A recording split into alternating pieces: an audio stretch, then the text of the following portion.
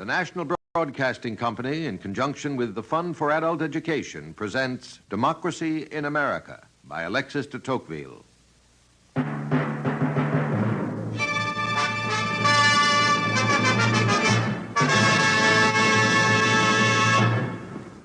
Well, Tocqueville, what are you thinking about as you stare at these picturesque shores? Are you thinking about America? About America? No. I do not see America. I see more than America. I am trying to make out the image of democracy itself, with its inclinations, its prejudices, and its passions.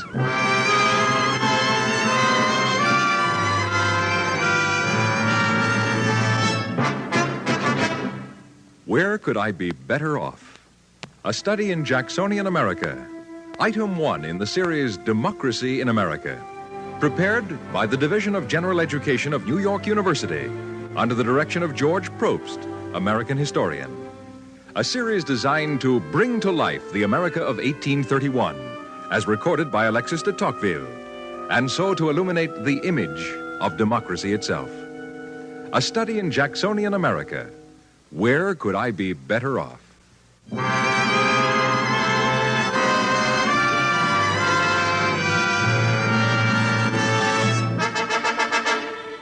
The month of May, 1831. The President, Old Hickory, General Andrew Jackson. And this is New York City. Over 200,000 people live here. Across the clear, fresh water of the East River, we look at Brooklyn, New York's dairy, a countryside of breezy heights and pasture land and cows. And looking across the beach is a New York clam dealer in an orange check waistcoat, tight-fitting gray gaiters, and a plug hat as tall and stately as a belfry with rips in the sides as if to let the noise of the bells out. Clams, choice clams, here's your Rockaway Beach clams, fine sand clams. But his mind is on the New York Consolidated Lottery. To be had in the greatest variety of lucky numbers at Arnold, 313 Broadway, opposite the Masonic Hall. 10 years ago, the state legislature had forbidden the famous old New York lotteries, but the proprietors are still finding loopholes to satisfy their customers who swarm through the bright May streets to produce the busiest community that any man could desire to live in. In the streets, all is hurry and bustle. The very carts, instead of being drawn by horses at a walking pace, are often met at a gallop and always in a brisk trot. Omnibuses are racketing and terry-hooting through the New York streets with as much hubbub, hullabaloo, and general unmitigated uproar as the most optimistic man might expect in a city 7 times the size. Get up there, team! Get up, team! Out of the way there, mister! One side, get up! It is May the 11th, 1831. And on the deck of the fine steamboat President, just coming into New York Harbor, there stand 2 young men, both well-dressed, although both seem very tired. They have been without sleep for some time. They are surrounded by luggage, and they glance back and forth at the sights, as if they were strangers from another planet that had never seen the earth before. They are strangers, come from France to see this curious new land that is supposed to be a democracy. This one, age 26, is Alexis Charles-Henri Clérel de Tocqueville, son of a French count. As for the harbor and the city itself, well, picture to yourself an attractively varied shoreline, the slopes covered by lawns and trees, in bloom right down to the water. And more than all that, an unbelievable multitude of country houses, big as boxes of candy. I am much struck by how convenient these little houses must be, and by the attractive air they give the countryside. Such is our impression of the city of New York. Beside young Mr. de Tocqueville stands his great friend, also a French nobleman, but 3 years older. This young man, wearing a cloak, is 29. His name is Gustave Auguste de la Boninière de Beaumont. At each instant, you glimpse great bays which cut into the shores and form the most picturesque sides. We were full of real admiration. What struck us particularly was the animation given this majestic tableau by the immense number of vessels, brigs, gondolas, and boats of all kinds, which cross and recross in every direction.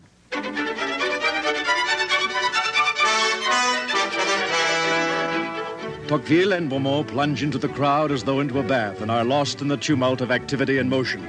The carriages rattle through the streets, the carts dance as if they were running races with them, and the ladies trip along in all the colors of the rainbow. Lord, Mabel, skip into that door right smart, or I declare that carriage is going to splash our skirts. And as for the passers-by, they look as though they actually had something to do. Now I tell you what it is. Pardon me.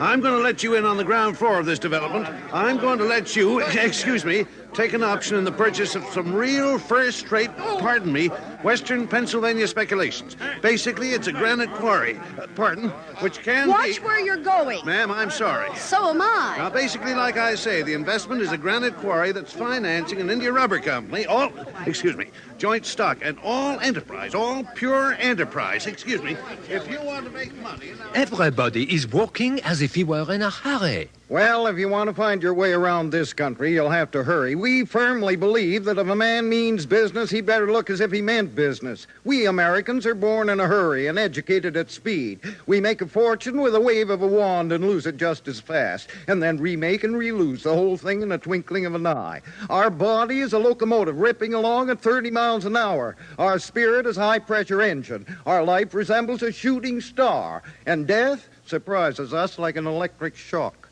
The governor of the state of New York himself, Mr. Throop, looks through his boarding house window at everybody in motion and observes, "They all seem as if they were running away from an indictment." And Governor Throop draws out a toothpick and continues to enjoy the May morning and watches the hogs happily rooting around in the gutters, indulging in hearty repasts of offal of every description.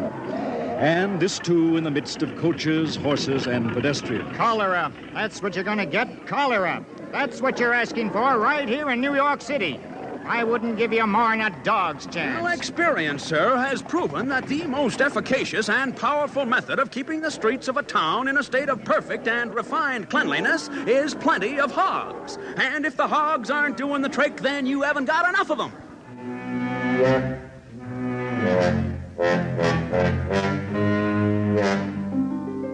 Or in 1831, New York City, with its 200,000 people and 11 daily newspapers, is very unequal in style and quality from one district to another. The great avenue of Broadway is striking from its continuous and unbroken length of 3 miles in a straight line. But its breadth, about 80 feet, is not sufficiently ample for the due proportion to its length. It is, moreover, wretchedly paved. And as for 3rd Avenue and 8th Avenue, these are no more than long, muddy lanes leading respectively to the remote villages of Harlem and Manhattanville.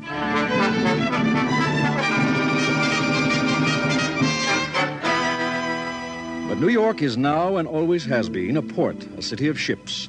The sidewheel steamers, with their long, flaring funnels like postboys' trumpets, lie side by side with the forested sailing ships whose long bowsprits hang over the passers-by like sabers at a wedding. We must quickly find a boarding house and get some sleep. Do these people never stay still? Look how they chase along the streets. Everyone seems to be afraid to let the next man get ahead of him. And indeed, an American is always on the lookout lest any of his neighbors get the better of him. If 100 Americans were going to be shot, they would contend for the priority. So strong is our habit of competition. Look, Beaumont, over there. It must be some kind of parade.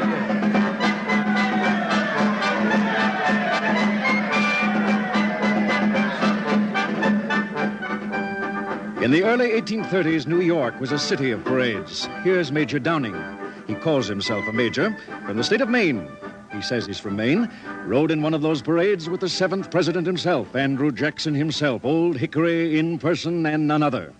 At least he says he did. I'd like to meet the man that'd disbelieve me to my face with my glass in my hand. You tell him, Major. If you'd been out that day, you'd have seen me and the general figuring considerable large, I guess. There never was anything like it in New York afore. I'll swear to that, Major. There's many an accomplished liar sitting outside the tavern drinking his whiskey and telling his stories, though certainly the great men are a great deal more accessible now in 1831 than they ever became later. One thing strikes me at once. What is that? Look at the people. Look at their general ease. Most of them seem well fed. Most of them seem well dressed. This is a country where men live well by the work of their hands. Irish labourers, straight off the boat, get as much as 75 cents a day. Together with lodging, 3 big meals a day, and 6 to 8 glasses of whiskey, depending on the state of the weather. Bread, meat, sugar, tea, fuel are cheaper than in the old country, and wages are triple. The stores are full of things, some startling enough to horrify the casual visitor. We observed the open sale of dirks, bowie knives, and a long kind of stiletto called the Arkansas toothpick. These are sold by druggists in whose shops or stores these deadly weapons are hung up for public inspection and sold by them as part of the legitimate wares of their calling, thus plainly indicating that weapons to kill, as well as medicine to cure, could be had at the same shop.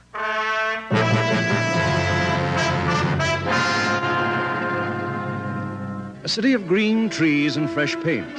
A lively, new, sparkling city for all its roughness and vigor. Towards each other, the citizens are forthright and breezy, as when the clam dealer calls on the governor of the state.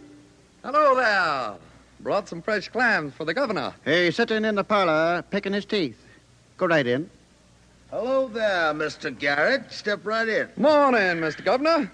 Brought you some clams. Well, that's just fine. Pull up a chair and bite yourself off a chew. One man's as good as another, if not better, and people don't forget that elected officers are nothing but their servants. Towards women, however, the attitude is usually very different. There are no women around here. The females are ladies, should be treated accordingly as the precious repositories and fair blossoms of virtue, beauty, and high morality. And anyone who suggests these dainty creatures should have their innocence sullied by too much education or the toil of commercial or political affairs deserves the active opprobrium of all decent men. Equality and easy manners, then, and pride. Such pride. Boasting is a virtue, and a good boaster is a man to be admired. When the ancient, respectable, and patriotic Tammany Society celebrates its 42nd anniversary tomorrow, May 12th, I shall propose the toast to democracy, the finest institution devised by the mind of man, especially suited for the greatest people on earth, the fortunate inhabitants of the greatest country on earth, under God's special protection, America. Equality, boasting, and business. This is a city of merchants and men of affairs. Even in the streets full of hurrying people, business goes on as usual. I'll go 30 cents a pound. I can't cover the cost of shipping at that price. 32. That takes up all my profit. You do better than that now with your markup. There's overhead charges. 30 and a half. That's what I'll make it. 30 and a half.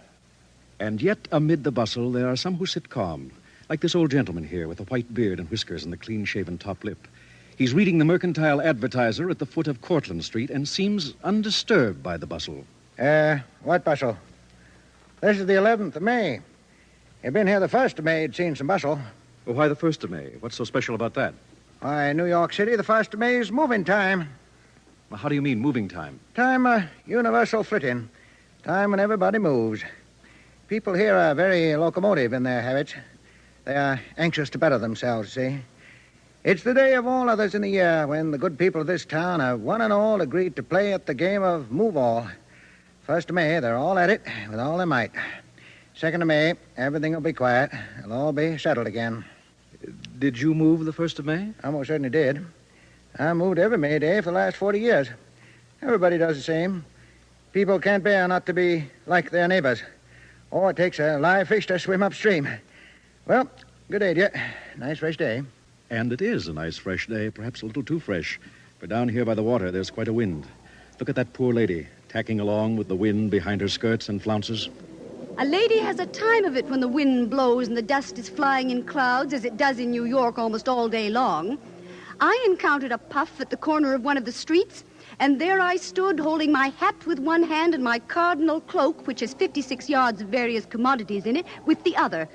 I thought I should have gone up like a balloon and stood stark still until I came near being run over by a great hog which was scampering away from some mischievous boys. At last, a sailor took compassion on me and set me down at the door of a store. As he went away, I heard him say to his companion, "Damn my eyes, Bill. What a press of canvas the girls carry nowadays."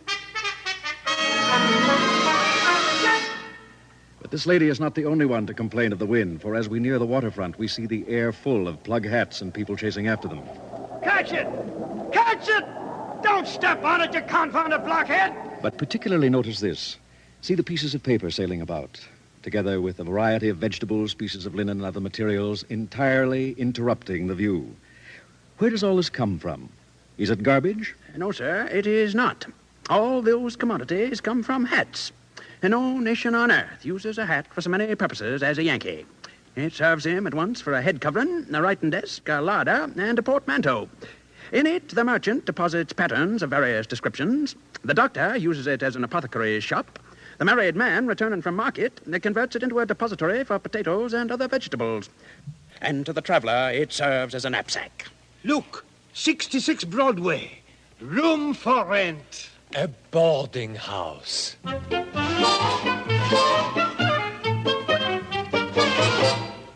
1831.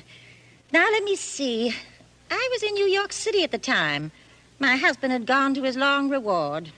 He used to work as a speculator, trading in commodities, you know. You can make a lot of money that way. He didn't, but he sure tried hard. A fine man. I guess that's what killed him. So I opened a refined boarding house for ladies and gentlemen of standing and position, number 66 Broadway, just down the street from the American Hotel. These two French gentlemen came in off the steamship President, and I never saw two fellas look more tired. They just rolled into their beds in the middle of the afternoon, and I guess they must have slept clean through until 8 o'clock next morning, when I told Kitty to ring for breakfast. All right, Kitty. All the cold meats are on, and the lobsters will be ready in a moment. Might as well let them have the gong soon as it's 8 o'clock. Yes, ma'am. All right, Kitty, let him have it.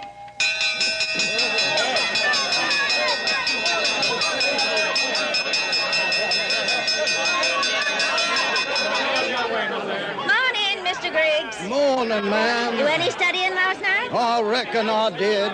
I've just about proved that the Babylon of the Apocalypse refers to the Scarlet City of London, England. Mr. Griggs from Kentucky. Very keen Bible student, though just a piece biased about proving England's downfall. Good morning, Marquis. Good morning, madame. I hope you passed a good night, Marquis. The wrongs of my unhappy country. Get the bagwig and the ruffles. That gentleman's a real French Marquis. That's the way they call it. I believe right now the Marquis is teaching dancing to young ladies of refinement and... Morning, Major General. Morning, ma'am. You look fit as a fiddle this fine morning, sir. An old soldier usually comes out pretty fit, ma'am. The Major General's from Vermont. A regular walking encyclopedia about the war, if you ask me. Morning, Mr. O'Brien. Oh, morning, ma'am. One moment, Mr. O'Brien. I wondered if we might have something on account on that little bill. Well, I tell you, ma'am, I've got a job this morning at the Hudson River docks checking consignments. And whatever I get, you can have half of it. No, you can't say fairer than that. I'd rather have the whole of it. But you can't say too much to the poor fella with his ribs all sticking out. He has to stand up twice to cast a shadow.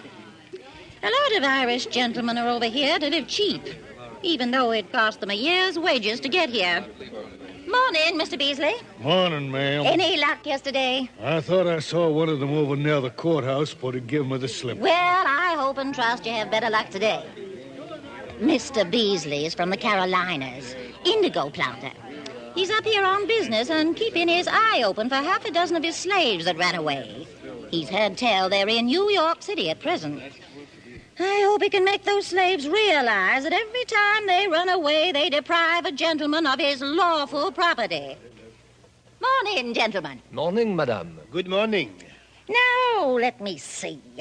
Which of you gentlemen is which? I am Mr. de Tocqueville, and this is Mr. de Beaumont.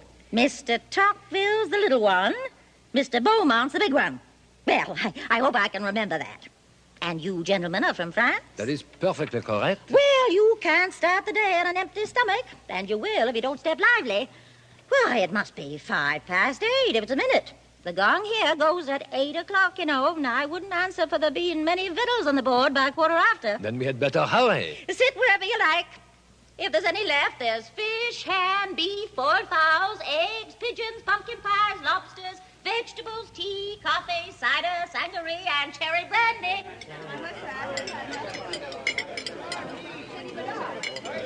Oh, we can sit here. Yes.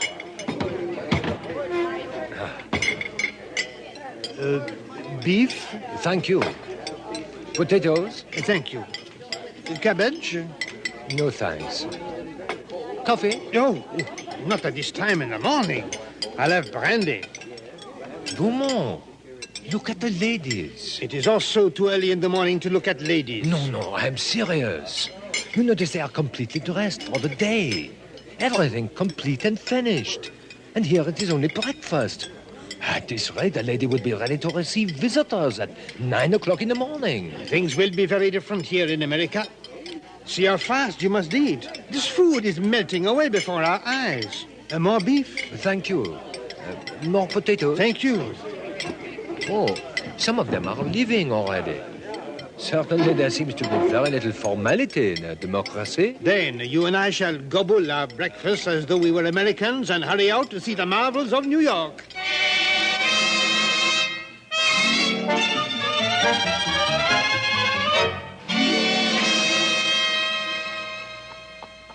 Let me see. Where are we? This is the Bowery. And this is Bayard Street. Now, look at that hotel. The North American Hotel. 1, 2, 3, 4, 5 floors. And an exchange table attached. Never mind that. Look at the roof. What I want you to notice But I do mind it. I want to notice everything and make a note. Look on the roof beside where the American flag is flying. There is a wooden statue of a poor boy with ragged knees and elbows. Oh. Now, why should the management put such a thing on their roof? Surely there must be some instructive story connected with it. Yes, sir, there surely is. And you'll find it's a tale of American industry, American opportunity, and American courage. Are those things abundant here? Sir, those virtues and many others besides are always found in America and never found in other countries. Now, sir, 38 years ago, a poor boy came to this town, a poor Yankee boy, named David Reynolds.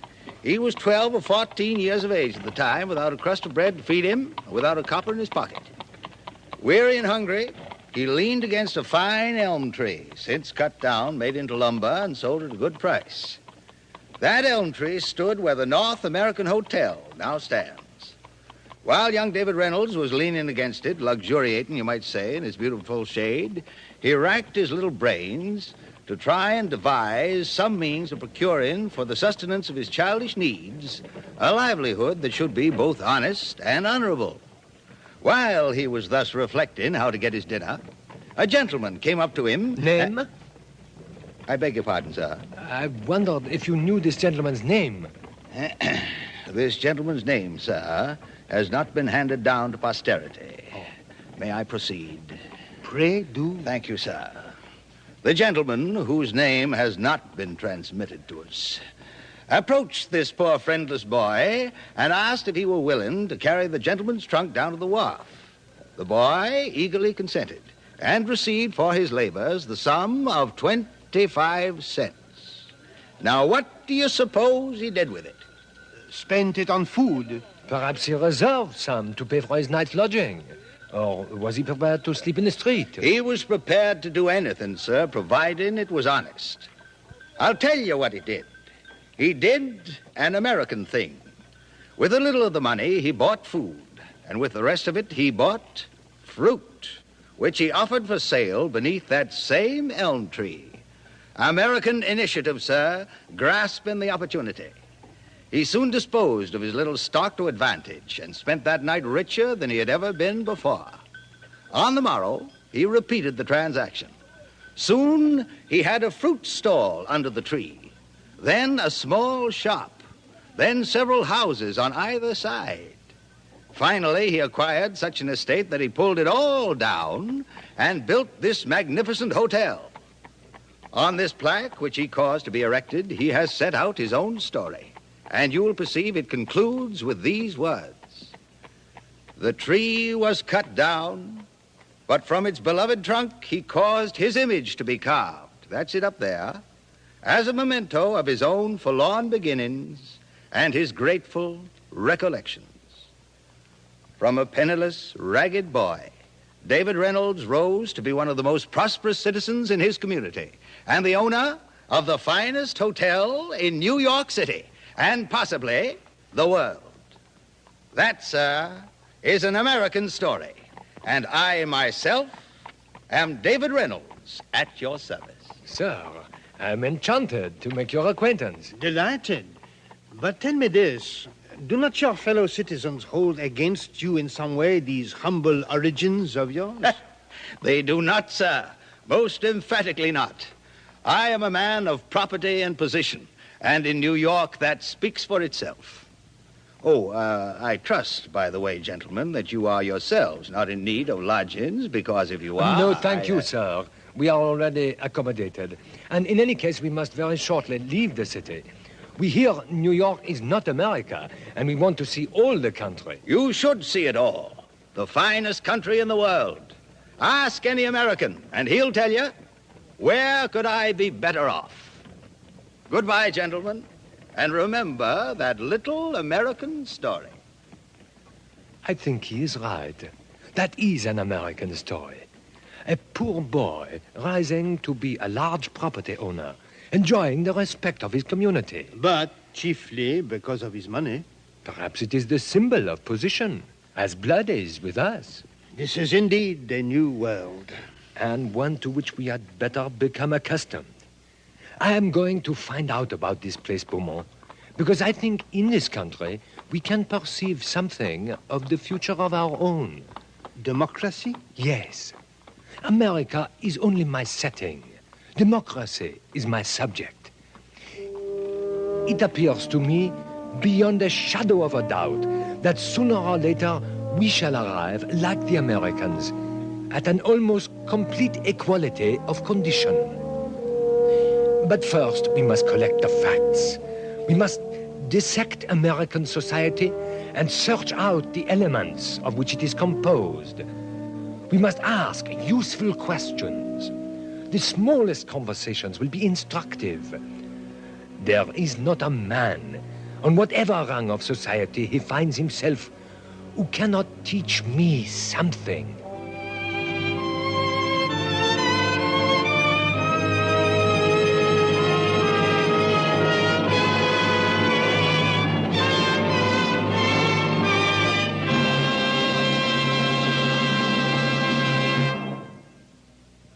You have just heard Where Could I Be Better Off? A study in Jacksonian America. Item 1 in a series based on Alexis de Tocqueville's Democracy in America. This series, presented by the National Broadcasting Company, was prepared by the Division of General Education of New York University under the direction of George Probst, American historian. Produced in the studios of the Canadian Broadcasting Corporation by Andrew Allen, script by Lister Sinclair, music by Lucio Agostini. This series, Democracy in America, is made possible by a grant from the Fund for Adult Education as part of a general course of study of the nature of American society. For information about the use of these de Tocqueville dramatizations for study or discussion and how to secure these new materials about American democracy at a reasonable charge, write to the American Foundation for Continuing Education, Post Office Box 749, Chicago 90, Illinois. Now, this is Ben Grauer inviting you to join us next week for Item 2, The Governor in the Boarding House, on Democracy in America.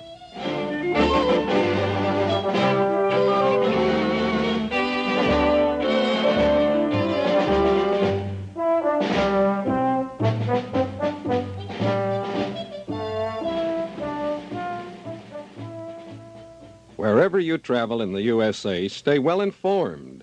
Tune to Radio NBC.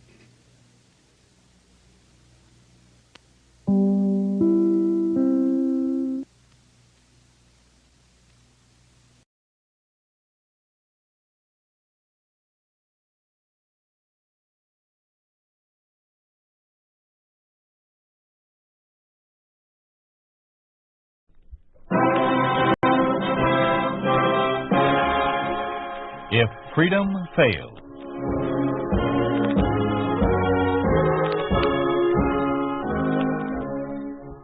We'd like to take you on a visit to a town that doesn't exist. A town we call Springfield, USA. We'd like to show you how things would be in any American town if communism took over. To illustrate what happens to a man of the arts under a communist regime, Gregory Peck plays the part of Charles Reed in A Matter of Fact.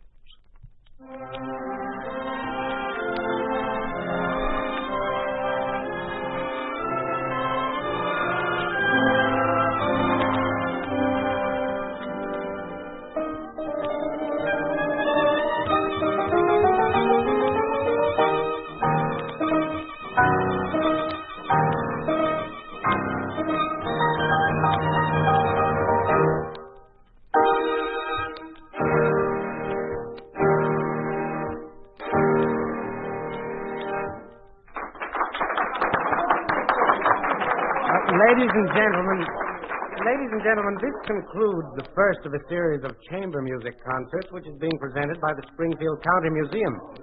Today's artists were the Muse Art Piano Quartet.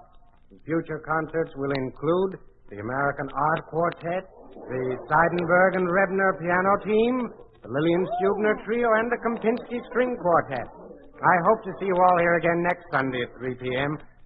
Thank you, and good afternoon. Mr. Fowler. Oh, good afternoon, Mrs. Havensthorpe. Enjoy the program? I thought it was simply superb. Magnificent. I just wanted to tell you how much I enjoyed it. Such melody. Such music. Well, thank you very much, Mrs. Havensthorpe, and I'm sure our future programs will be equally as good. Oh, here's Mr. Reed. Afternoon, Jeff. Afternoon, Jim. Nice program. Thank you. Well, this is Mrs. Havenscott. I'd like you to meet Mr. Reed, the director of the Springfield Museum. How do you do? Oh, I'm so happy to know you. You're all doing such wonderful work bringing all this culture to Springfield. Well, we're happy if our efforts please you. Goodness knows this is one place the communists haven't tried to interfere with. Everything else in town has to be supervised. Well, do forgive me if I run off. I must talk with you again sometime. Good day. Goodbye. There's appreciation of art for you. That woman knows nothing about music, but she's been here for every series. Like to talk about it to her friends, I guess. Well, that remark she made about the communists interfering, I'm afraid they've finally gotten around to us. Oh, no. What could they possibly find wrong with the museum? I'm having a meeting in my office tomorrow morning with the rest of the staff. I expect to have the complete directive by then. Oh, I don't see what they could possibly want with us. Everything in the museum is... Well, it just is. We'll know more about it tomorrow. Now, how about coming over for dinner tonight? Oh, thanks a lot, but not tonight. I'm booked. Grace? Well, tell Stella I said hello anyhow. See you in your office tomorrow. I'm curious to know about our new directive.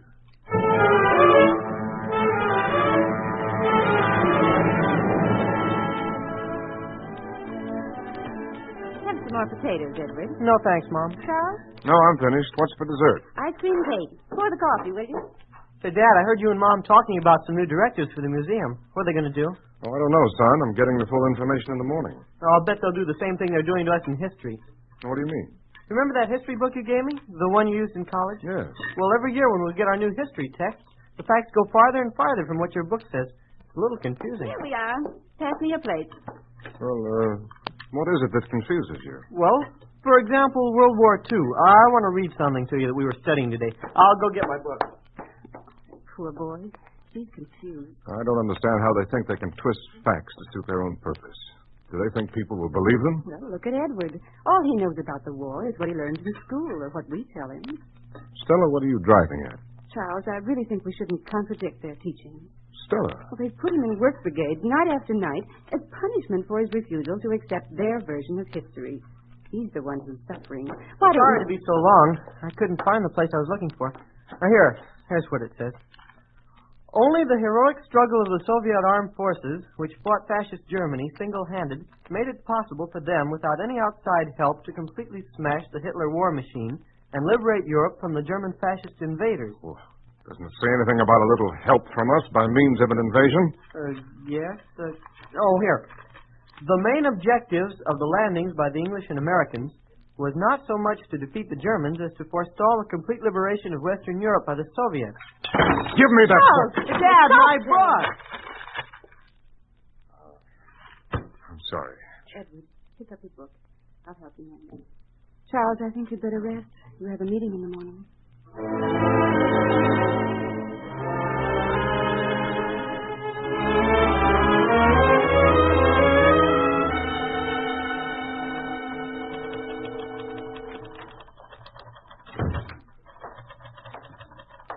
Good morning, Margaret. Mr. Reed in? Oh, good morning, Mr. Fowler.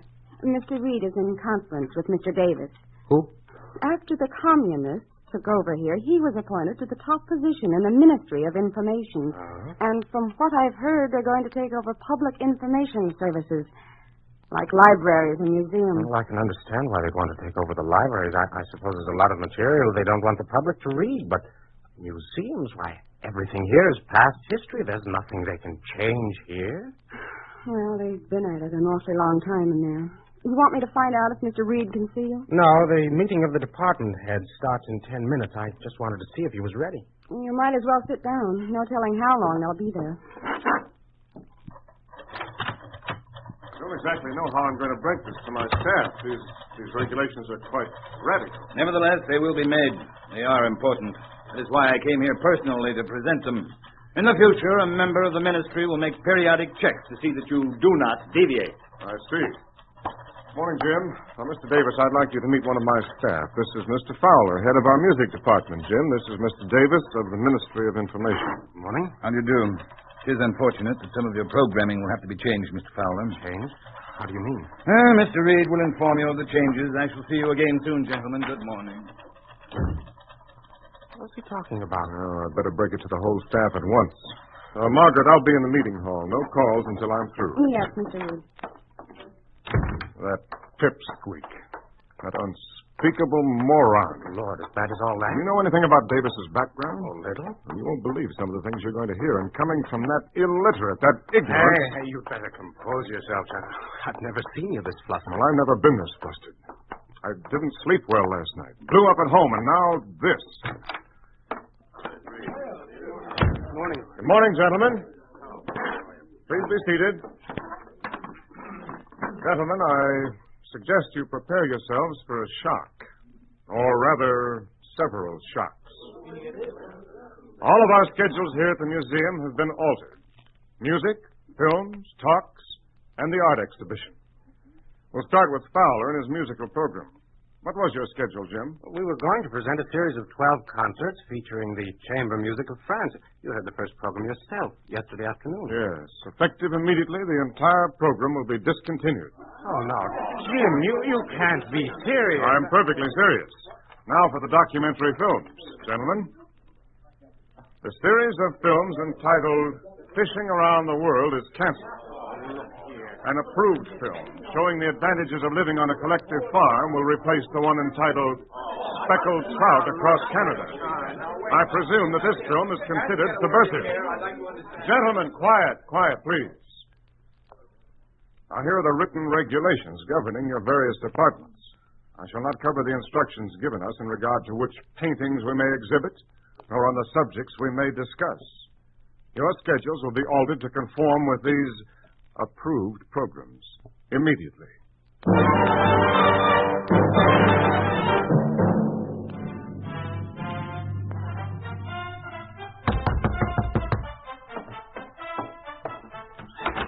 Oh, come in, Fred. Oh, excuse me, Jim. I didn't know you were using your own. That's all right. You needn't go. Wait till I turn this down a minute. There, that's better. Didn't realize how loud I had it. Yeah, it's nice. What is it? Some of the approved music. Shostakovich. Oh, it sounds okay. Oh, sure, but how can I put this kind of stuff on in our music rooms? It needs a symphony orchestra, and all the chamber music that's any good is on the kaput list. You can't use it. I'm having the same trouble with films. I'm going to ask Reed if we can discontinue the series entirely. Mr. Fowler, Mr. Taylor, would you step out into the hall, please? Oh, Mr. Reed, I wanted to talk to you. My schedule of films, it seems that... Oh. Yes. Go on, Mr. Taylor. I'm sorry. I didn't know you were with Mr. Reed. It wasn't anything. Mr. Davis wants us to accompany him. Please, I'd like to hear what Mr. Taylor has to say about his... Well, I wanted to ask if we could discontinue the series. Doesn't the subject matter appeal to you, Mr. Taylor? It isn't exactly that. It's just that the attendance has fallen off. It hardly seems worthwhile. Nevertheless, you will continue to show them. And I suggest that you publicize them a little more than you've been doing. That may increase the attendance somewhat. I shall be happy to comply with any instructions issued by the director, Mr. Reed. After all, it is his prerogative to determine Mr. Taylor, I should like to remind you that the cultural activities in this city fall under the Ministry of Information, and I am in charge of that department. Mr. Reed serves only to transmit orders from my office. Now, just a minute, Mr. Davis. I am director of this museum. I don't intend to be a mere figurehead. I am not interested in your intentions. I shall remind you of one thing. If there is any further deviation from the orders issued by the ministry, you may be even less than a figurehead. Now, I did not come here to argue with you. Just opened a new exhibit, I understand. Yes, we have. It's pottery and porcelain from various ages. That's the one. I wish to see it. All of you will please accompany me.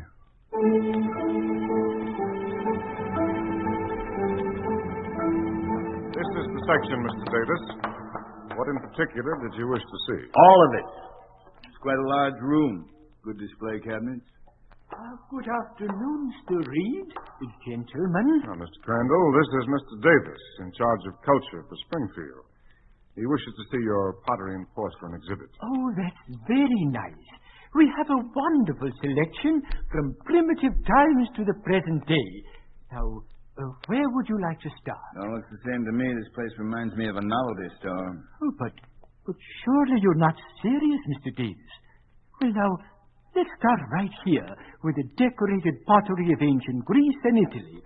Now, this one on the lower shelf is a Roman crater or mixing bowl. It bears the design of the seasons and dates back to the 1st century before Christ. Fine, but I do not have time for you to describe every piece. Let's move more quickly. Oh, well, now, over here we have English porcelain and here we see some early Chinese pottery sculpture.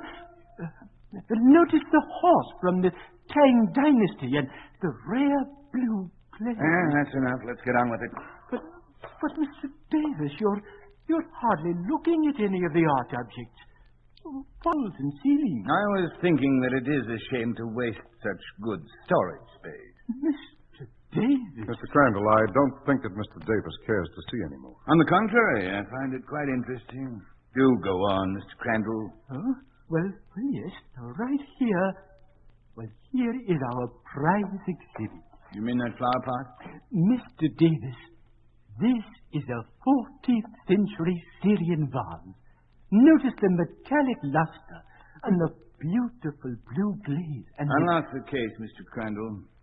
Sir? I'd like to take a closer look. Well, Mr. Reed, I don't think... Unlock the case. Do as he says, Mr. Crandall. Why, yes, of course. Now, please, Mr. Davis, don't take it off the shelf. You might... Now, what is so wonderful about a piece of dishware? Dishware? Why, for years this was in the Victorian Albert Museum. We have received hundreds of requests to display it. Now, if you will only look closely at the... How clumsy of me. You did that on purpose. Mr. Reed, I want all of this junk moved out of here. We're going to move the public library in this section of the museum. And, of course, we shall no longer need the services of Mr. Crandall. He's dismissed.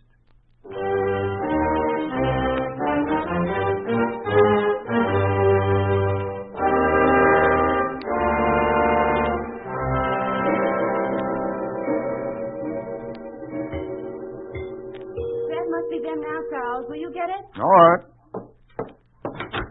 Well, good evening. Come in.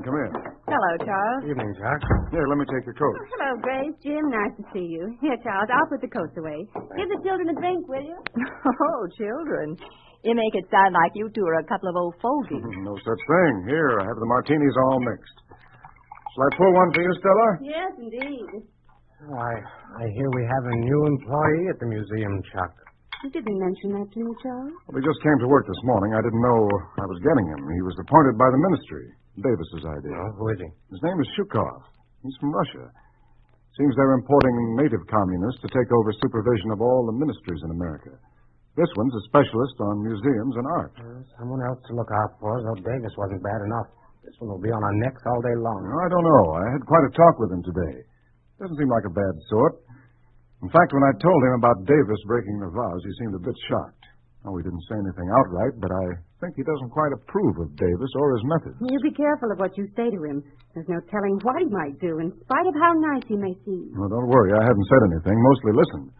We're to meet again in the morning to talk about revising the setup of our exhibits. If they keep it up, there won't be anything left to show. Well, we can only hope he won't be too harsh. Well, there's one thing we can be thankful for anyway. And all the purges and disappearances that have been going on, nothing's happened to anyone close to us. There's little enough to be thankful for in a land that's occupied by a foreign power. Let's hope it doesn't get any worse than it is. Now, this is supposed to be a party. Charles, another martini, please.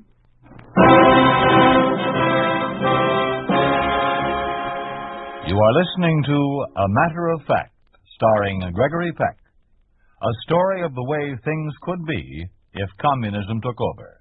A picture of what life would be like under a communist regime in an ordinary American town, a town we call Springfield, USA.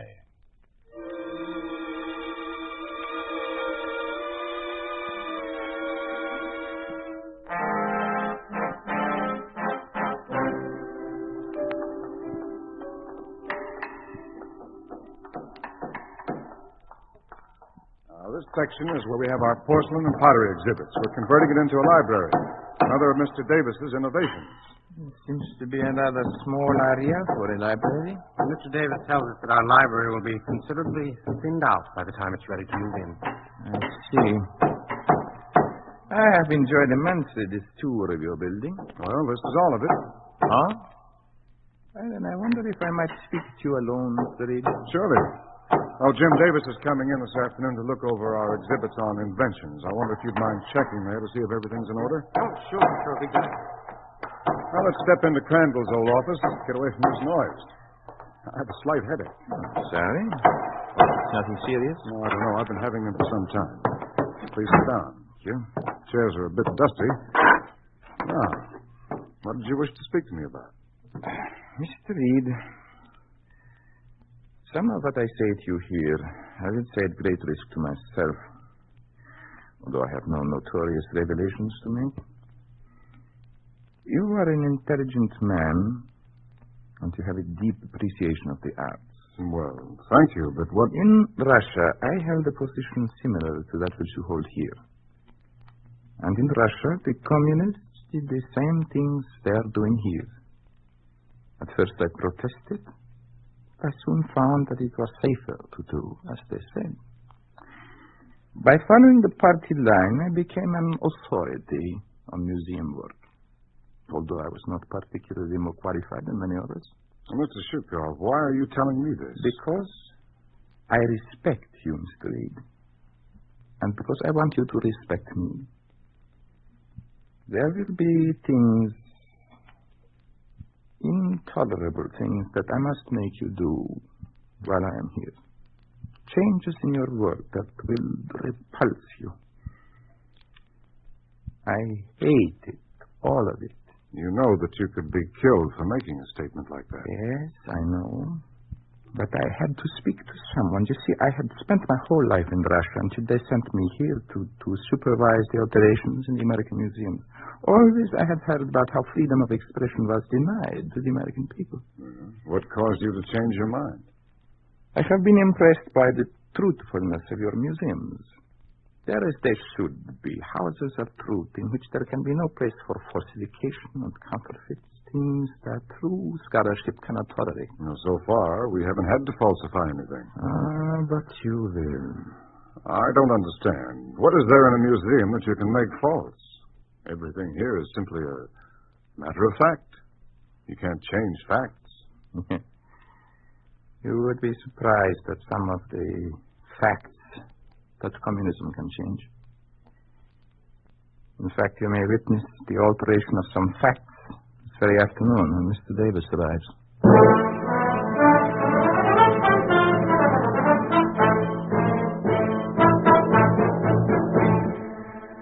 Mr. Davis? Yes, Mr. Reed.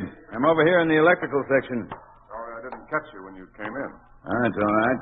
I've been enjoying myself browsing through these displays. They're very amusing. Amusing? Yes, I don't know who's been doing your research, Mr. Reed, but I've never seen a more flagrant display of misinformation.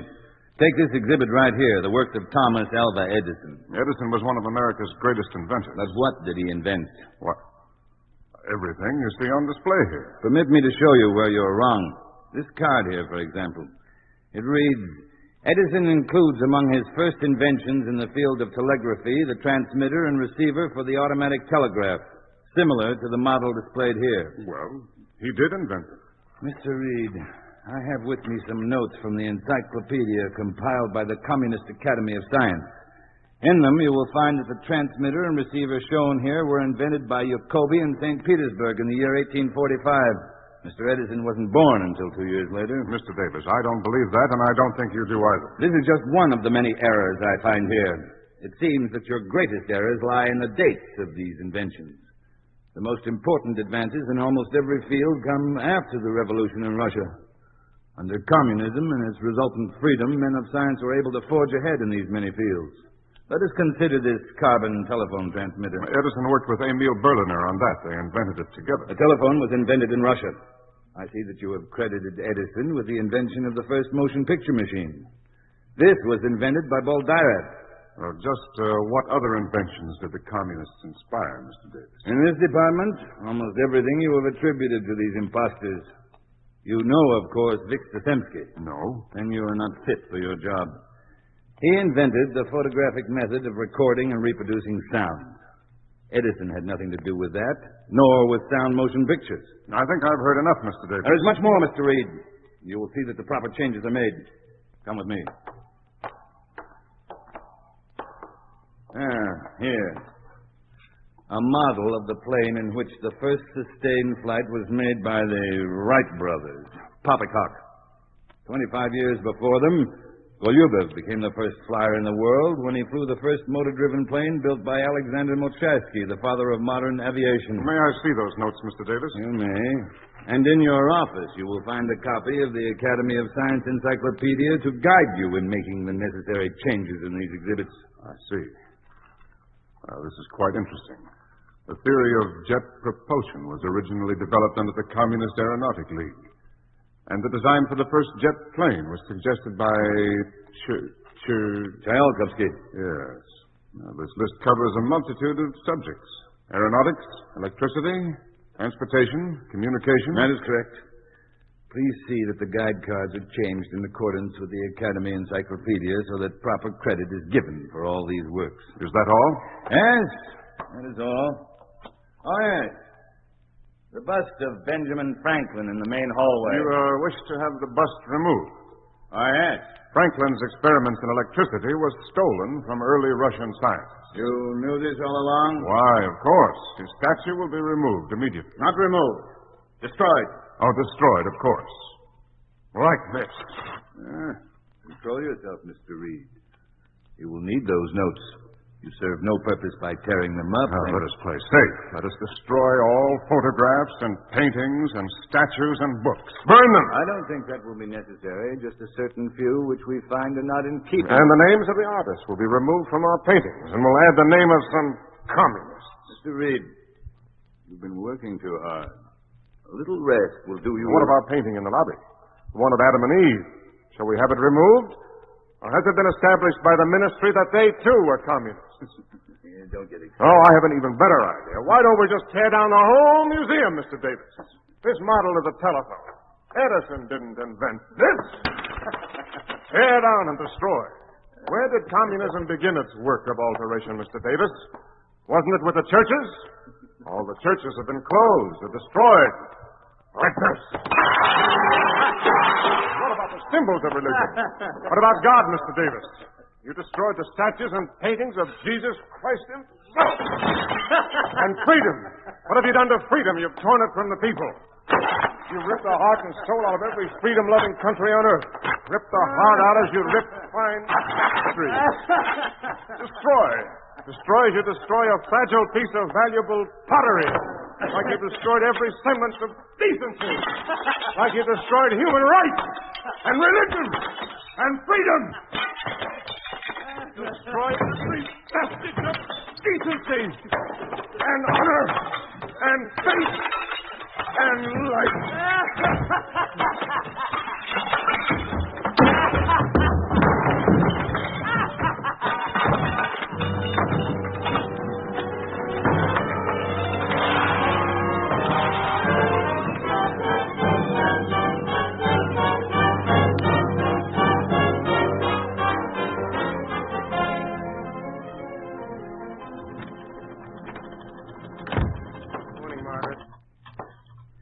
Yet on Mr. Reed? No, I haven't. No one answers at the house. Well, how about the Ministry of Information? They said they'd call us if they found out anything. And Mr. Davis said he was coming over this afternoon to see how we were progressing on labeling the new exhibit. Well, he's going to be unhappy. It's not coming along very well. Nobody wants to put up those lies. I've been typing a list of the inventions. Listen to what they say. Further information will be forthcoming on other inventions developed under the Communist Academy. These include calculating machines, ice hockey, guerrilla warfare, cobblestone streets, and the bicycle. Do they actually think anyone would believe that? Here's another quote. Only in communistic theaters is Shakespeare performed as he was intended to be performed. Come in, Mr. Shukov. We were just reading about some of the inventions which were inspired by communism. It's rather ridiculous, isn't it? Well, Mr. Shukov, that's a strange thing for you to say. Not so strange. Being careful is a waste of time. You see, some days ago I had several long talks with Mr. Reed. He knows how I feel about this sacrilege. Then you don't follow this line? No, I never have. But it was necessary to appear to be doing so in order to survive. Still, it isn't wise to air these opinions so freely. What difference does it make? The communists have altered the laws of nature to suit themselves. They have made a mockery of history. What good is accomplished when one must go through life wearing blinders, seeing only half-truths? Mr. Reed felt that way, too. Yes. But he won't have to cope with the evils of communism anymore. Why not? He's insane.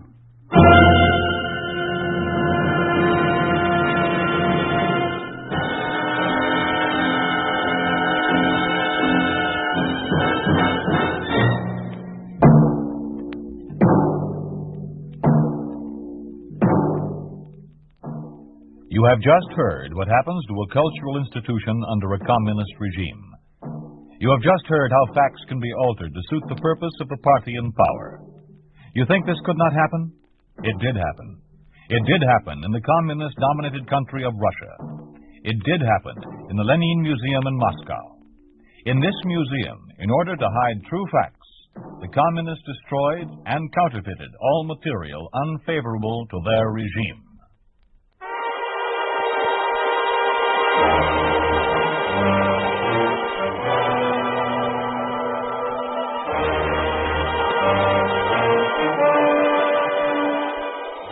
You have been listening to If Freedom Failed, starring Gregory Peck as Charles Reed in A Matter of Fact, with Raymond Burr featured as Davis. This program has come to you through the worldwide facilities of the United States Armed Forces Radio and Television Service.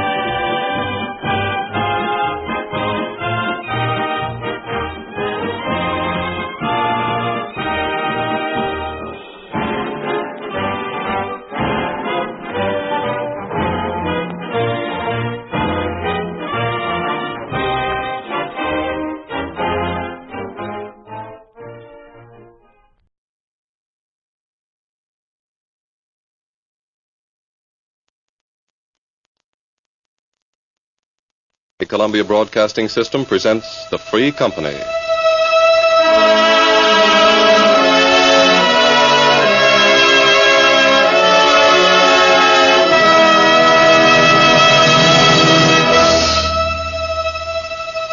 For what avail the plow or sail or land or life if freedom fail?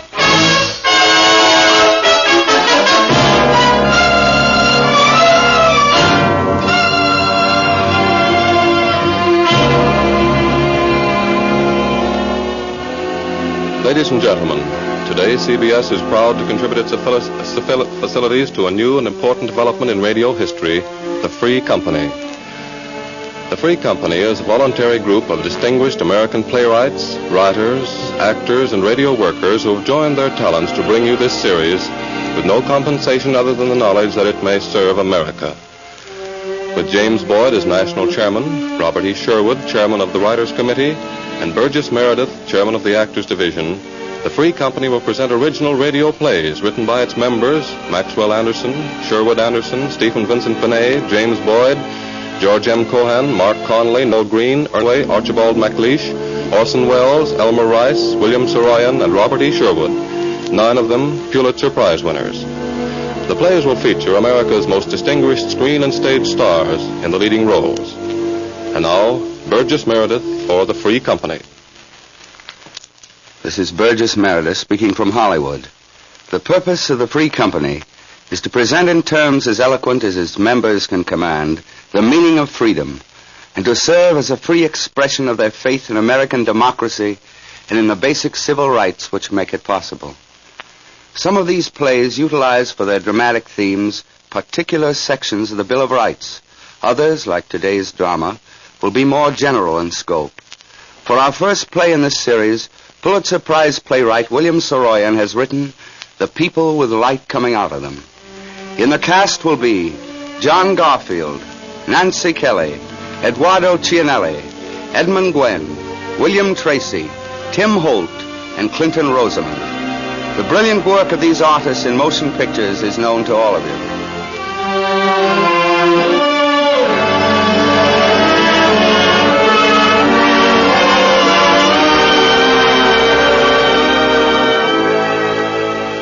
When we asked William Saroyan to join the Free Company, Bill said, Well, sure. I'm fond of freedom, crazy about company. What do I do? Write us a play. Okay, when? Now? Right now? Right now. Good. What do you want this play to be about? About the United States of America. My favorite subject. About why you like America. Why?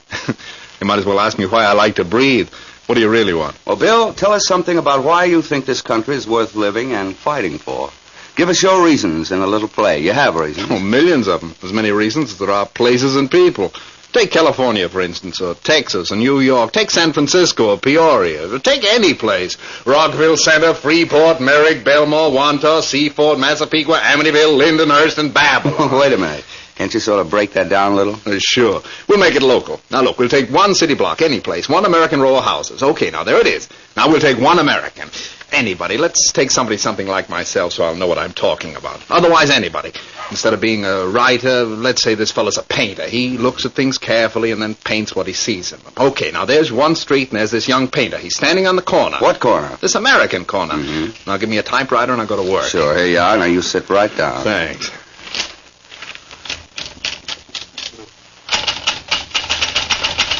Come on, old Walt Whitman.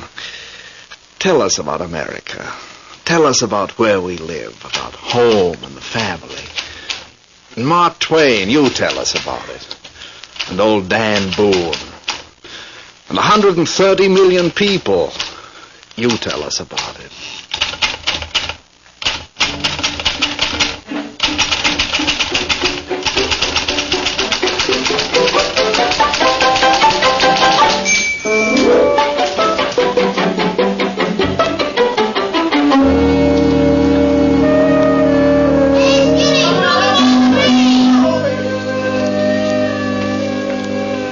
This is a good block. I'll tell you who lives in this block. Well, in the flat below me is the old husband and the wife and their granddaughter. The old man's retired. He used to be a railroad worker. They gave him a pension about 2 years ago. Yesterday, I saw him at the corner, just kind of standing in the sun there, burned up about having no job. And he said, "Oh, how does anybody know when a man's through? I'm not through and I never have been. As long as a man wants to work, he's not through. So I'm keeping busy. Aye, they're not going to kill me with kindness. Do you know what I'm doing now, eh? Well, it's the truth. I've got a whole setup in the basement. Aye, last week I made a little table, and this week I'm working on a chair. I've got to keep going. I've got to do things. You can hear me hammering down there now, can't you? Is that you hammering? Yeah. And how's it sound to you? Young and vigorous? It doesn't sound old. I'll say it doesn't. There's plenty of people around here that can use a table or a chair or one thing or another. And I'm going to go ahead and make these things. And if they can't afford to pay for the lumber, I'll make them a present of it. I like to be making something. I don't like to sit around being an old man. Ever hear me sing while I'm working? Yes, I believe I have. Well, now, how does it sound? Come on, now, tell me the truth. Not bad at all.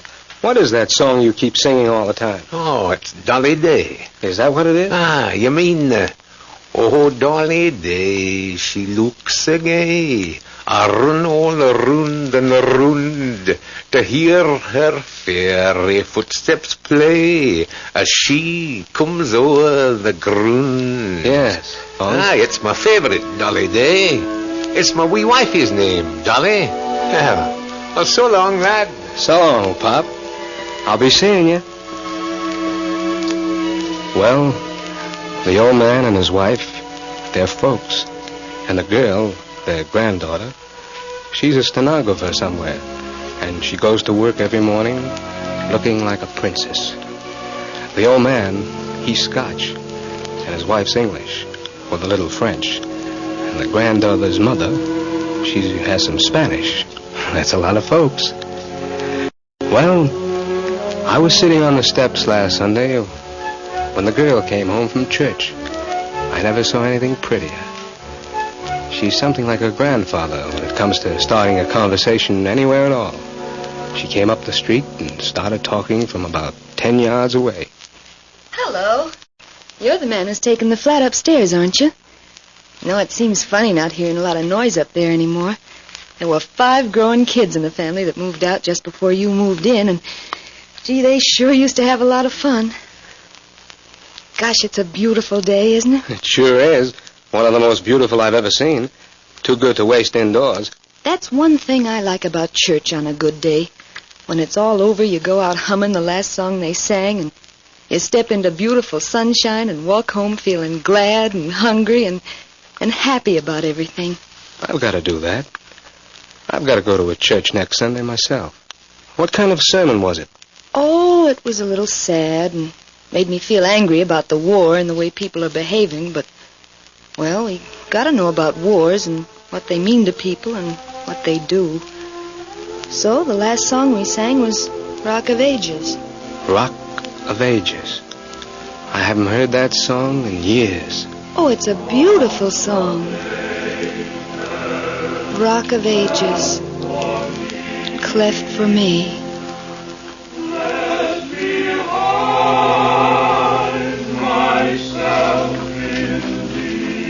It's good for people to feel that something is solid for them to hang on to. People sing songs like that all over the world, I guess.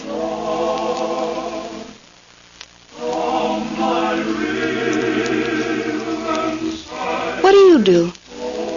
Yes, that's exactly how she said it. She's an American. She wanted to know, so she asked. She was sincere, and she was interested. I told her. I'm a painter. Oh, a house painter? Well, I paint houses, too, among other things, but I don't mean that kind of painting. I paint on canvas. You mean you're an artist? Well, yes, although that sounds a little high-toned for me. I'm a worker whose work it is to paint. I've got no boss, and I don't keep regular hours or anything like that. But I work like everybody else. Gosh, I never knew people could live so near artists. Wait a minute, don't get me wrong. I'm not famous. In fact, I'm not very well known to more than 10 or 11 people in the whole world. I'm not rich either. I'm sort of poor, but it seems like everything I really want and need, I usually... Well, how do people get to be painters? Well, I suppose it creeps up on them gradually until they're so sure they're painters they're willing to work for years trying to prove it. I'm in my 7th year now. Have you got a lot of paintings? Lots of them. Dozens. Could I see them sometime? Well, I wish you would. But I've got to warn you, they're not nearly as pretty as some people in the world. Well, why don't you get your grandfather and grandmother and someday when I'm in town go upstairs and loaf around? Door's always open. Oh, we wouldn't go into your house if you weren't there. Well, why not? It would be easier for you to look at the paintings, and I wouldn't be there to bother you and trying to explain them to you. It It's not easy for a painter to explain his pictures. You see, you start to paint things, and after a while, as you learn more and more about painting, you start to paint what's inside of things and always coming out. Light comes out of most things, especially people. And it sometimes comes out of houses and streets and rooms and windows and all sorts of things that everybody sees every day. Well, I sort of concentrate on that light. I'm interested in it, even when there's no sun shining. If you look carefully, you can see light coming out of all sorts of things. But it's not easy to explain. Gosh, you sound like a preacher. Only it sounds real, not like a sermon. Everybody's a preacher, yes, but simply a question what a man preaches. Well, what do you preach? Tell you the truth, I believe something that's so ordinary it's almost embarrassing to mention it. In fact, somebody sophisticated might laugh at me. I believe there's more good in things than anybody ever bothers to see. So I keep looking for it all the time. And when I find it, I try to keep it in a painting so other people can see it too. After they see it in a painting, well, they see it everywhere else too. That's what painting's for. Say, can we really go up and look at the paintings? Oh, I'm going to take a walk to town in about an hour. Why don't you all go up after you've had dinner? I won't be back until evening. Are you sure you won't mind? Mind? I want you to see my pictures. That's why I paint them. All right, then. We'll go up. And thanks. Okay. Well, she walked off, and I went up to my room.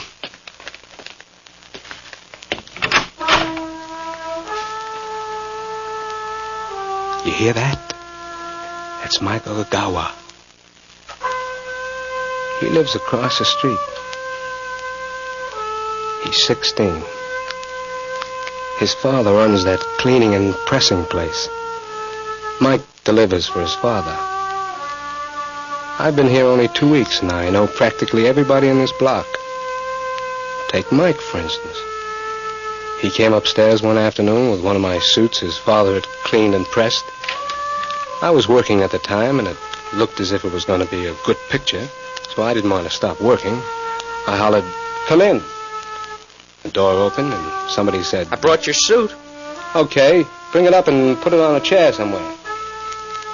I went right on working. I guess I must have worked at least 40 minutes more before I stopped. The picture wasn't finished, and I didn't feel like doing any more work for a while. Wait till morning and go back to it fresh. Well, I lit a cigarette, inhaled, and yawned, and stretched. Hello, who are you? Mike. Hiya, my name is Jim Smith. Pleased to meet you. How long have you been here? Ever since I brought your suit. Oh, I'm sorry. How much is it? Oh, it's all paid for. You paid my father the day you brought it in. Don't you remember? Then why... I wanted to see you make the picture. I never saw a man paint a picture before. Can I look at it? Sure. It's not finished, but you can take a look at what I've got so far. Thanks. That sure is pretty. Do you really mean that? That second house, that's our house, isn't it? But do you live in that house with the green roof? Sure, right over the shop. Wait till I tell Pa. It sure is pretty. What's your last name, Mike? Akagawa. Bet you know what nationality that is. Well, since it's yours, I'd say it's American. Oh, sure. But when it's my father's, it's Japanese, I guess. He was born in Japan. I was born in that house in the picture. Gee, I never thought I'd see that little house in the picture. Listen, though, will you? Listen to Mike Akagawa across the street blowing the trumpet. Isn't that beautiful? That's what I like about this block. All the wonderful Americans living here, doing their work and raising their families, going to school, trying to learn how to play the trumpet and looking around everywhere for the good things. 3 doors from here is the Areola family. Father, mother, and 7 kids, all under 17. Well, they're a great gang of people. The father works in the wholesale produce market. So he gets up at 3 in the morning to go to work. You know, I sometimes walk around town late at night to see how things are then. And one night, as I was coming home, I ran into Pete Areola on his way to work. Well, it's very quiet at 3 in the morning, and you don't expect a stranger to come up to you and start to talk. But Pete did. Hello. Hello. You are the new fellow in this neighborhood, ain't you? Yes, I am. I've got that flat 3 doors up from your place. Sure, I see you before. What's your name? Jim Smith. My name is Pete Areola. That's a good name, Pete. You're up early, aren't you? I go to work every day at 3 o'clock in the morning. Where have you been? You work nighttime? Oh, in a way. What do you mean? Well, I haven't got any working hours, so I guess they're all working hours. Where do you work? Pete, I'm a painter. I paint pictures. I look around and paint what I see. You, Peter? Artiste? Yeah. I work wholesale produce market. Where's your family? Well, my wife's visiting her folks. She'll be here in a week or so. Lonesome, huh? Oh, little. You got kids? I got 7 kids. 7, that's swell. I got only 2. I got 7. All go to school except 2, the babies. Sometime you lonesome, come over to the house. Have a drink of wine, eat some food, and meet the kids. Thanks, Pete, I will. Jim, your name? Yeah, Jim Smith. All right, Jim, come on over. We have a good time. Okay. So I went over to Pete's the next night and met the family.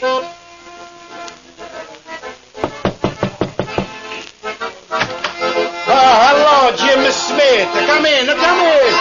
You have supper with us. Hey, Angela, come and get some wine for our new neighbor. This is Jim Smith. Angela, my wife. How you doing, Mrs. Areola? Hello, young fella. These are my kids. Hey, kids, wait a 1 minute. Meet the new neighbor, Jim Smith. And now let's see. We start with the babies. This is Nicky. Hi, Nick. Hey, Angela, look. The neighbor pick up Nicky. Nicky, you like this fella? Sure you like him, but that's so fine. This little girl is Nora, my little flower. This fella's Pat. Hey, Pat, how do you feel? Okay, Pa. Hello, Mr. Smith. Hello, Pat. This lady, oh, she's a lady. Look, those high-heel shoes. She's Rosa. Gonna be opera singer. I'm gonna be a school teacher. All right, Rosa, is school teacher and opera singer, too. Papa wants everybody to be an opera singer. Next, the big fella. Joe, 14. Hi. Tom, 15 and a half. Hello. And the oldest boy is Dominic, 16 and a half. Hi. There's another one on the way. All right, everybody, this fella, our new neighbor, Jim Smith. All right, Jim, drink this wine. Now, come on, kids, let's give a song. Oh, solo me, everybody together. Dominic, give me 1 chord enough and make it a good one.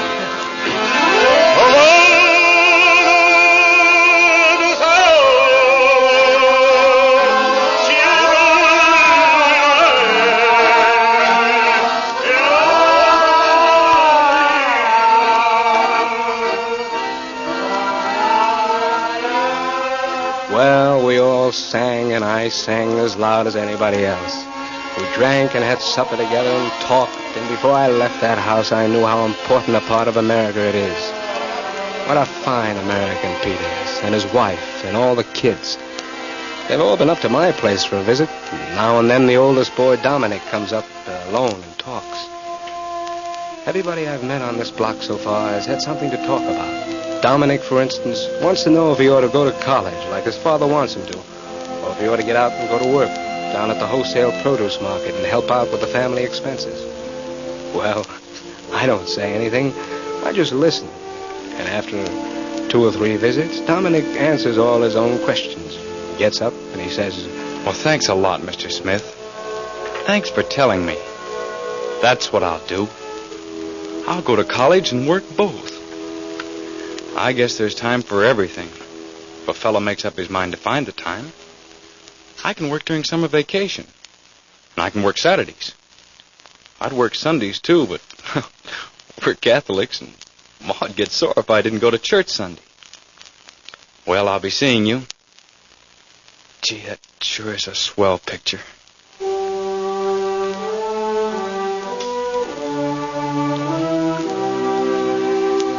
There's a fellow who's got a furnished room in the house at the corner.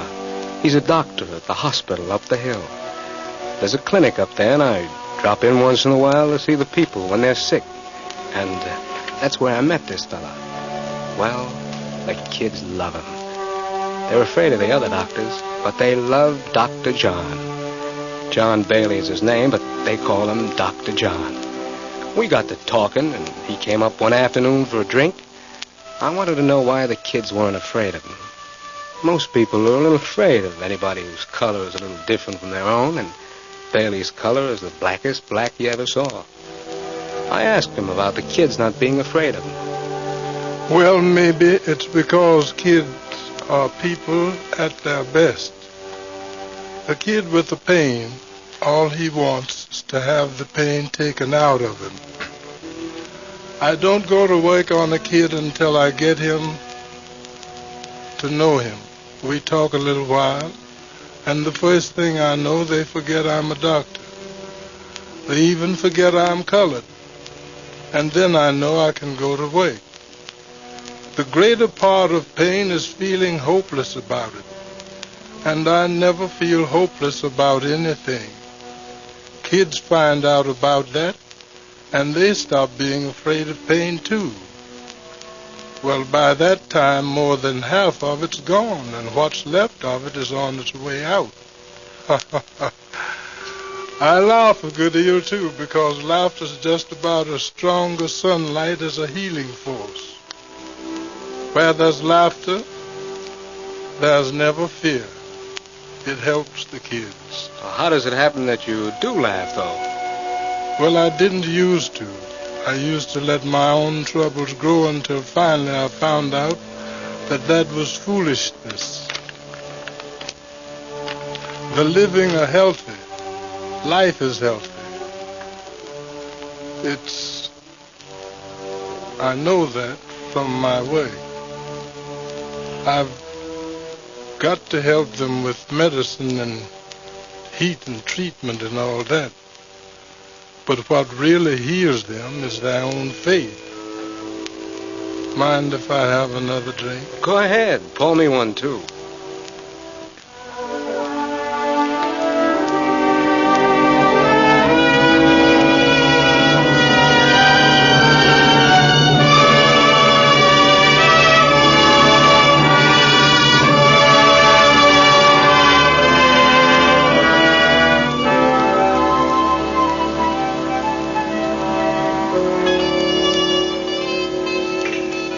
All the people in this block are like that, like Bailey and Pete and Mike Okagawa, and the old man and his granddaughter. But this block's no different from any other block in any other town in America. People are like that all over the place. And when you've got people with light coming out of them, like it comes out of these people, and you've got light coming out of their houses and the streets they live in, and the towns where these streets are, and the whole land where these towns are, you hear them coming to life in the morning. The alarm clock's ringing, the faucet's running, and everybody getting up to start another day. You know they're a happy people because they belong to a happy nation. They're a free people, and they're glad to be alive. I've done a lot of looking around all over this country because that's my work, and everywhere I've gone, from the biggest city to the smallest town, I've seen people with light in them, human people. People who are young and friendly and kind. Oh, I know, I've seen bad people, too, all kinds of them. But I looked a long time, and it's gotten so I can see them right through people who look as if they're bad. But they're not bad. They're having trouble. They're up against something. Things have gone wrong. They've lost faith. They need more things than they've got. They're out fighting because they don't know what else to do about the trouble. But even these people are good people. Something's pressing against their spirits, hurting them. Everything isn't perfect in any block in any town or city in this country. But in this country, it's always trying to improve. It's always working at the job. The same as a painter's got to work at a picture he's painting. Look out this window down at the street. It's not a fancy street. The houses aren't much. People in them aren't people you read about in newspapers and magazines. But down there is America. That street and those houses and the people living in them, There is the strength of this nation and the hope of the world. Look at the light shining out of those humble houses. That light is the light of a happy nation, a free and growing people, a human people, a people without fear, a people who love instead of hate, whose casual everyday humanity is stronger than any other power in the world. This is a good block. I like it here because the best in people from all over the world is growing here into the first real nation of the world, the American nation, the nation of human people.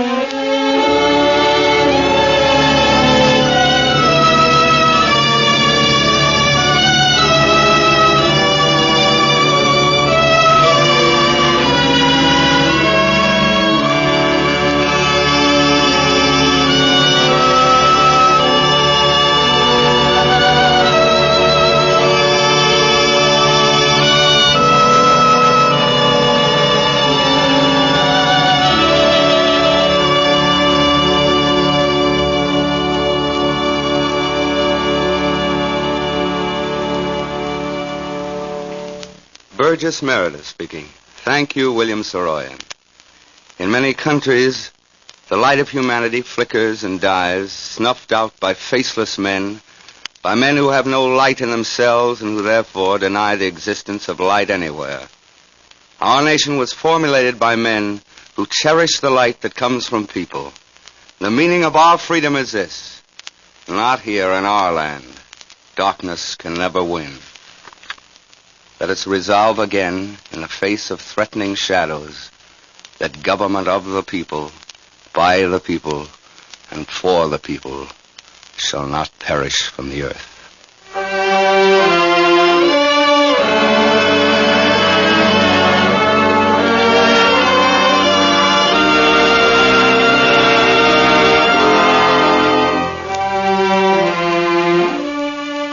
John Garfield, whom you will see soon in Warner Brothers' The Sea Wolf, Nancy Kelly will be remembered for her work in Jesse James, Eduardo Cianelli, who played the unforgettable Trock in RKO's Winterset, Edmund Gwend, whose performance as the murderer and foreign correspondent received high acclaim, William Tracy, who played the delightful fresh kid in MGM's A Little Shop Around the Corner, and was now appearing in Darryl Zanuck's Tobacco Road, Tim Holt, who is starring in RKO's The Fargo Kid, and Clinton Rosamond, who is appearing in MGM's forthcoming Blossoms in the Dust, have joined the Free Company in presenting the first in a series of broadcasts, William Saroyan's original radio play, The People with Light Coming Out of Them. Lee Stevens composed and conducted an original music score, Charles Vanda produced.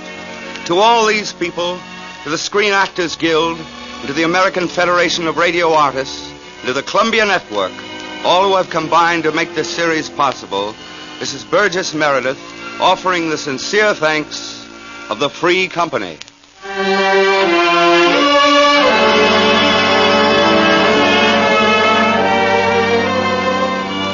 All those who enjoyed Mr. Saroyan's play, The People with Light Coming Out of Them, will be glad to know that a complete copy of the broadcast in printed form has been made available for distribution to all our listeners. For 10 cents, the actual cost of printing and mailing, you will receive your own copy by writing to the Free Company in care of the station to which you are now listening.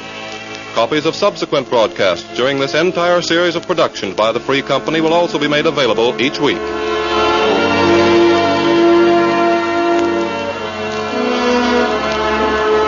Next week at this same time, the Free Company will present a play by the Pulitzer Prize winner Mark Connolly titled The Mole on Lincoln's Cheek. The Free Company series is directed by Irving Reese. This is the Columbia Broadcasting System.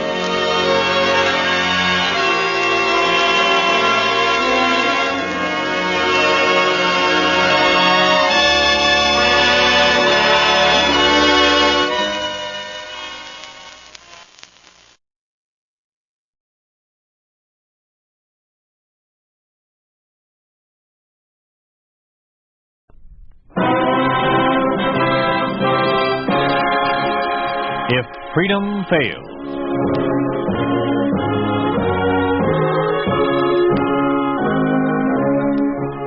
we'd like to take you on a visit to a town that doesn't exist. A town we call Springfield, USA.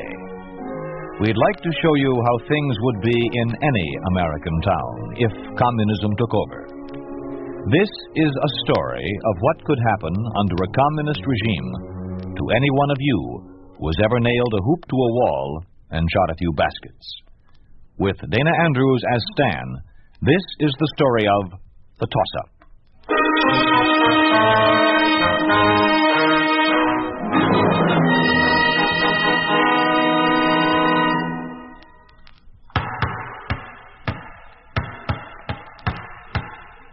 Stan. Walt. You hear anything? I think I hear something. It sounds just like... You fellas hear anything? No. Oh. Stan. No. What do you hear, Ben? It's gone now. But a minute ago, it was real plain in my cell. I swear it was. I believe you, boy. What did it sound like? Like a basketball.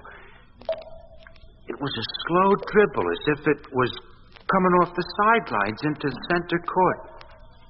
You remember how we... It was just your imagination, Ben. I told you to stop thinking of that stuff. We all got to stop. It was just your imagination, Ben.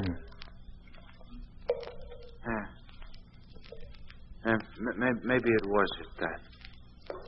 But I could have sworn it. Stan. Yeah, Ben. You've been keeping track of the days. What days? Who knows when it's day and when it's night in this place? No, I haven't. Oh. Walt? Yeah. It's me, Ben. Don't go on repeating my name and yours all the time. All the time repeating names. There's only 3 of us in this cell block. We've known each other a long time now. You don't have to go on repeating the names. I know it's you, so stop repeating, do you hear? Okay, well, if that's the way you want it, sure. Ben. What do you want, Stan? Huh? Don't talk so loud. Come over close to the wall and talk toward me. Only talk low, huh? Sure, Stan, sure. And look, boy, try to remember not to use the name so much. Now try it, will you? Oh, all right, Stan. I mean, all right, sure. How's that, huh? Stan? That's just fine, boy. Just fine. Walt, are you keeping track of the days? No, I started to when they first put us in jail here.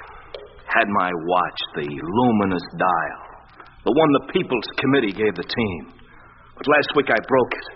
I guess it was last week or maybe last month, a year or something. Anyhow, I broke it. I smashed it and I stepped on it. What did you do that for? You know you were the only one in here who had a watch. What did you do that for? It was my watching. What did they do for us, that stinking People's Committee?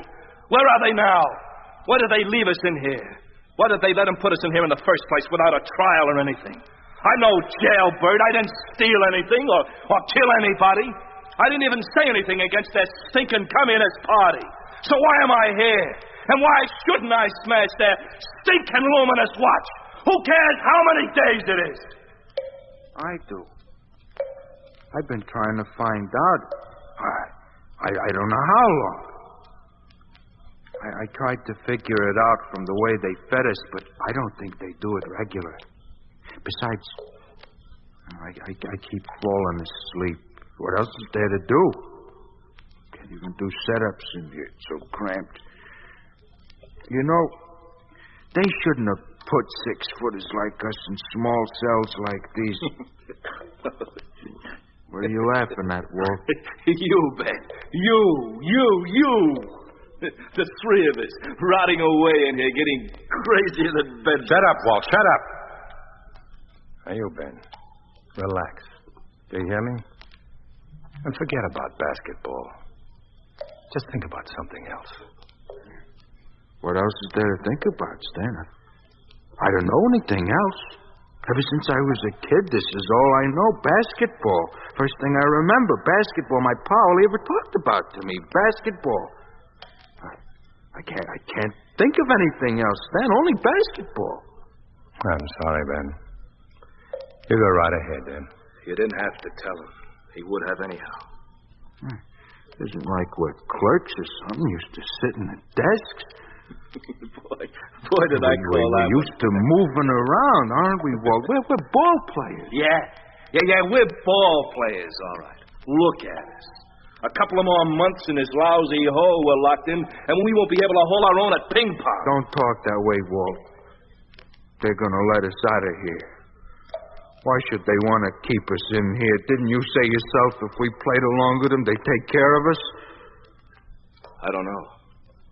Did I? Sure you did. I remember it real clear. You came running in one day saying they wanted to make us master of sport.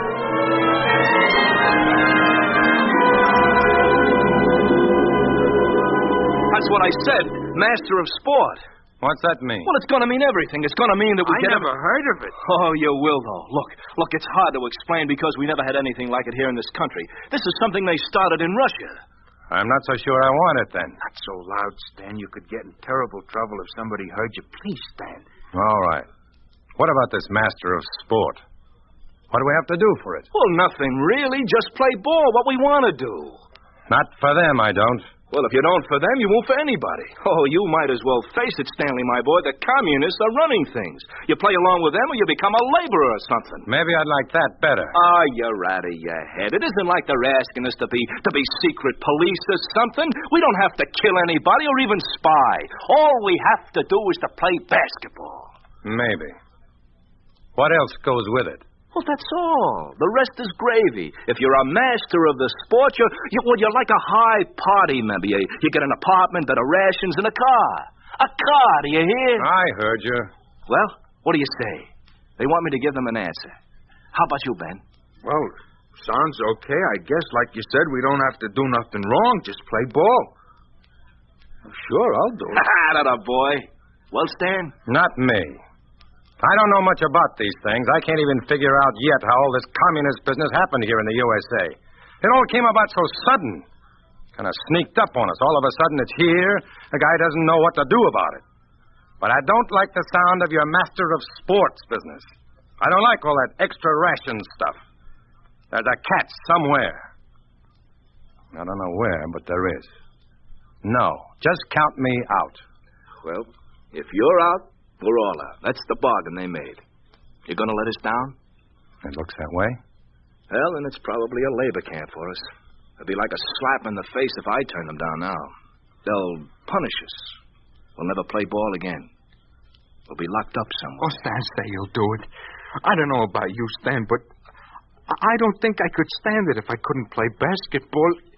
You gotta do it, Stan. It won't hurt nothing to nobody if we just play basketball, will it, Walt? It won't mean a thing. Like I told you, they only want us to play ball.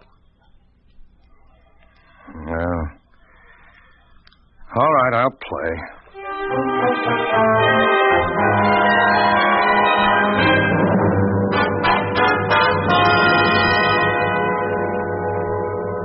So all we have to do is play basketball, huh? Okay. How was I to know we had to come to this training center? Yeah, that's right, Stan. He didn't know. Besides, it'll do us good to get in shape for the World Championship matches. Attention, comrades, attention. May I introduce Comrade Johnson, our Commissar of Sport. Thank you, comrades. It gives me great pleasure to welcome all of you to this National Sports Training Center. Each of you has been chosen and designated a Master of Sports. This is an honor that makes the former decadent All-American titles pale into insignificance. This honor has been bestowed upon each of you because of your superior physical abilities in one sport or another. But ability alone is not enough, comrades. We here in America are far behind in achieving the necessary relation between the state and sports, such as the Soviet Union has achieved through its Fitzkultura. Therefore, we must strive to that gap. We must demonstrate that communist American sportsmen are eagerly Thank you, comrades. And now, to your studies, both political and athletic.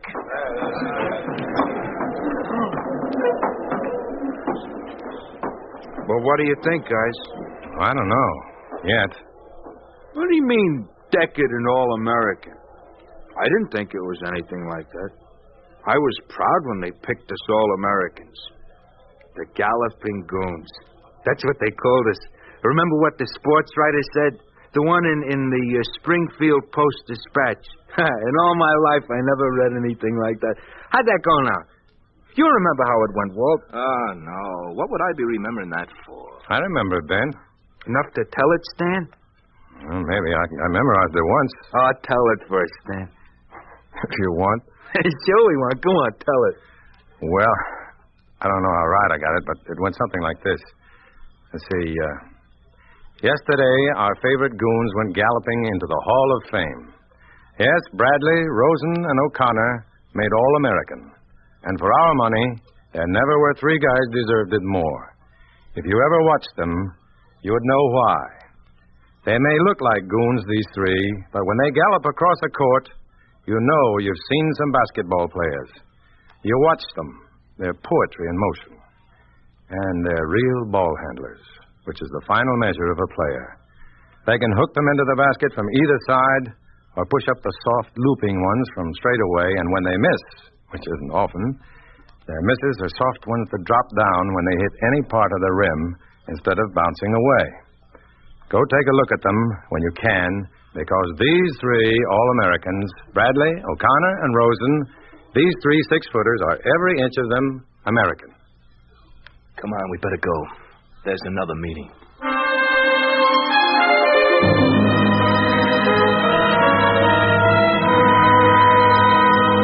The zone-type defense, comrades, is considered inimical to the people's interest. Therefore, the man-to-man defense is the authorized defense throughout the sports centers of all the... Hey, what's he talking about? You got me. Some point is not clear, Comrade Rosen. Yeah. What do you mean, inimical? Inimical means hostile or harmful, Comrade Rosen. In other words, the zone defense in basketball is forbidden now. To continue... What do you mean, forbidden? Why? Comrade Rosen, a loyal master of the sport never questions decisions from above. Yeah, but the zone defense is our specialty. It's been used in this country for years.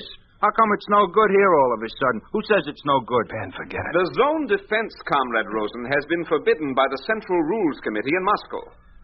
Do you still wish to contest it? Moscow? What do those jokers know about basketball? My dear Comrade Rosen, you seem to forget that basketball is, after all, a Russian game. A Russian? Huh? Hey, now, wait a minute, friend. A guy called Naismith invented it back in 18-something. A good 25 years before you guys invented Soviet Russia. You must be thinking of something else you invented. Crossword puzzles or something. I warn you, Bradley. Well, warn me all you want, but don't go on telling me about basketball. Did you hear that, Stan? Ben, tell him. Go on, set him right. What's the difference who invented it, as long as we get to play it, huh? Isn't that right, Ben? That's right, Walt. Doesn't matter that much. It does matter. I want to play basketball as much as anybody. But when they start telling me some Russian invented the game, that's too much. I say it's a lie. What do you say to that, comrade? What do I say? I say you are under arrest. You are listening to The Toss-Up, starring Dana Andrews. A story of the way things could be if communism took over. A picture of what life would be like under a communist regime in an ordinary American town. A town we call Springfield, USA.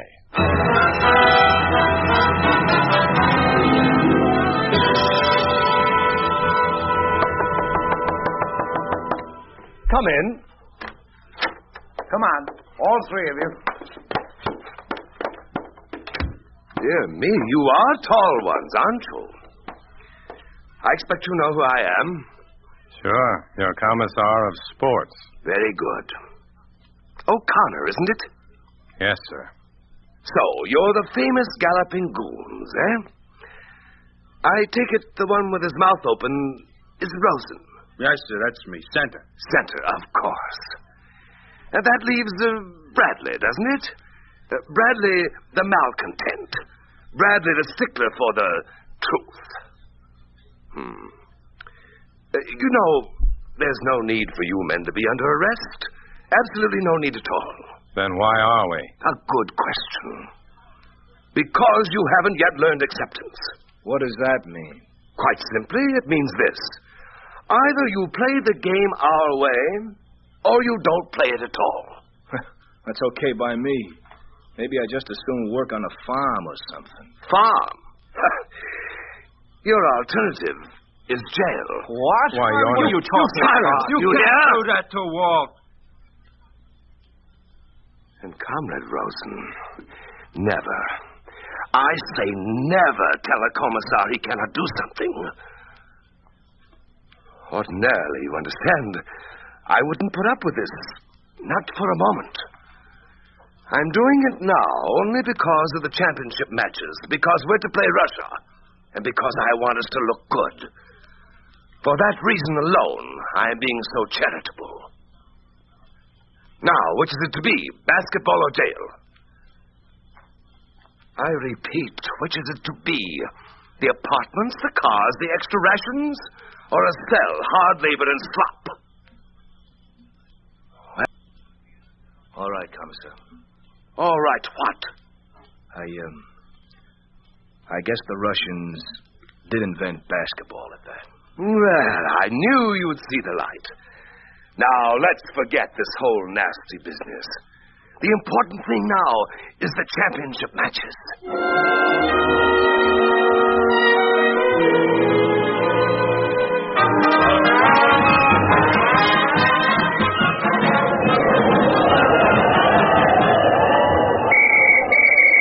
Out of courtesy to the challengers for the World Championship, our esteemed comrades from the Soviet Union, the referees for this game will be the eminent Russian experts, Comrades Rosov and Lysenko.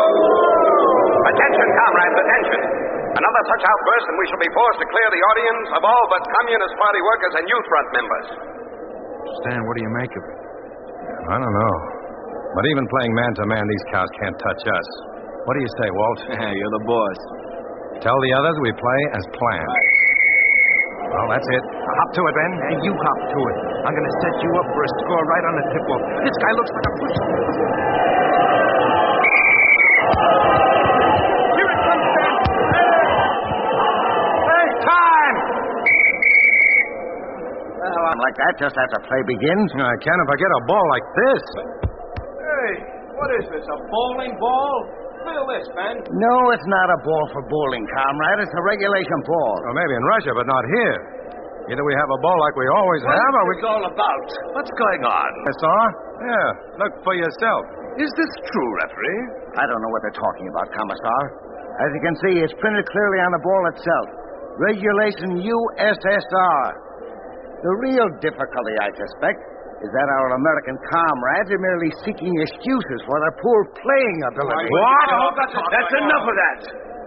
You'll play with this ball or not at all? Okay. Come on, fellas. We start again from the toss-up. Don't worry, Stan.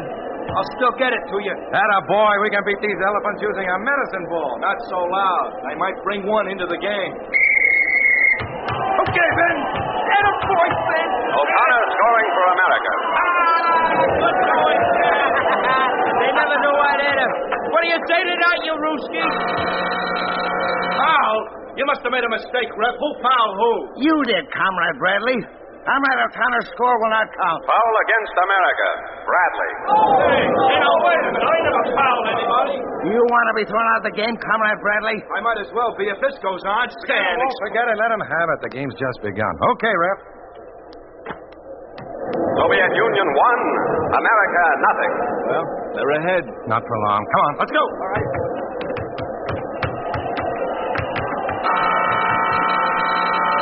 Now what? Hey, who fouled this time? Foul against America. Bradley. Again. Hey, what is this, a conspiracy? I got a reputation. Listen, you... Hey, Walt, you'll get thrown off the court. We want time, referee. You can have it. Thanks. Do you think you can spare it? Well, what do we do now? Looks like they're going to send us out on personal fouls 1, 2, 3. No wonder they're European champs. Sure. Now we know why they insist on the man-to-man, too. It's easier to call fouls. No wonder the zone is inimical to the people's interest. So what do we do about it? There's not much we can do but give them the game. You mean throw it to those mutton heads? We never did that, Stan. Never. We can't do it now. Oh, we can beat them, Stan. Not with these referees. We're 3 chumps as long as they're out there, so let's forget it. No, wait. Oh, we can whip those guys even with the refs against us. You can figure out something, can't you, Stan? You're the captain. Oh, come on, Stan, please, let's whip them. Let's beat the pants off them. Well, I don't... How about it, Walt? You with me? Oh, I don't know, Ben. You gotta be. You can't just say you don't know. There comes a time when you gotta stop taking their fancy apartments and cars, Walt. There comes a time when you stand up to them and tell them black's not white. That's right, Stan. Doc Naismith invented this game, and we're here to play it, nothing else. And I don't know about you guys, but that's what I'm gonna do. I'm gonna play basketball, play it the way I want, and the way the fans want it. I don't care about the refs or the people's interests or anything. There comes the time, and that's all. Well, all right, Ben? Sure, Ben. Now, listen. We go into a shifting zone. I'm front man. We get the ball, I'll break fast, ready to score. You'll score. And how? We'll show those dumb commies. They're going to see some bold players. Come on. Okay, ref, let's go.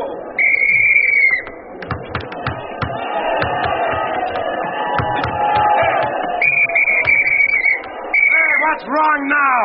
You're playing contrary to the rules, Comrade O'Connor. We're playing international rules like we always have. What's wrong with them? We don't accept them, Comrade. They're outmoded capitalist rules. What you mean is we might win with them, and you don't like it. Comrade Bradley, you're disqualified. Leave the floor. You'll make me. Yeah, make it. Rosen, you two are disqualified. What about me, flat nose? Aren't you going to disqualify me, too? No, Comrade O'Connor. You, I place under arrest. Guard! You can't do that to Stan. He's the captain. You got no cause to arrest Stan. Shut up, Rosen. Forget it, Stan. They know the only other way to stop Stan from scoring is to break his leg. And it can't be that obvious. Not just yet. Shut up! You're all under arrest. Take him away. No, you got no cause to do this. All we want to do is play basketball. We don't know anything about the party or any of that stuff. We just want to play. Why don't they let us? Why do they always have to win? Why don't they just play ball, win or lose? But play it. That's all we want to do is play basketball. Play basketball. Play basketball.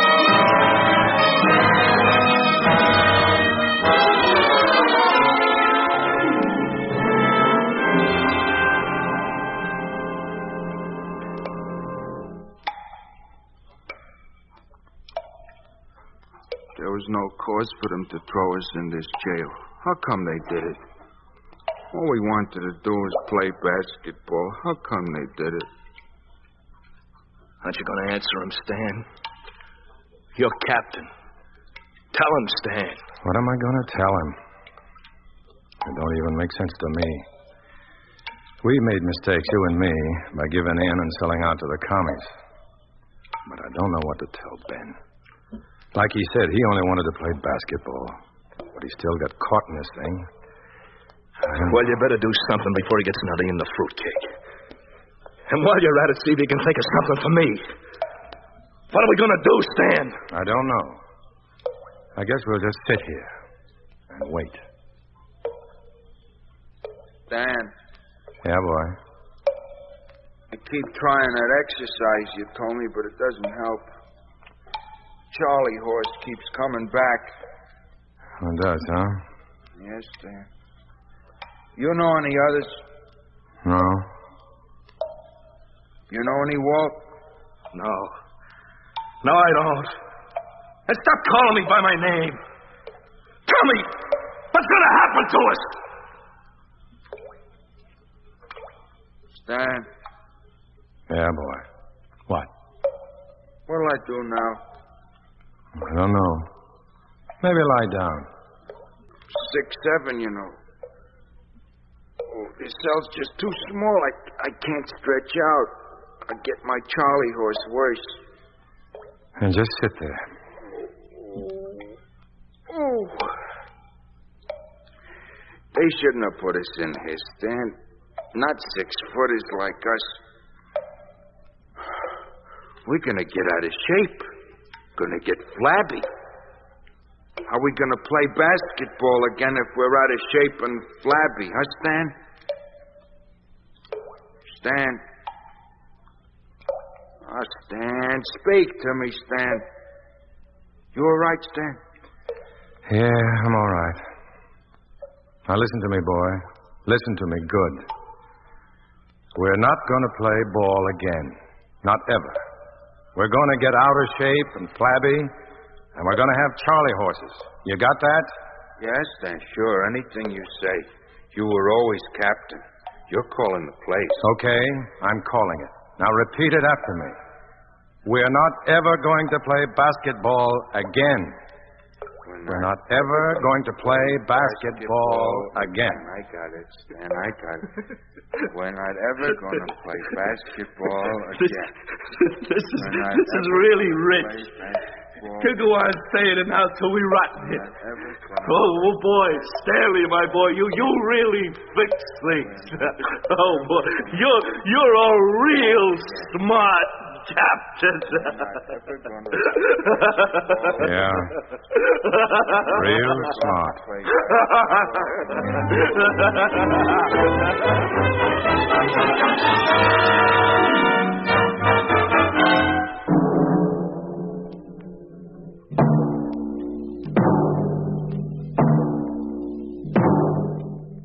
You have just heard a story of what can happen to sports when communism takes over. You think this could not happen?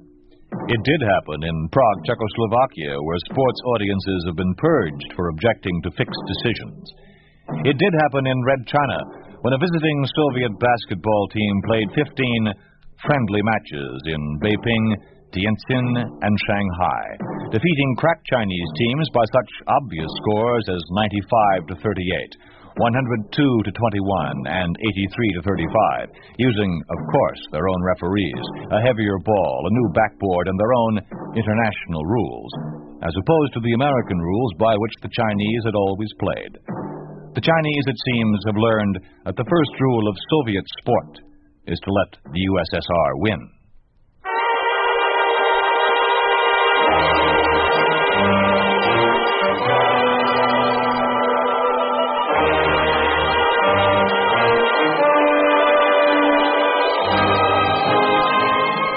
You've been listening to If Freedom Failed, starring Dana Andrews as Stan in The Toss-Up. Peter Leeds was Walt, Shep Mencken was Ben, and Carlton Young was the Commissar. Music was composed by John Hicks, with musical direction by Michel Perrier. The Toss-Up was written for If Freedom Failed by John Vlahos, produced and directed by Robert M. Young. Sergeant Lloyd Eyre speaking. This program has come to you through the worldwide facilities of the United States Armed Forces Radio and Television Service.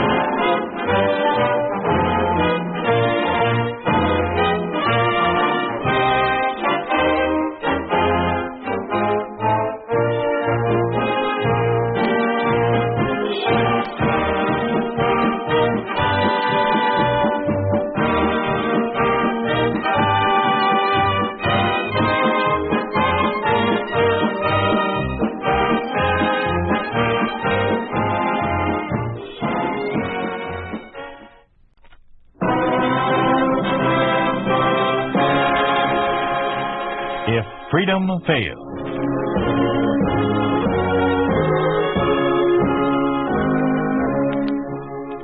We'd like to take you on a visit to a town that doesn't exist.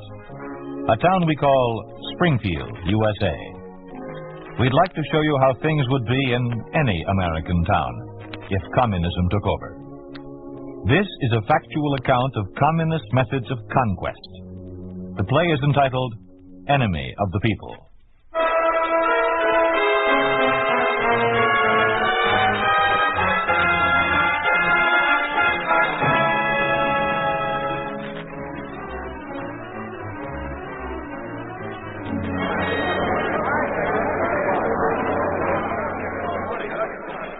Mr. Poole, Poole. Yes, Mayor? Is all the city council here? Everyone except Clayton. He'll be along right away. He just called. Now, I want all the council to stand here on the upper steps. Yes, sir. I'll stand down there where the car will stop and bring the man up here to introduce you. By the way, Poole, what do I call him?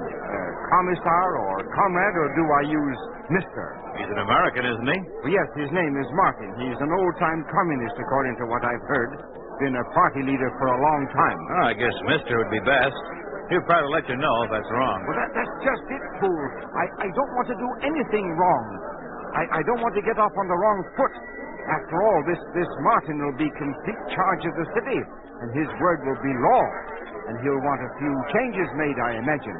And I don't want to be one of those changes. Well, don't worry about it, Mr. Mayor.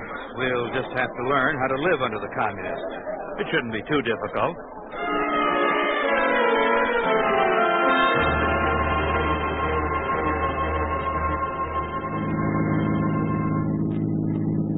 Is the town straight ahead there, driver? Yes, sir, it is. Good. Take us directly to the city hall. Yes, sir. Now, Farrington, your lesson's about to start. It's a privilege to have my first assignment under a man of your reputation, Comrade Martin. Ready for your speech.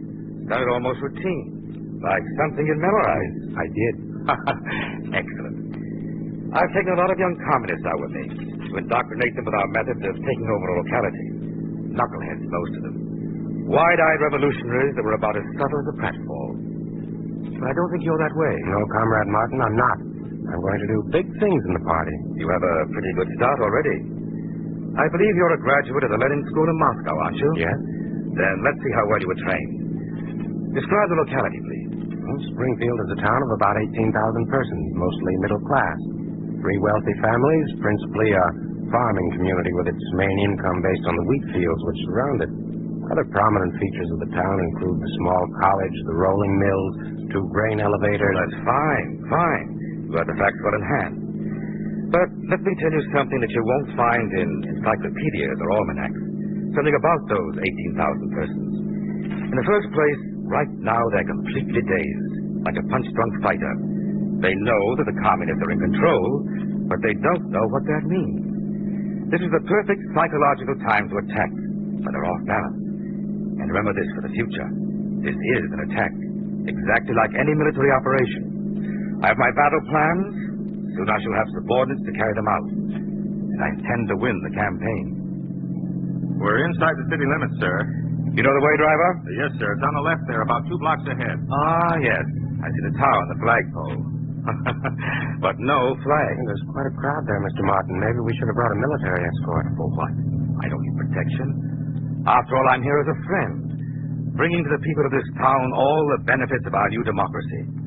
This is a welcoming committee, not a bunch of vigilantes. Here we are, sir. Come on, Farrington. Here's where I make my first speech. Right behind you, sir. Oh, is this Mr. Martin? Oh, of course it is. I recognize you from your pictures. I'm the mayor of Springfield, and I want Do you have a microphone here on the steps? Why, yes, we do. Where is it? It's right over here, sir. Introduce me, please. Yes, sir. Oh, excuse me, please.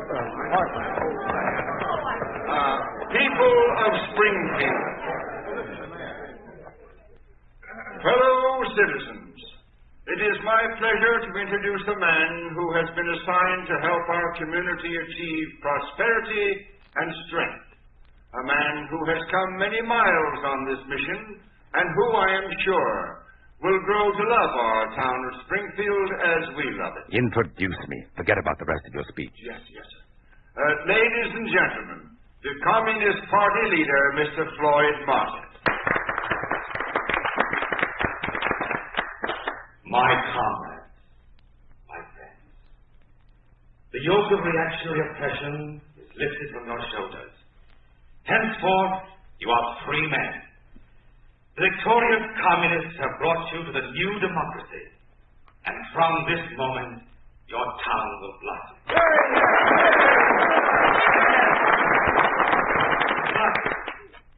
But you have responsibilities too, my friends.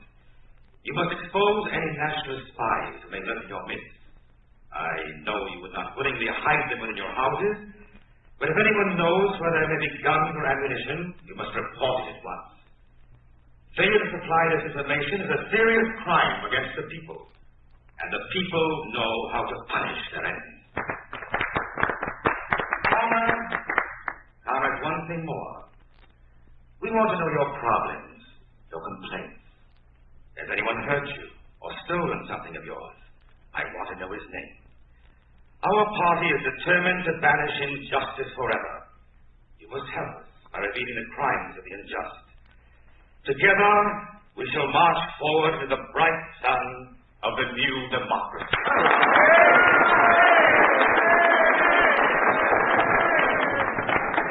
Come on, Farrington, that's enough for a start.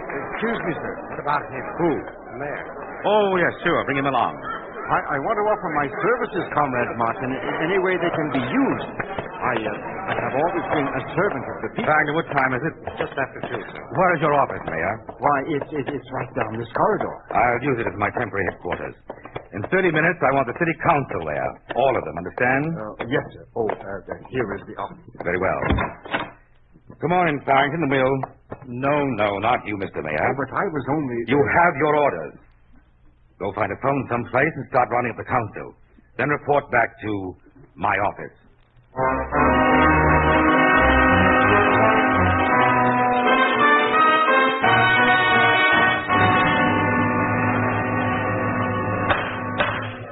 All right, everybody. Let's get down to work. There are several important things to be done immediately.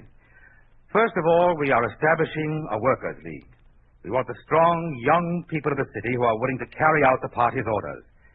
These young men are destined to lead Soviet America to its glorious destiny. Membership will be voluntary, but you will see that the ranks are filled. Mr. Martin. Yes? This Workers' League, is it a union or a political organization or what? What is your name? Clayton, John Clayton, 6th Precinct. Well, Mr. Clayton, the League will consist of every male between the ages of 16 and 30. We want brave, tough men, good fighters. They alone will be allowed to carry arms. To them will go the fruits of victory. Then this is a military group. Of course. But we've had already so much fighting and bloodshed in Springfield. 5 times the city changed Mr. hands. Clayton, I've been patient about my explanation. I can't take all day to talk to one man. The Workers' League will be established. Is that understood? Now, the next thing. I want a complete list of the property holders in Springfield. Every family will be classified. Well, which one of you has handled the tax assessments? I have. Your name? Oliver Poole. You get that, Farrington? Yes, sir. You will deliver the list to Mr. Farrington Poole. Yes, comrade. I also want a complete listing of persons who belong to various organizations which are anti-Soviet and anti-communist. Will you read the organizational names, please, Farrington? Mm-hmm. First, all capitalist parties, Republican, Democrat, Progressive, Oh, Socialist... excuse me. I need hardly point out that the Communist Party will function alone as the party of the masses. Go ahead. Next, the Chamber of Commerce, the Rotary Club, American Legion, YMCA, and such fraternal orders as the Masons, Oddfellows, Elks, Knights of Columbus. Members of those organizations have been declared enemies of the people. Naturally, further meetings are forbidden, and the organizations are hereby dissolved. And the last group includes persons who had important civil service jobs, former Army officers, policemen, and prison personnel, and prominent and active members of the local Home Guard. But, Mr. Martin. Yes? We'll have everybody in town on at least one of those lists. Some of them on 2 or 3. That's right. Well, what? Is that what you want? That's what I asked for, isn't it? Yes, but Mr. Martin, what are you going to do with those lists? Anyone who appears there will be under suspicion. They must prove themselves loyal to the new order. Then it doesn't necessarily mean that they'll be purged? Why, of course not. You've been reading too much foolish talk in the anti-Soviet papers. And incidentally, Farrington, inform the editor of the local paper that publication will be suspended until I have a chance to explain the new editorial policy. Yes, sir. Now, gentlemen, I am here only as a representative of the Communist Party to organize your community as a coordinated part of Soviet America. In some parts of this country, there is still revolt, the lack of discipline. But here in Springfield, we shall get along very harmoniously, I know. And now, that will be all for today, gentlemen.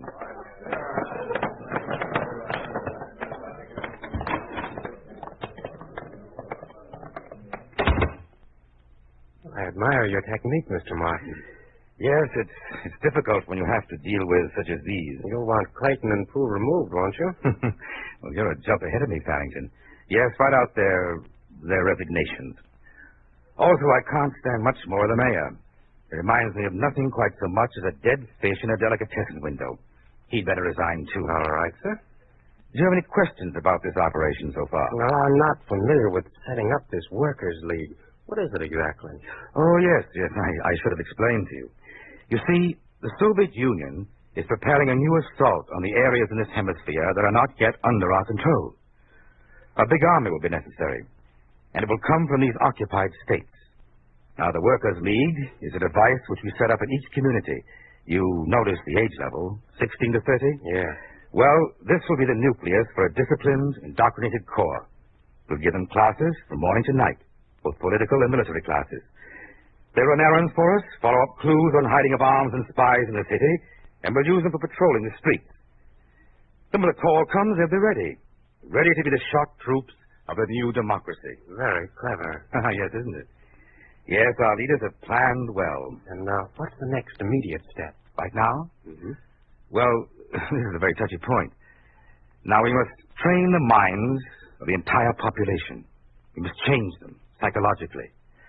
To do that, we need a scapegoat, someone they can hate, someone that eventually they will kill. And once you've made men into beasts by having them kill something, then you control them forever. We'll have a trial. Now, let's see, probably next week. And who's to be tried? Oh, that's what I'm getting those lists for. I don't know who it'll be. All I do know is that he'll be on the top of the list of the property holders, the richest man in Springfield. That's always a safe bet, a rich man. Because, you see, people envy anybody who's successful. And envy and hatred are twin brothers. It should be easy to secure a conviction.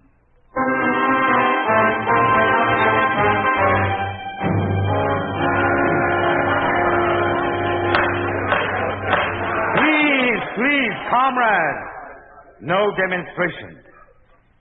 I shall repeat the question once more, Mr. Henderson. You were the president of the Guarantee State Bank, is that true? Yes. Speak up. Yes, that's true.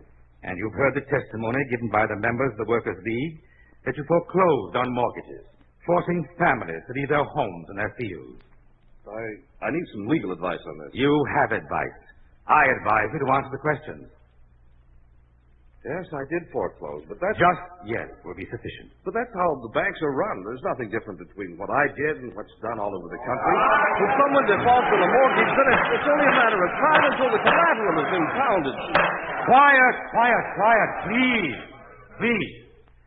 I agree with you here in the court that there is no defense, no excuses. He is an enemy of the people. But let us avoid bloodshed. Now, perhaps Mr. Henderson will repent of his actions and become a good citizen of the new order. Since it is apparently the desire of the people to see justice done, justice tempered with mercy, I hereby sentence William Henderson to 10 years penal servitude for crimes against the state. Next case.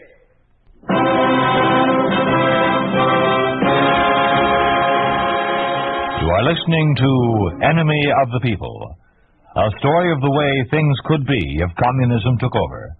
A picture of what life would be like under a communist regime in an ordinary American town. A town we call Springfield, USA.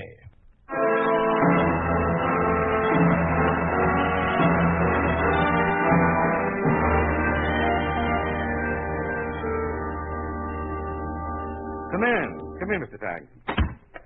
Did you get the court transcript? Yes, I did. Good. Destroy them, will you? Don't you want a record, Cap? No, I'll turn in a report to the Central Committee, and they'll be satisfied with that. I had to make sure that these test cases resulted in conviction. That's why I took those extralegal measures. No defense lawyer, no jury. And it serves another purpose, too. Those people in the courtroom will be firmly convinced that they, rather than the new government, they themselves were punishing their enemies. I see. Now that the first is over, we can speed up the tempo. Oh, did you see those papers I wanted? Yeah, they're right on your desk, there in the basket. Oh, yes. Now, let's see. We'll take the officers of the Chamber of Commerce and the rest of the City Council next. They're pretty much respected in Springfield, sir. Yes, I know. That's why I'm changing tactics. Instead of making charges of some sort or other, these, let me see, 14 men, these men will simply disappear. Have a squad of the Workers' League pick up each man on this list and take him to the railway station. I've made arrangements for a special car to take them to Caldwell Labor Camp. That's 500 miles away. Yes. And I don't believe they'll have any friends or any influence there. And by the time their location is found out? By that time, we'll have the city by the throat. It's a simple technique. Divide and conquer. Divide and conquer. Put brother against brother. Family against family. Let them make the charges, pass judgment, and carry out the sentence.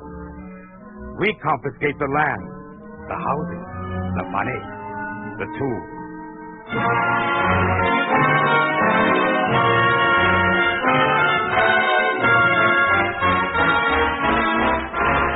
Isn't it true that you made anti-Soviet statements to your children? Yes. Your land belongs to the state. Your wife quarreled with the woman next door, who was a loyal party member. Is that not true? Yes. Your property is confiscated and belongs to the state. You loaned money to this man and charged him interest, did you not? Yes. Your house, your furniture, your clothing are taken as restitution. They belong to the state. You rented houses to these workers at exorbitant rates, didn't you? No. You are sentenced to death by hanging. You hid this gun in the attic of your house. No, I didn't. Death by hanging. You led a demonstration in front of the city hall, didn't you? Yes. You will be beaten to death from the city hall steps.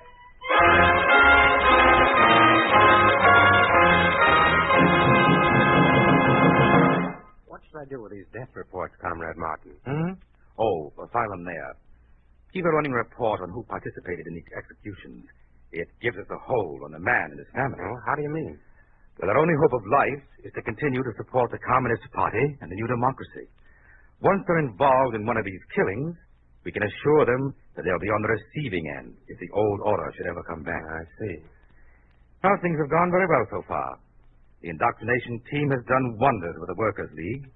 They're so full of the party line, they sound like little dictograph machines, talking when you press a button.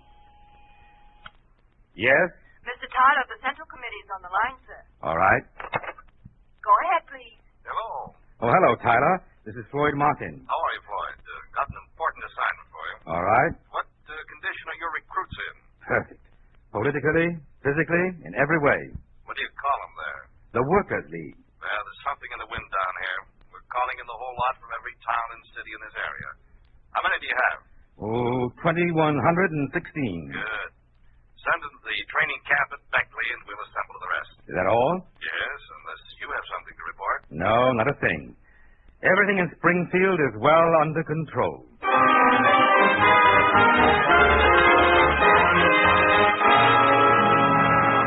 Members of the Workers' League, you have the commendations of the Communist Central Committee for the strides you've made in these few short months. To you will come, eventually, the highest rewards, the best houses, the most food, the highest positions, and all honors.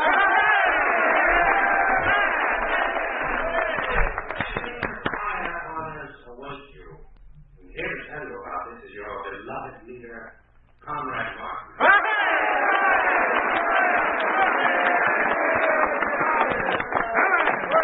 Yes, Comrade, your day has come. Your day of glory. You have won much in the past, but in the future lies your destiny. You must strike directly at the enemy and destroy him. The enemy, who even now seeks to take from you the benefits the Communist Party has given you. High honor awaits you at the front. March off with your heads high, for you are the elite corps, the soldiers of communism, the sharp troops of the new democracy.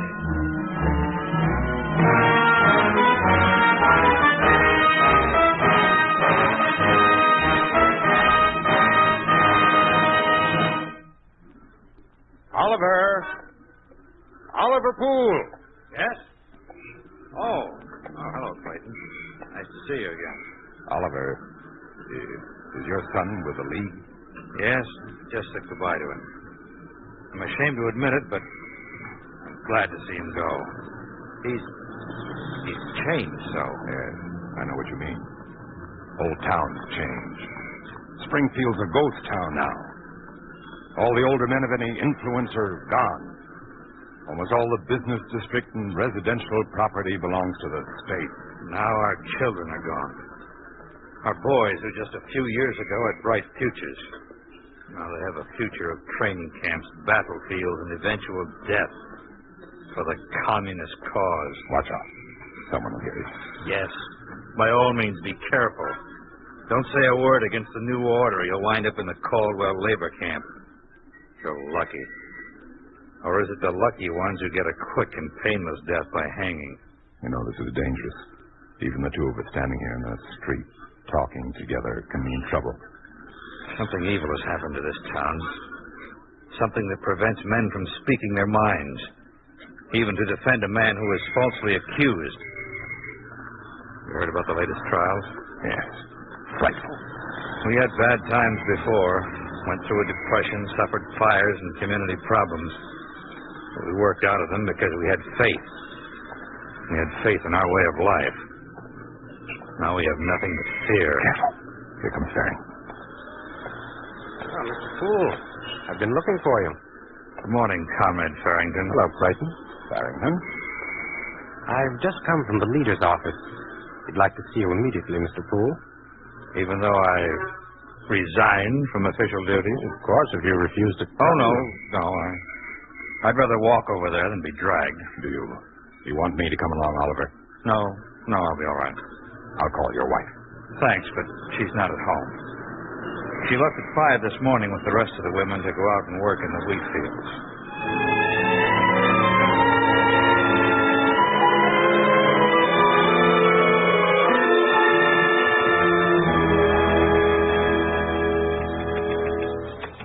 Good morning, Comrade Farrington. Hello, Nolan. Is he free now? You'll be busy for a few more minutes. Take a seat there, Poole. All right. What's your studying, Nolan? Russian. Good idea. I'm going to night school. You like it? Yes, I do. I think it'll come in handy someday. Could be. I studied it in Moscow when I was there. I know. I thought maybe you would help me with it. Sure, I'd be glad to. Well, you can go in now. Thank you, Nolan. Come on, Oliver. Come in. Well, you've been quite a stranger on here, Mr. Poole. Well, it wasn't quite of my own choosing, Comrade Martin. Of course. But you understand, I'm sure. There's always some confusion when we're reorganizing a community. Yes, I understand. Well, sit down. Thank you. Oh, Farrington, would you send down for those reports I asked about? Yes, Comrade, right away. Have a cigar, Mr. Poole. No, thanks. I'm happy to see the way Springfield has reacted to our government here. Things are running very smoothly. You have been most efficient. Oh, I'm not looking for personal glory. I'm simply doing a job for the party. And I'll be turning the city over to Farrington in a few days and moving on. But it is gratifying to have people like you around. What do you mean? I've kept tabs on you since your resignation from the city council. The record's quite clean. I see. Your son is in the Workers' League. He left today. Yes, I know. And your wife is in the Harvesters Association. It seemed like a good idea when the ration cards came out. Yes. Well, now we have a job for you. Oh? You handled the tax assessments in Springfield for quite a few years, didn't you? Yes. And you're familiar with all the old procedures. Well, we're not changing any of that. Now, it'd be most helpful if you take over again and supervise the job of tax collection. I see. Comrade Martin. Yes? I thought one of the promises that the Central Committee made was that taxes would be banished, or at least cut down. You know that can't happen while there's still a tremendous military machine to support. As long as conflict exists in this hemisphere, we must do our full share for the brave sons of the front. Yours among them. Do you have the forms for taxation ready? Yes, we haven't changed anything. Could I see one? Mm-hmm. Right here. This is the only page I'm interested in. Yes. But this is impossible. What's that? Why, your tax rate is 5 times what it used to be. I know that. But the people can't stand it. You're taking everything the farmers have. You'll ruin the whole economy. That's enough, Mr. Poole. Well, this practically amounts to confiscation. Boy, it's for your boy at the front. Yes. My son at the front. What's he fighting for? For a dead ghost town like Springfield that's had every bit of liberty, of freedom, of life itself destroyed? Snuffed out? Oh, Mr. Poole, you forget yourself. No, Comrade Martin. I just remembered myself. I just remembered what it was like to be a free man. To say the things that were true for the simple reason that you wanted to say them. What's going on in here? You've missed quite an exhibition, Farrington. I don't believe you'll have the opportunity to see another like it. Now, you take Mr. Poole away, please. Springfield is too well under control to be bothered with this enemy of the people.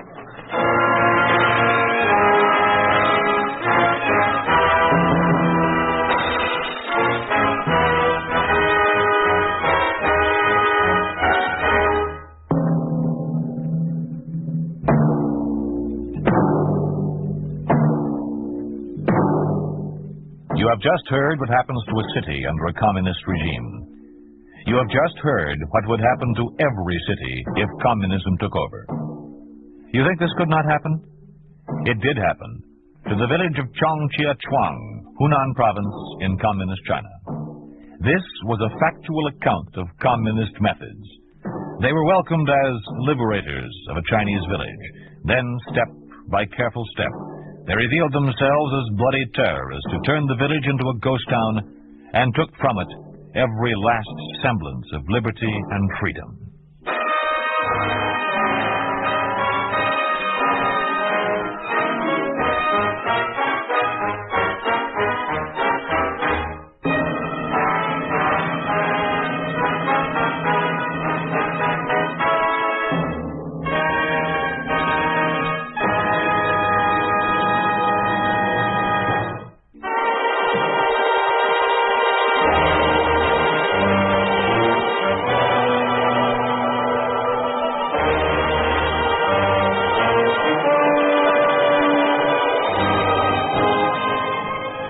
You've been listening to If Freedom Failed, starring George Macready as Martin in Enemy of the People. Paul Richards was Farrington, Tyler McVeigh was Poole, Herb Rawlinson the Mayor, and Don Randolph was Clayton. Others in the cast were Frank Gerstle, Lamont Johnson, Mark Hartman, and Lee Arnold. Music was composed by John Hicks, with musical direction by Michel Perrier. Enemy of the People was written for If Freedom Failed by Robert C. Benson. Produced and directed by Will Scott. Sergeant Lloyd Iyer speaking. This program has come to you through the worldwide facilities of the United States Armed Forces Radio and Television Service.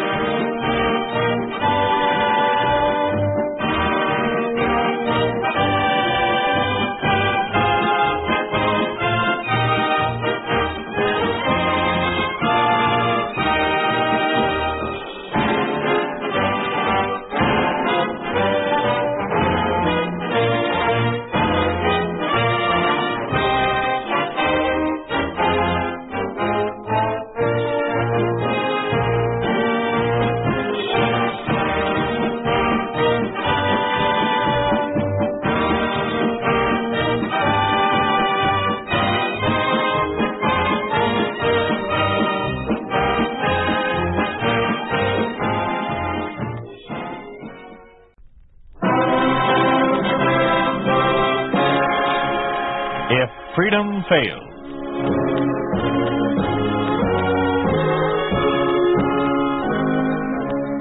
We'd like to take you on a visit to a town that doesn't exist. We'd like to show you how things would be in Hollywood, USA, if communism took over. This is the story of what would happen to the motion picture industry and some of its leading figures under a communist regime. Hans Conried plays the role of Alex Lloyd in The Man Who Died Twice.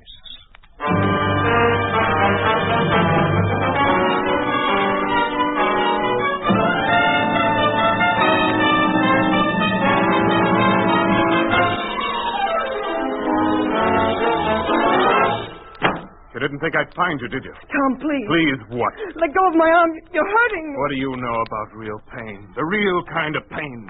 This is only momentary. This you'll forget. This won't burn holes in your inside like you did to me.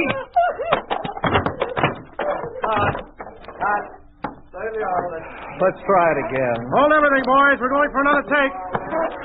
Dick, I'm not slapping. Let's get to it right after Kate says you're hurting me. It takes a swift to move. And you, honey, you think you fall on the second slap. All right, Alex. But it won't give me time for the rest of my lines.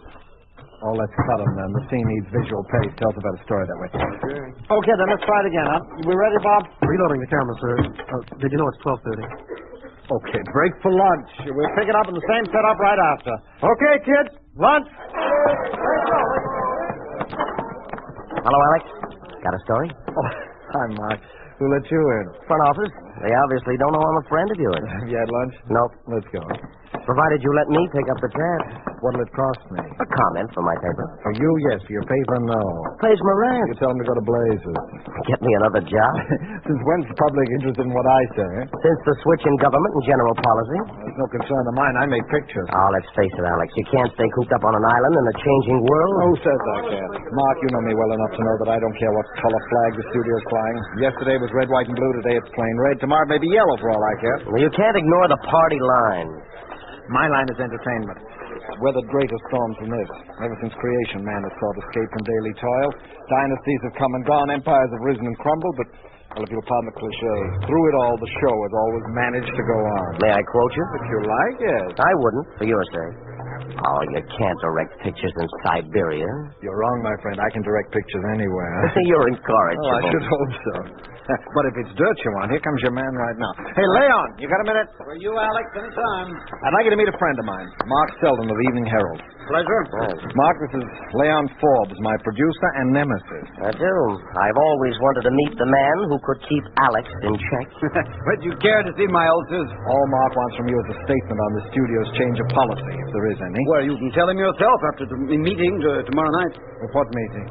Haven't you been notified? Maybe my wastebasket has. That's where all general notifications go. Oh, but this concerns every one of us. There will be a special address by a representative from the Public Information Bureau. Flew in from the East especially to brief us on the new policies of the entertainment industry. You simply must attend. Oh, I'm sorry. No can do. I'll be screening the first rough cut of Killer's Toy tomorrow night. Oh, it'll have to wait. Are you telling me as my producer, or are you merely repeating what you've been told? I'm repeating. Oh, fine. Then I'm sure you won't mind repeating to me what was said at the meeting after you've attended. Look, Leon, policies or no policies, we've got a picture to get out. There's a deadline for Academy Award contenders.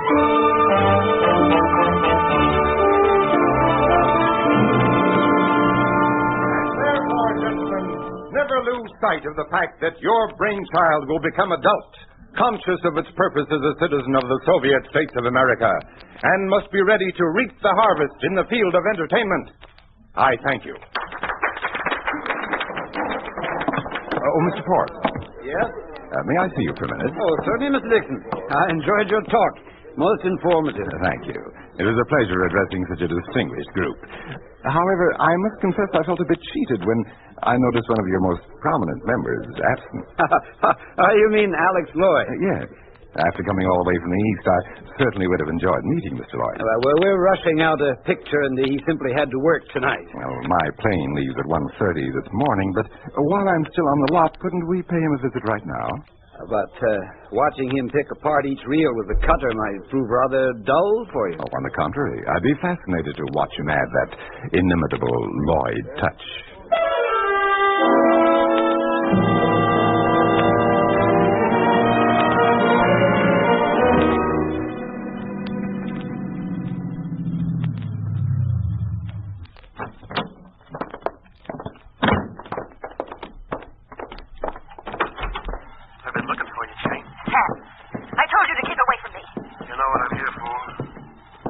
Good evening, George. Oh, good evening, Mr. Forbes. This is Mr. Dixon of the Public Information Bureau. Pleased to meet you, sir. The pleasure's all mine.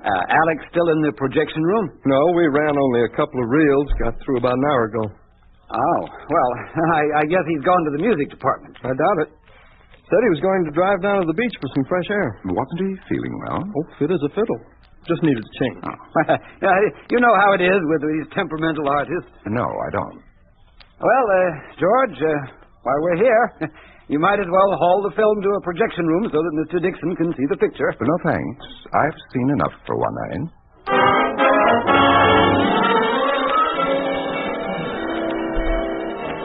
Hiya, Nancy, honey. You busy? Not too. Got your pencil sharpened? Sharp as your wit. Then make like a columnist secretary. On your mark, get set, go. All of Hollywood once again feels that tingling sensation run up and down its celluloid spine, dash. The annual Academy jitters, period. Far be it from me not to join my fellow columnists' usual cry of predictions. I dare say that in view of Alex Lloyd's masterpiece, Killer's Toy, this year's presentations may be strongly reminiscent of the good old days when Gone with the Wind grabbed all the honors. No, good old days, remember? All right. Let's rephrase it. I dare say that almost everyone connected with Alex Lloyd's Killer's Toy, naturally including the master himself, will clasp a little golden statue before that memorable evening will be over. And I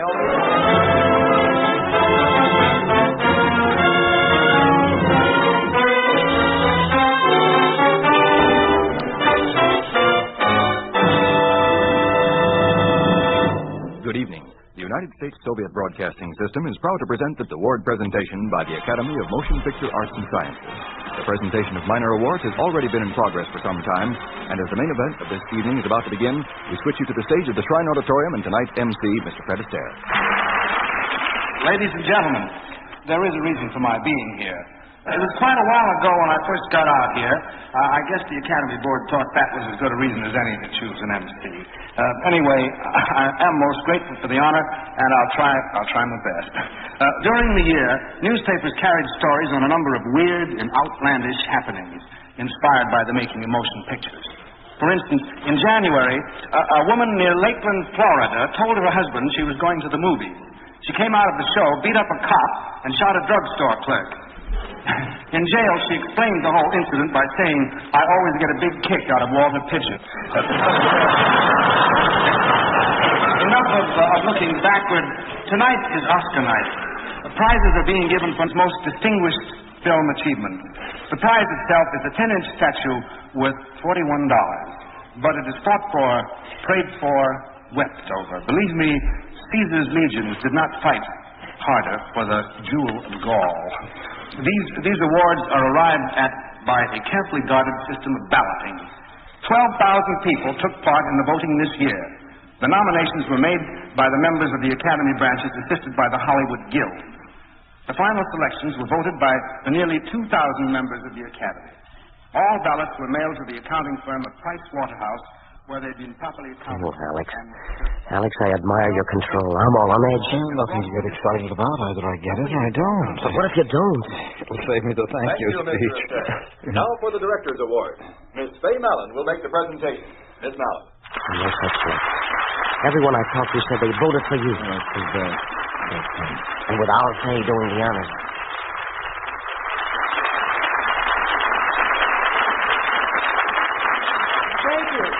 Thank you.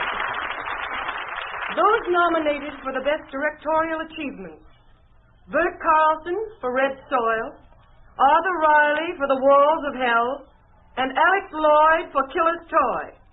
And now for the award. Mr. Astaire, the envelope, please. And it's Bert Carlson for Red Soil. Bert Carlson.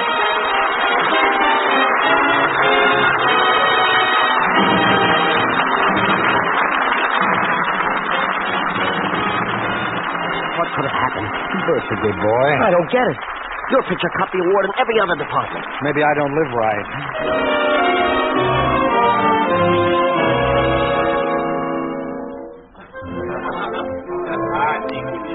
Well, it's been a full evening. And as all such evenings deserve a toast, I'd like to propose one. Not much to celebrate, is there? Oh, come now, Mark. This is not my funeral. I could have died when I opened that envelope. All right, then. Here's to Faye's great performance. Still don't get it. To top it all, Leon walked away with a special Moscow Cinema Arts Award as the most outstanding producer of the year. Well, men like Leon are born to wear laurels. I, for one, look ridiculous with them. Oh, but Leon is just... Here he comes. Who's that man with him? No idea.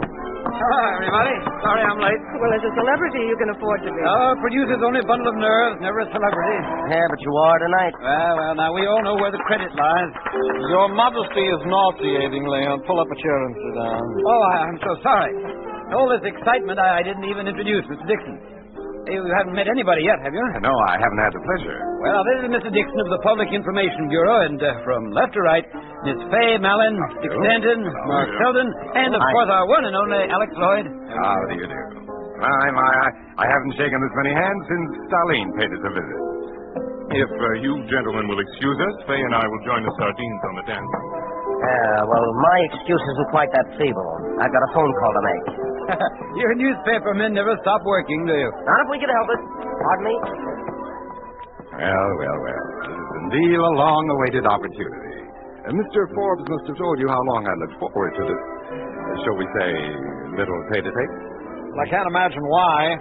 You must have been warned that I'm not a particularly polite conversationalist. But that's your charm, Mr. Lloyd. A down-to-earth quality so prevalent in all your work. Incidentally, my heartfelt regrets about the Academy not bestowing you with the honor you so well deserve. You can't be a winner every time. But you should be. And a talent like yours should give you even greater satisfaction than the mere winning of a vote statue. It should benefit those who wish to follow in your footsteps. There's no greater satisfaction than to have others seek you as their guide. Are you suggesting that I teach? And why not? God forbid. Few men have been honored by the Moscow Art Institute with a request for their services. Have I? That is precisely the good news I'm here to bear. I was confident it would offset tonight's disappointment. It's most considerate of you, but I'm afraid it doesn't. You see, despite all its superficial shenanigans, I love this town. I have no intentions of swapping it for Moscow. Oh, that is a shame. The government had so hoped you'd accept the honor and act as somewhat of an ambassador of goodwill. When it comes to spreading joy, I can do a better job with a camera. Don't be too sure. Now, if you're adverse to leaving this town, why don't you at least give the local movie industry a shot in the arm? Teach right here, in the environment you love. But I won't have time. Ask Leon. He's got a heavy schedule lined up for me. Have you really? Well, there's the picture we're shooting right now. And then I've got another one on the agenda directly after that. Oh, yeah, thicker than water. Well, I'm crazy about the script. Nothing could tear me away from that one. As you wish, Mr. Lloyd. Can't say I didn't try. No, you certainly can. Pardon me, Mr. Lloyd. There's a call for you. Oh, where, please? In the cloakroom, sir. Oh, excuse me, everybody. Probably some more condolences. Lloyd here. Sure have. So what are you doing here? Sorry to use such a trite device to get you away from the table. Why? What's the matter? I've been doing some checking. I have an inside track on Price Waterhouse. Well, they've been counting ballots for the Academy for years. What's the matter? Don't you trust them anymore? Well, that's just it. I do. They turned in an honest count, all right, but someone pulled a switcheroo on them after they delivered the results. Wishful thinking. For crying out loud, do you think I'd be sticking my neck out with an explosive setup like this without some proof? Well, whatever it is, you better keep it to yourself. I intend to. I just thought I'd better let you know where you stand. Was my name the only switch? Yeah. You had the Oscar in the bag. And all I can say is somebody wasted a lot of good energy rigging up this thing. Because if I had gotten that gold-plated, shrunken Apollo, I probably wouldn't have even used it for a doorstop.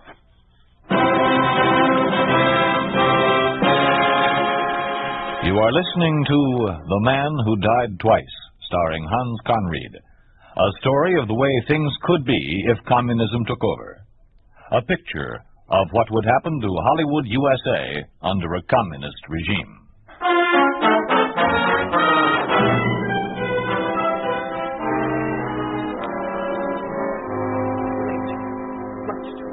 Nothing's ever too late for me. If the clock won't wait, I stop it. And baby, you know what happens when I stop something. This time you won't.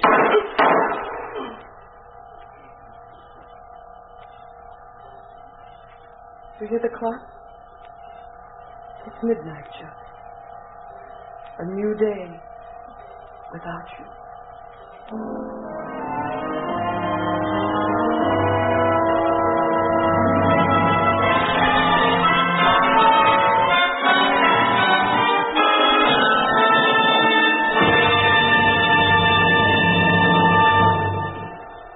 Well, what do you think? There's a couple of rough spots. Nothing some minor retakes can't fix. Oh, I think it's great just the way it is. Well, what's the rush? An extra polish never hurt any picture. They won't show at the box office. Besides, it's high time for your vacation. Vacation? Well, now, you know you need a rest. You can't keep driving yourself like this much longer. Work never hurt me. You know I can't wait to tackle thicker than water. I meant to tell you. It's been shelved. Shelved? Why? Well, the front office felt it to be too grim a subject matter at this time. What better time is there than now, with all this gibberish about communistic ideology still flying thick and fast? What this story does a greater selling job than any flag-waving brass band? What is timelier than the story of a capitalistic father and a communistic son? The clash within the same flesh and blood. I know it, but it's just one of those things where... come in.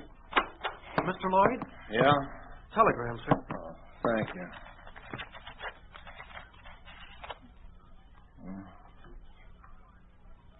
Wow. What timing.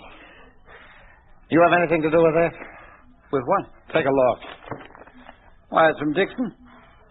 It gives me great pleasure to inform you that you have been granted a professorship of cinematography and will begin to lecture at the Southern California University in Los Angeles on the 1st of next month. Respect for yours, J.P. Dixon. Quite a coincidence, don't you think?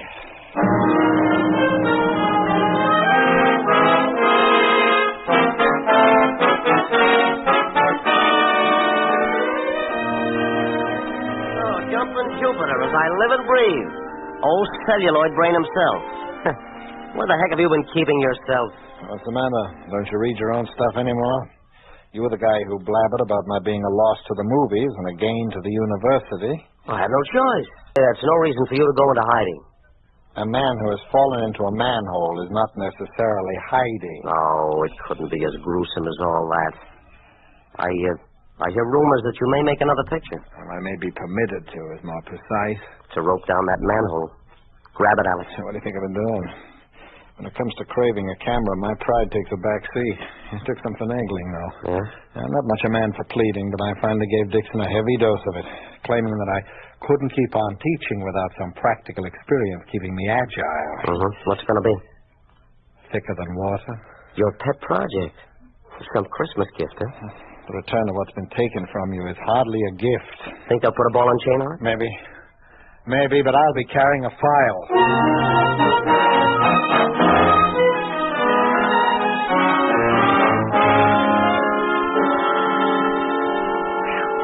Honey, the air's foul in here. Please open that window and let some spring inside, huh? Sure thing. Thanks, honey. Well, that smells good. Does spring make you think of anything special? Yeah. Yeah, honey, it sure does. We better get this write-up out before summer comes. You stinker. When do you run out of names? When you marry me. I'll buy you a dictionary. In the meantime, make 2 carbons of this. And get it on the boss's desk as soon as possible. I want to make the evening edition. But Alex Lloyd's picture won't be released for at least another month. I don't care. Got to start reminding this town early. No one forgets its absentees as fast as Hollywood. Oh, want me to take it? No, you better get that out there. Hello, Sheldon speaking. Listen, Egghead. I want you to get your carcass down here at the studio as soon as possible. What's up? I'm going to show you something that should stimulate your corny repertoire of adjectives. Alex, you're not going to run thicker than water. What else?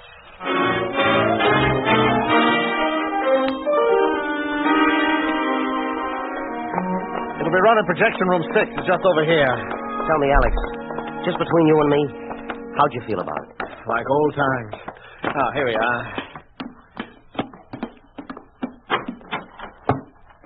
Oh, what the heck is the projectionist? Hello, anybody here? No, Alex, he's gone home.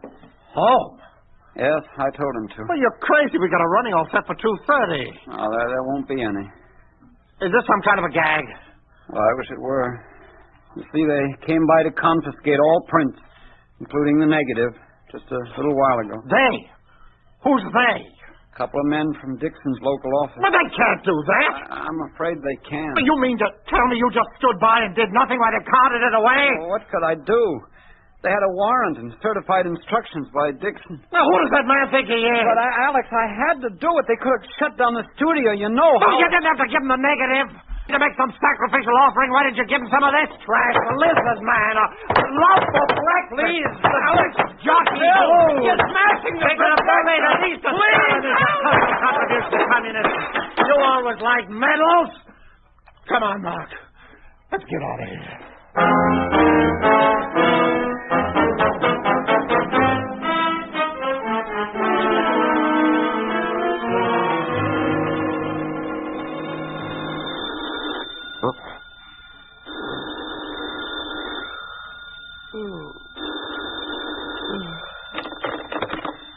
Hello. Hi, you son of a printing press.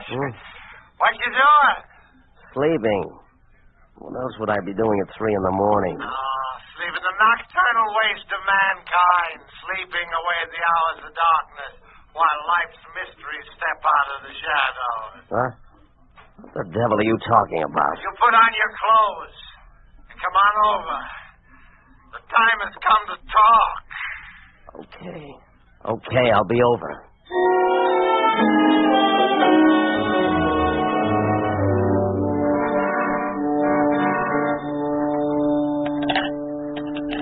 How's about one for you? No, thanks.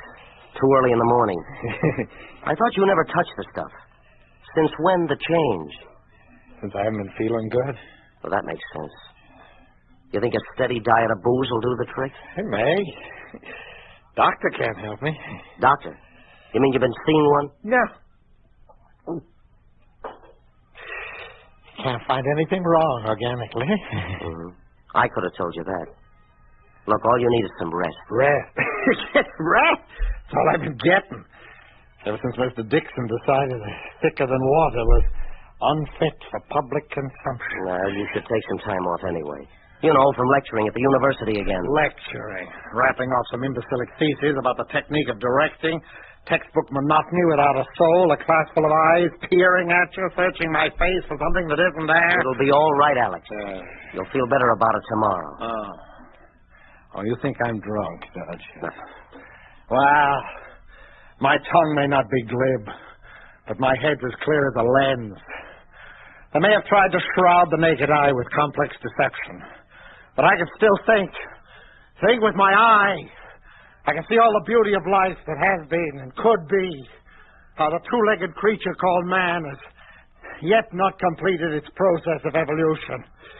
Oh, how a camera could record this struggle for our daily bread, and how the parasites make of this struggle a vicious device for their own personal gain. All right. Now you know my sickness. It's too much thinking. You're not alone. We still have one last weapon. Truth.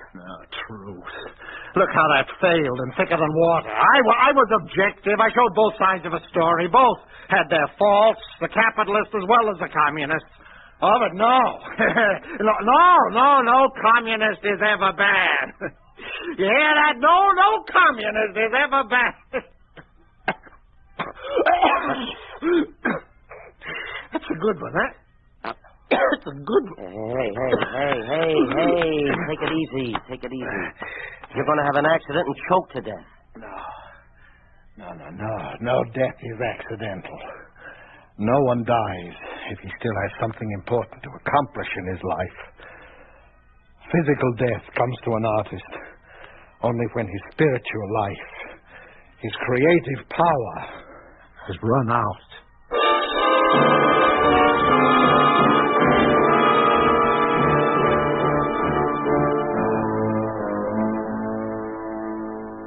Some more coffee? No, thanks. Mark, don't you think you'd better quit? It's 3 in the morning. I'm sorry, honey. You can go. I'll try to finish this by myself. I didn't mean it that way. It's just not fair of them to give you this assignment. Any obituary is bad enough, But Alex's obituary.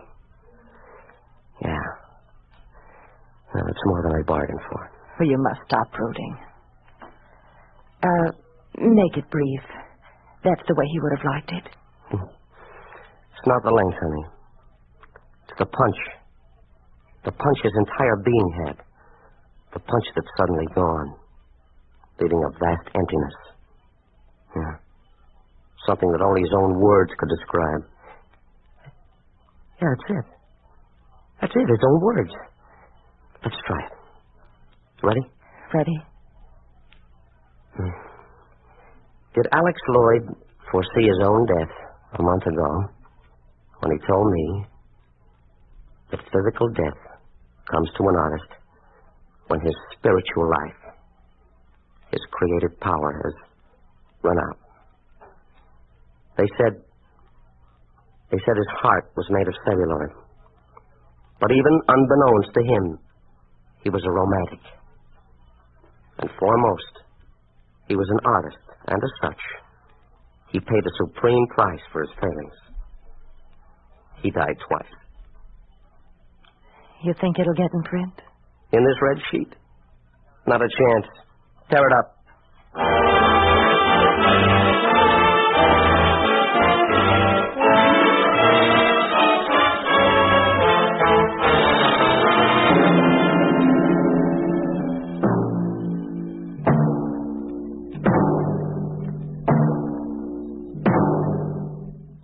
You have just heard what would happen to the motion picture industry under a communist regime.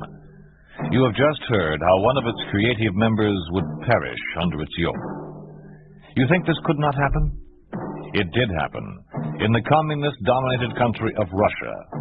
It did happen to Sergei Eisenstein, Russia's renowned motion picture director, who was the first exponent of drama through photography.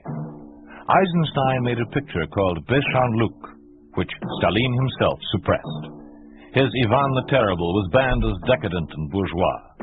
It was Eisenstein who said that no one dies if he still has something to accomplish. Physical death comes to an artist when his spiritual life, his creative power, has run out. He died soon after.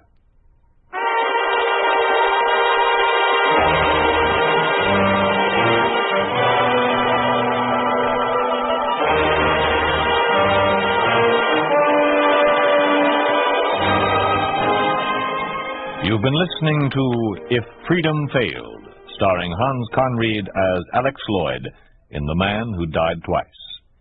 Sidney Miller was Mark, Bill Bissell was Leon, and Don Randolph was Dixon. Others in the cast were Janet Logan, Marjorie Hochel, Ken Allen, Lamont Johnson, Floyd Howard, Joe Cranston, and Leroy Leonard. Music was composed by John Hicks, with musical direction by Michel Perrier. The Man Who Died Twice was written for If Freedom Failed by Peter Brook, produced and directed by Robert M. Young. Sergeant Lloyd Eyre speaking. This program has come to you through the worldwide facilities of the United States Armed Forces Radio and Television Service.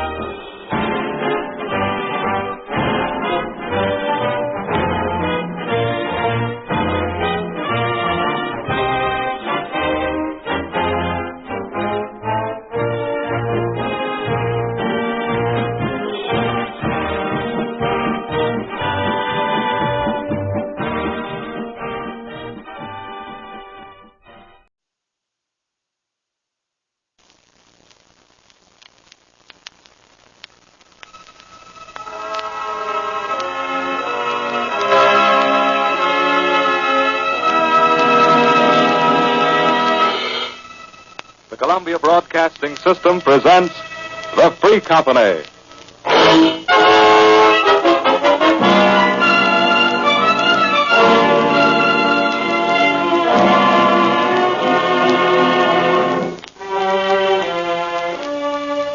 For what avail the plow or sail, or land or life, if freedom fails?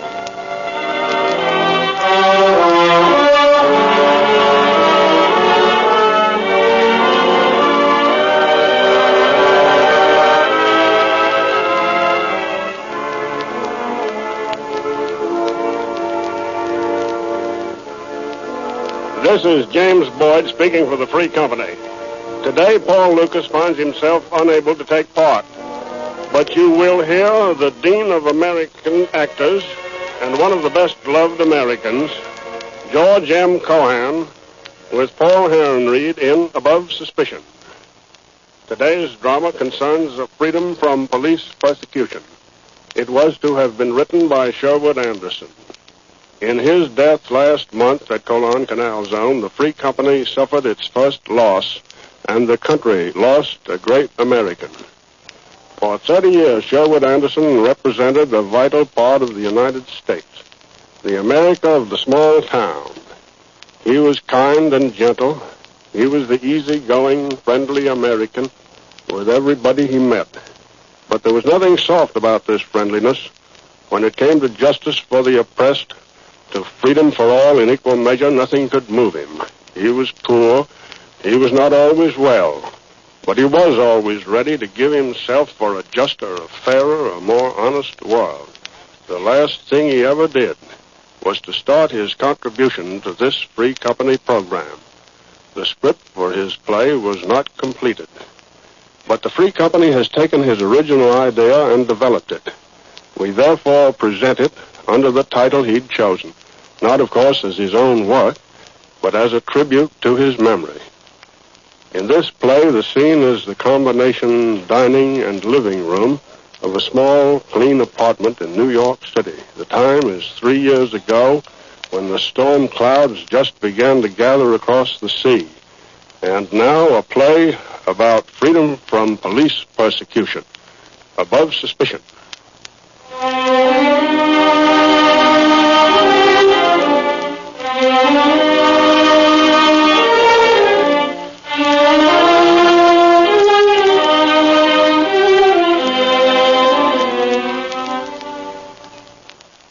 So, Trudy, now we put clean napkins in the napkin rings. Okay, Mama, here's the napkin. Thank you. And now by every napkin we put a little flower. So. Gee, that's pretty, Mama. It looks like a birthday party. Yeah, we are making a little party for Fritz. Now, please bring the spoon. Okay, Mama. When will they get here? As soon as Fritz gets off the boat, Papa will bring him. Soon they come now. Go on, Trudy, set the table. What's Fritz like? I don't know. Do I call him cousin? Yeah, cousin or Fritz. How is he my cousin, Mama? You know that I came to this country when I was a little girl like you? Yes, I know, only you had pigtails. Yeah, not brown, fluffy hair like you. Long, yellow pigtails. Well, when I came here, in the old country was my sister Trudy. We gave you her name. Why didn't she come with you? Because she was married already. And so like you are my child, Fritz is my sister's child, only older. That is a cousin to you. No, the box must be on the left side. Oh. Oh, now I must go look at the steak. You can set out the glasses, the big beer glasses. Mary! Yeah? Come here, watch Trudy while she sets the table. She wants to do it all by herself. Oh, okay. Mary, I have a cousin. Yeah, I know this Fritz. Have you a cousin? Sure, 10 of them. What are they like? All kinds. One's a bank cashier and one's in jail. In jail? What did he do? He was a bank cashier, too. The best-looking member of the family, Bill was, so it had to be Bill. Oh, well. What does Fritz do? Nothing, I guess. He's pretty young. Huh, when I was 16, I'd had 5 jobs already. Lost them all. Hurry up there, hurry up. Mama, Mary has 10 cousins. Is that so? Oh, Papa and Fritz should be here now. Mary, you want to chop the vegetables for the salad? Sure, anything you want.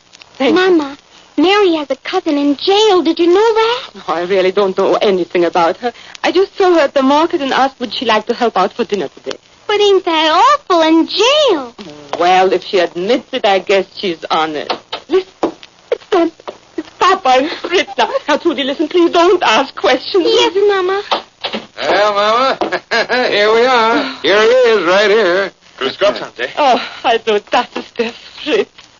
Willkommen, Fritz. Ich freue mich ja so. Willkommen in unserem Haus. But we shall speak in English. I do speak it. I should say he does. He speaks it pretty near as good as I do. And this is Cousin Trudy. How do you do? Hello, Fritz. Well, come on, folks. Now, let's all sit down. Here, Fritz, here, you sit over here. Thank you. And, Mama, I'm hungry, Well, I hope so. We are having a real old-fashioned dinner, just like the old country. All right, Mary. Mama, can I have beer? When it comes, yes, a little, just to drink Fritz's health. You have for me? Yes, we can start, Mary. Okay. Can I have coffee kuchen? Can I have apple strudel? Oh, and then can I have... A little. Now, be quiet. Fritz, how are you all? How is my sister? Oh, she's well, Aunt Anna. She sends her love. And your good father? He's well, Aunt Anna. He sends his respects. Fritz, how is the boat? Oh, it was a fine ship. All our new ships are fine ships. Yes, sir, and this one was a whopper, too. You know, for a while I thought I'd never find this boy, not knowing what he looked like or anything, you know. How did you find him, Papa? Oh, I found him right under his right letter on the pier.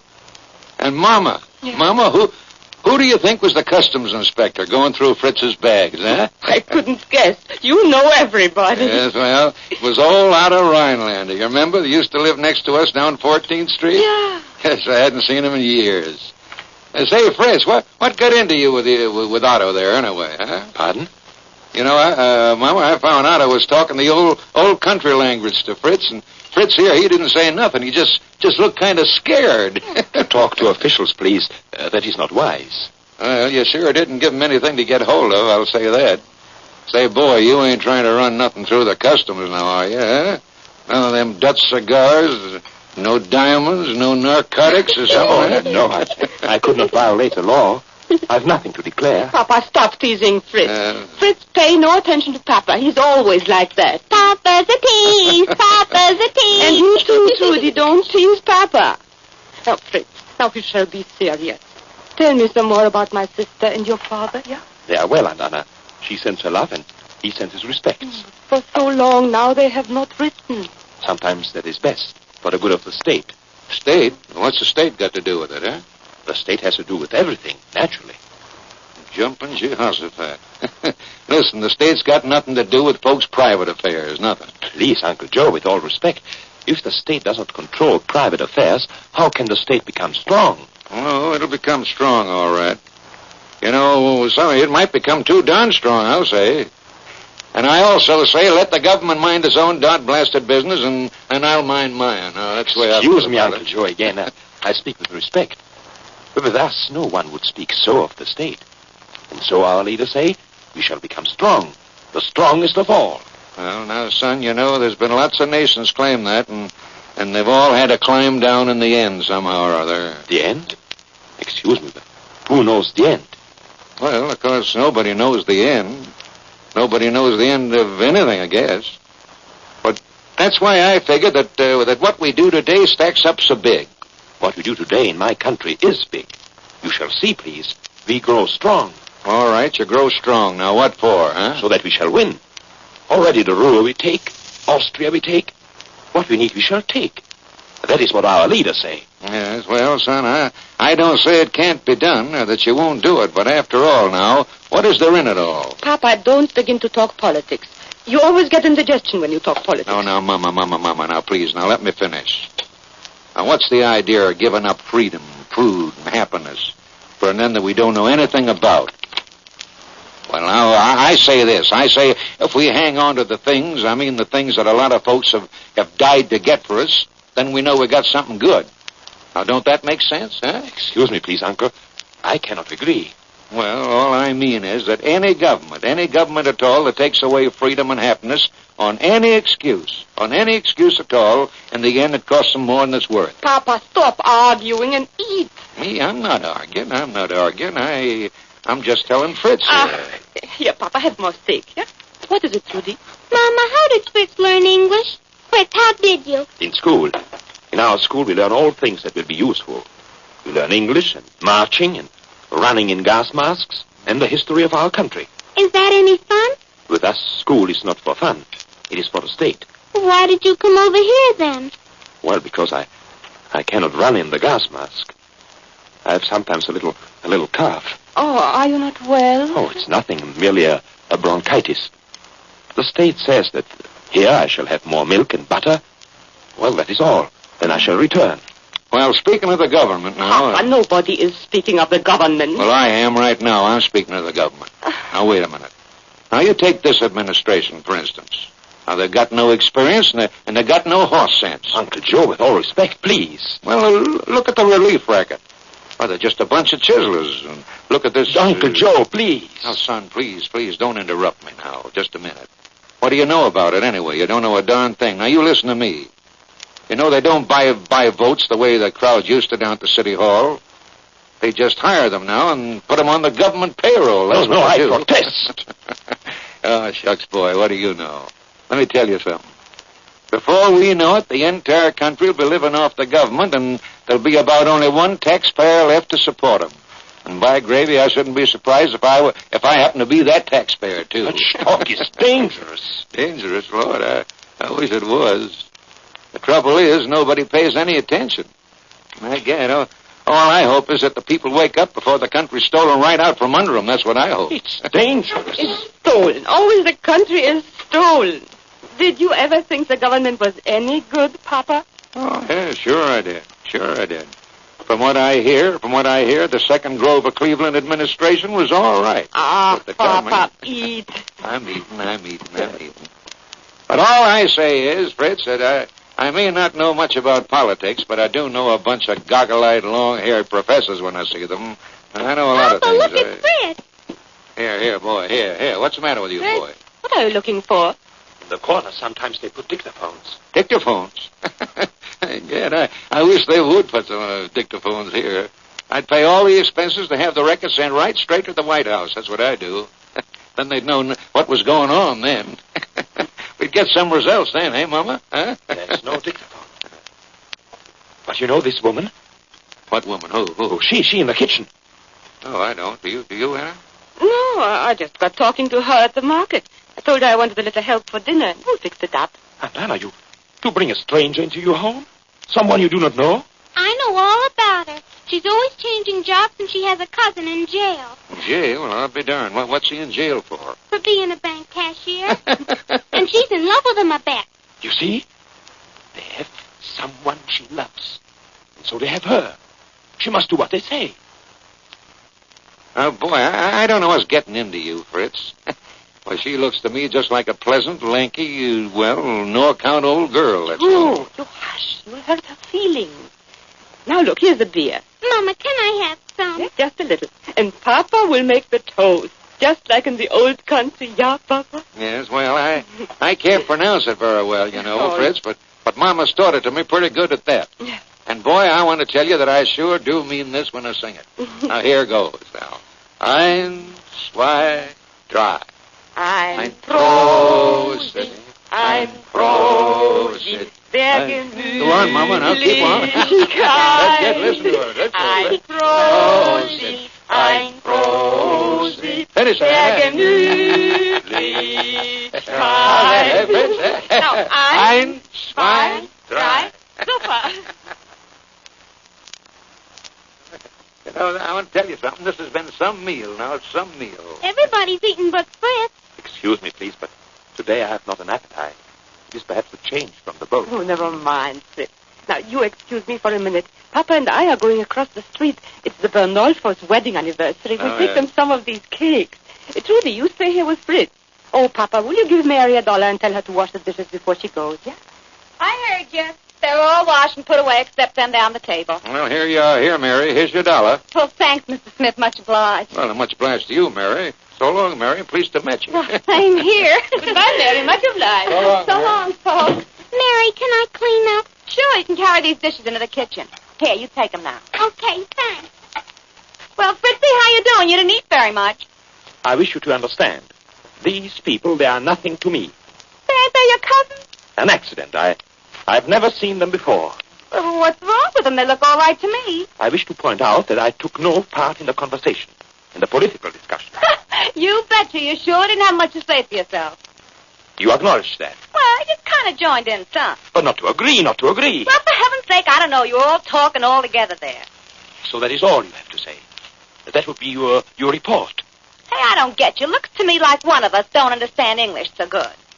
Well, okay, I gotta be moving. But please. To me, naturally, this is important. Hey, look, some other time, kid. When I have $1, I burn to spend it. Oh, what do you know? The kids put away the dishes. So long, Trudy. So long, Mary. So long, Fritzy. Fräulein, please, I beg. Hey, let go of my hand. Who do you think you are? One of them fresh guys or something? I beg your pardon. Granted. So long. Fräulein, do not include me with the others. Fräulein! I put away all the dishes all by myself. Can these rooms be seen from elsewhere? Well, the Raffertys across the area can see. He's a cop. Pardon? A policeman. A policeman? Can we see the entrance to this building? Sure, right from here. Oh, keep back here. I will look. Wait. Pull down the shades. You that one, I this one. What is this, Fritz, a game? Shh, be silent. Sit in that chair. What's the matter? You look awful. You scare me. Oh, this is a good room. It's a beautiful room, but it's all dark now. From here, I can see the entrance just by pushing the shade aside. I'm getting tired here. How do your policemen dress? They have blue clothes, but then so do firemen. Come here, quietly. Look out there. Are those policemen? Sure. One is coming in the front entrance. That's probably Mr. Rafferty. The other four go round the corner. They're from the station house. Is there a back way here? Sure, for the cans and trash and things. Go back and sit down. I don't wanna. Go. Gee, I thought you were gonna be so nice. Nice. This is no time for niceness. What is all this craziness? Listen. Someone comes. Well, what of it? What's the difference? If you speak, I...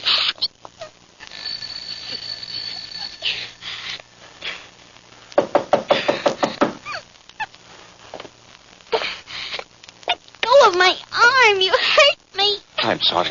Oh. I was nervous. But they've gone. But it will come again. I must think. Is there here a gun? A gun? No, it's not allowed. There must be a gun. All dangerous radicals have guns. We must find it and dispose of it. If it is found, it will be worse for us. Papa's never had a gun. And who's a radical? Papa's a legionnaire and an elk. Elk? An elk? What's that? Oh, why must I come here at such a moment? Are there papers? Oh, we should look. We should burn them. Nothing must be found, no proof. Why do you ask me to such a place? Who are you? Is it a trap? No, you're foolish. You're crazy. You don't know what can happen, but I know. I've seen such people at home. They think they will be safe, but sometimes it happens to them. But I will save you. If I can, you are my people. Whatever they do, I shall say nothing. Now we must wait. Perhaps they will go away. No, they never go away. Listen. They come again. Sit still. Oh, Papa! You fool! Rudy! Here. What is this here? Papa, he was choking me. What? Why, you ornery whelp. Say, listen, I got a mind to pin your ears back. What's the meaning of this, huh? Joe, I beg, please. I wished only to save you, to save us all. To save us? Police. There's been one here once. I thought they were coming back. Trudy would not keep quiet. We must move. They came while you were gone. Trudy, who came here? I don't know. Fritz wouldn't let me open the door. Hey, boy, you must be sick. I'm not sick, but I've seen. What's the matter Anna, here? make them understand. Understand what, Fritz? What's wrong here? The room is all dark. Fritz pulled down the shade. This boy here was choking Trudy. Oh, you don't know, you don't understand. Fritz, please tell me. Oh, listen, Aunt Anna. Yes. Once I was like you. Once I lived with Father and Mother, and we were happy. But in the home, they would talk, they would say things against the state, like you, Uncle Joe. Only not so bad. Not much, only a little. Then one night, I hear steps and voices. It is the police. You understand? The police. And now they come here to this place. Again, the police. While you are away, they come to the door. Fritz, do you know who that was that you think was the police? It was Jimmy Rafferty, a neighbor's boy. A neighbor's boy? Yes, his father's a policeman. Policeman? Yes, they are good friends of ours. And do you know what Jimmy wanted? He studied German in his school, and he wants to try if he can speak with you in German. Now, do you see how all this is foolish, Fritz? Foolish to you, not foolish to me. You were not there that night to hear the big feet on the stairs, to hear the voices. I was frightened, but in the end, I got up. I went to my father's and mother's room. They are gone. Gone! Never did I see them again. But, boy, you told us a while ago that they were well and that they sent their love. That is what it told me to say. For the state. But never did I see them again. Never did I hear. I asked and I was beaten. Look on my face, you see. They said if I ask any more, it would be bad for them. That they would be beaten. My beautiful mother will be beaten. No, Fritz, no. She will be beaten, my beautiful mother. They will make her cry. Fritz. My mother. But Fritz, please, it is not my so. Mother Here, will be beaten. Fritz, he's all so different. You must believe me. Ja, I know Mother. you will believe me. Hier wird alles gut werden. Alles wird gut, Fritz. And Anna. Please. And Anna. So now you are a good boy, Fritz, yeah? Now you are better. Oh, hello, Jimmy. Hello there. Mama, here's Jimmy back again here. Maybe Fritz wouldn't want to see him right now, huh? Oh, Papa, could he wait? No, I will see him. I will be all right. I'm not a coward. But I don't know anymore. But not a coward. Tell him I shall be pleased. Come then, Jimmy. Gee, Mrs. Smith, it looks like I come at a bad time. Oh, the bad time is over, Jimmy. Papa, raise the blinds, will you? You betcha. Hey, Jimmy, you want a piece of cake, do you? There's some in the kitchen there if you do. Oh, thanks, Mr. Smith. Uncle Joe, and Anna, Trudy, forgive me, please. That's all right, son. Now, don't say nothing more about it. Now, let her go. See, that's better. The sunlight comes in. Trudy, tell Jimmy Fritz wants to see him. Come on, Jimmy. Fritz, this is Jimmy Rafferty. Oh, hiya, Fritz. How'd you do? And Anna says you can speak my language. No, I can't really, but I learned a song, and I thought I might spring it at our class show. You know, kind of surprise them. Only I don't know if I pronounce it right, you know. It's called Ich weiß nicht, was soll es bedeuten. You ever hear of it? At home all know that song. Yeah, that's it. Oh, sing it, please. Oh, no, you sing it. I wouldn't sound so good. But please, you must try. Well, let Fritz give me a lead. No, you first. Oh, come on, boys. Come on now. Sing it together, both of you now. Come on. Ich weiß nicht, was soll es bedeuten. Yeah, Mama. Hey, what's the matter with you, Mama, huh? My sister. Oh, now, come on, dear. Now, be brave. Look at Fritz here. Look at him. He is brave. I won't let him see me cry. I will think how lucky we are. Sure we're lucky. Sure we are. Oh, Mama.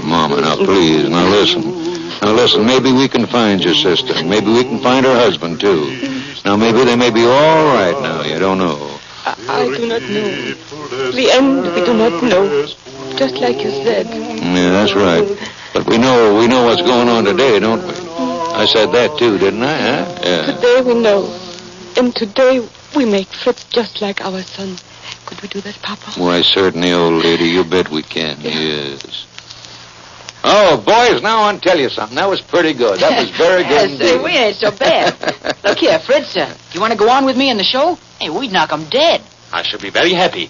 You bet. Okay, we're set. Hey, you must have done a lot of singing, fella. With his father, I guess. Just like you, Jimmy. Yes, with him.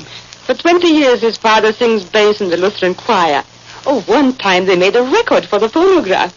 So you like the old country music, Jimmy? Gee, yes, Mrs. Smith. It's great stuff.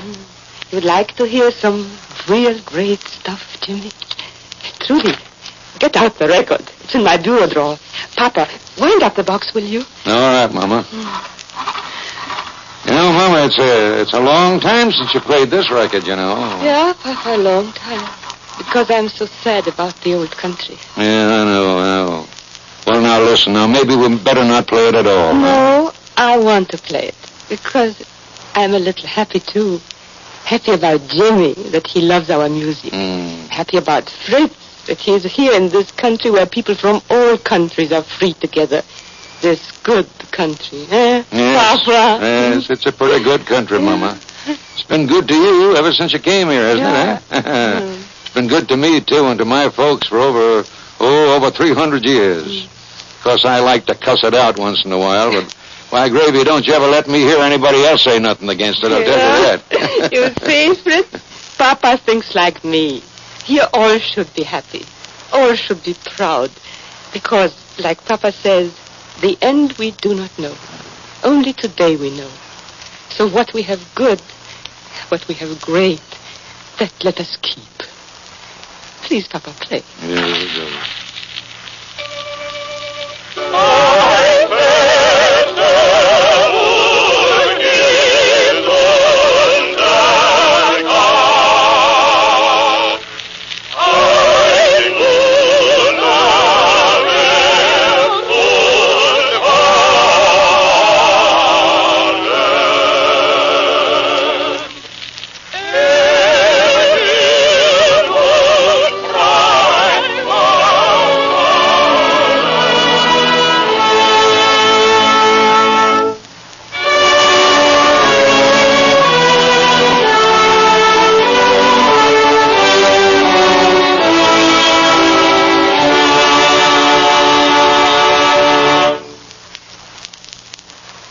This is James Boyd speaking again.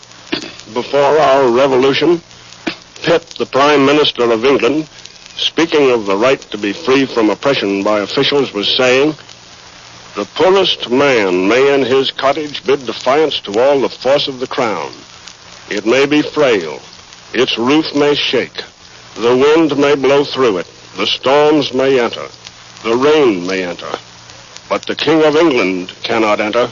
All his forces dare not cross the threshold of that ruined tenement." That respect for the individual which forbids the king to enter is the basis not only for the freedom shown in our play today, but for all the freedoms preserved in our Bill of Rights. It is our way of life. And as we bring to a close this Free Company series about that American way, the Free Company remembers its plays on freedom of speech, of the press, of assembly, of religion. It remembers the whole body of our American beliefs. And it says, here we stand on our great principles, on our deep, strong beliefs. And the voice of America answers, here we stand.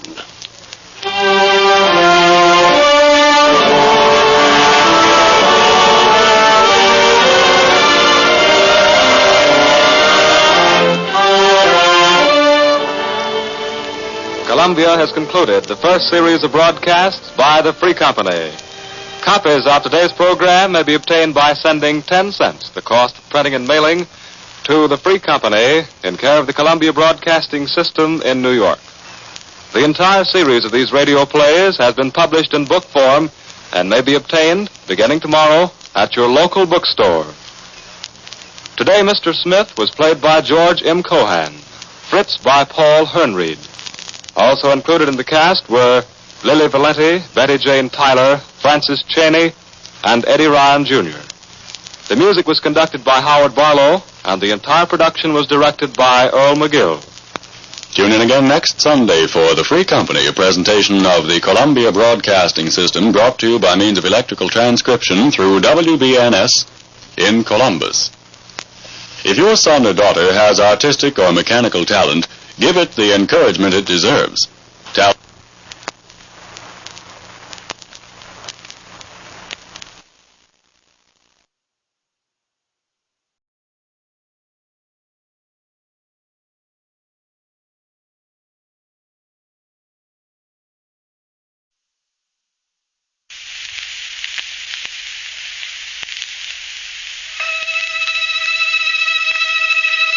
The Columbia Broadcasting System presents The Free Company.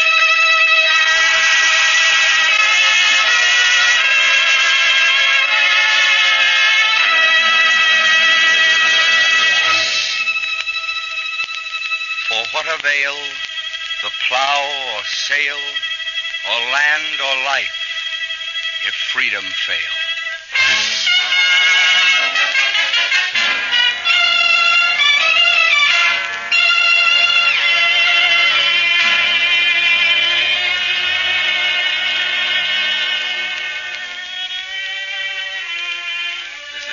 Douglas Meredith speaking from Hollywood for the Free Company. Today, Melvin Douglas, Claire Trevor, Edward Ellis, Margaret Hamilton, and Charles Bickford appear in a new original radio play, The Mole on Lincoln's Cheek, by Mark Connolly, author of the Pulitzer Prize play Green Pasture. The Mole on Lincoln's Cheek is the second in a series produced by the Free Company, a group of prominent writers, actors, and radio workers who have organized to give expression to their faith in American democracy. Some of these plays will deal with one or more of the 8 basic freedoms assured to all citizens in the Bill of Rights. Today's drama, for example, concerns freedom of speech as applied to teaching. Other plays will cover more general ground. All of them are intended to explain and to illustrate the meaning of our freedom. All of them will be written by America's most distinguished dramatists, including Maxwell Anderson, Sherwood Anderson, Stephen Vincent Benet, James Boyd, George M. Cohan, Norman Corwin, Paul Green, Ernest Hemingway, Archibald MacLeish, Orson Welles, Elmer Rice, Robert E. Sherwood, and John Steinbeck, 9 of them Pulitzer Prize winners. And now, Mark Connolly's original radio play, The Mole on Lincoln's Cheek.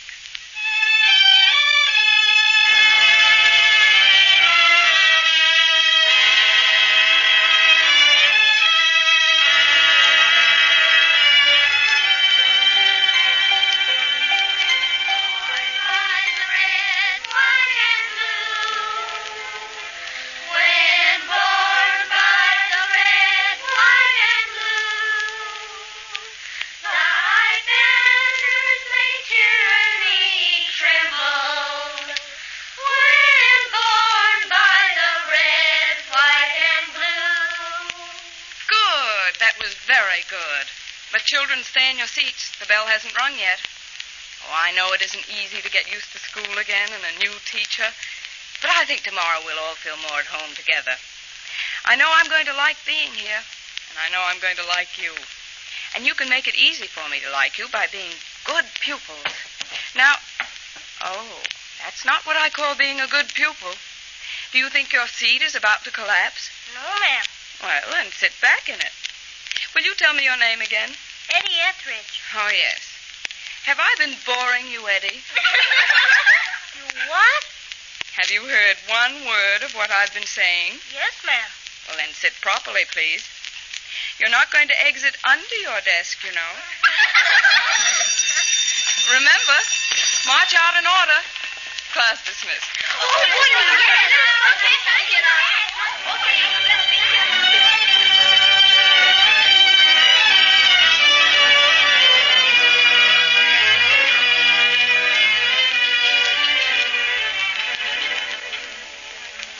More pie, Mrs. Roberts? No, thanks, Clara. Miss Thatcher might. Oh, no more, thank you. It was delicious, though. You want some, Mr. Roberts? Mr. Roberts don't want any more. I'm glad you like lemon pie, Miss Thatcher. If you're going to board with us, you'll enjoy it every Tuesday. I don't think we missed a Tuesday in 18 years, have we, Clem? No. Well, how'd you like your Millersville class, Miss Thatcher? Oh, very much. They're unusually bright children. I guess they have to be with all the things they teach them these days. They're teaching them too much. Mr. Roberts, don't you agree there are many things children must know today they didn't need to 30 years ago? What? Well, nowadays, if they don't know more about Europe, for instance, they're not going to be able to understand and appreciate their own country as they should. They don't need to have politics thrown at them. Oh, but we've been teaching civics since they've been public schools, and, well, civics embrace political history. Are you teaching them politics in your class? No, I'm afraid the 5th grade is a little young for civics. That ain't the way the communists feel. They like to get at 'em young. There isn't any communism in your schools, is there? We've seen signs of it, but it ain't going to get very far.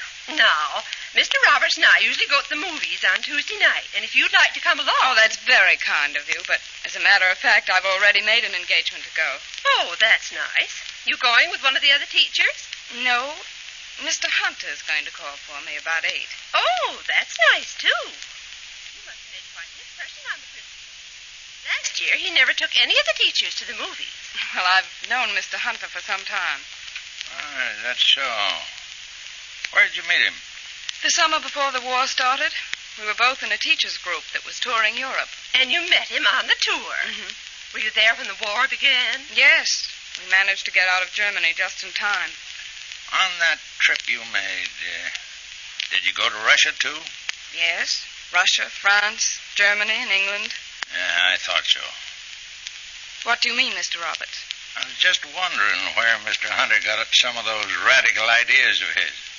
What radical ideas, Mr. Roberts? Now, Clem, Miss Thatcher's a friend of Mr. Hunter's. Okay.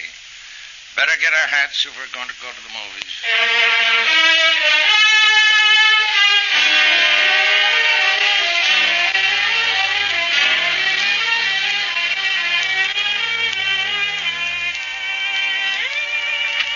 Good evening, Miss Thatcher. Good evening, Mr. Hunter. Were your ears burning a little while ago? Oh, why? Well, I don't think Mr. Roberts approves of you completely. No, I'm afraid he doesn't. If he ever learns you came here on my recommendation, I don't think your fine record in Bridgeton is going to help you. Well, he isn't very cordial now. You know, you don't have to live here, even if he is a member of the school board. Oh, no, sir. I intend to do a little work on him. You know, I'd really like to find out what's behind those fixed ideas of his. I'm afraid you won't get very far. You ought to see him at a school board meeting. Has he made trouble for you? When I became principal last year, Roberts almost stopped me from using the Clavering textbooks. But didn't you tell him that they were required reading in half a dozen states? Yes, but Roberts acted as though I'd brought the Clavering series personally from Moscow. Oh, goodness. I pointed out that Dr. Clavering was one of the most honored educators in America. But I couldn't convince Roberts that he wasn't dedicated to poisoning the minds of school children. Well, but you got the books approved, all right. Yes. I hope I won't have him against me on anything this year. The 3 new board members are all friends of his. Well, you ready? Yes. You want to know what subversive activity I've planned? What? I intend to hold your hand at the movies, even if they ride me out of town on a rail.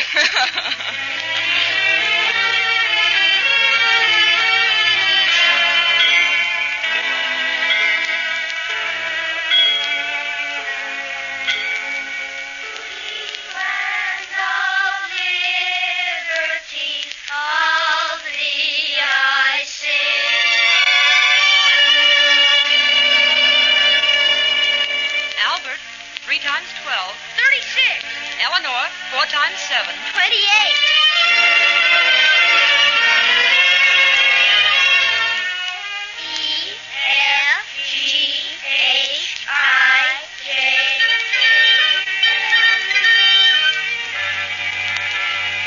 A sailor cried, "Land, land," and at daybreak Columbus saw that it was indeed land.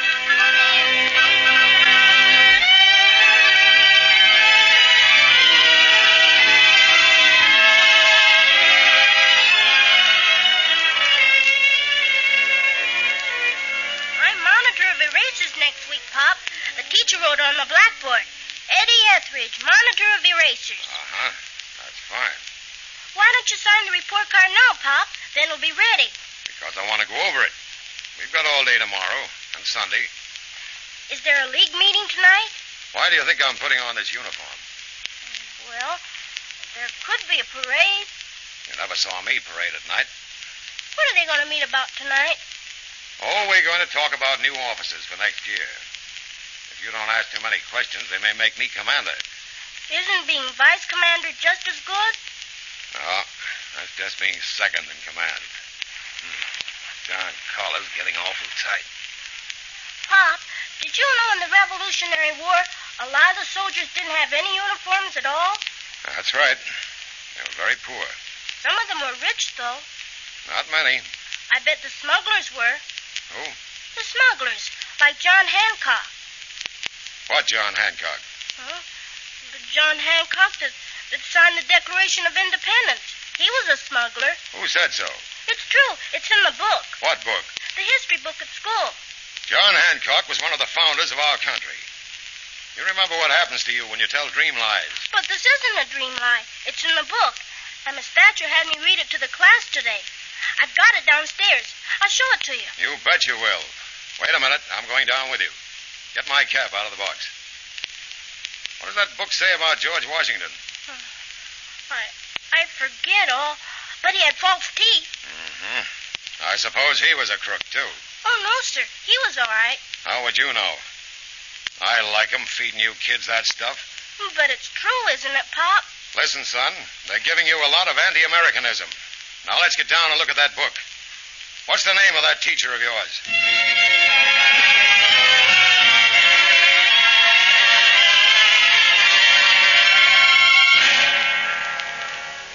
I'm here to tell you that you fellas don't know what's going on at that school.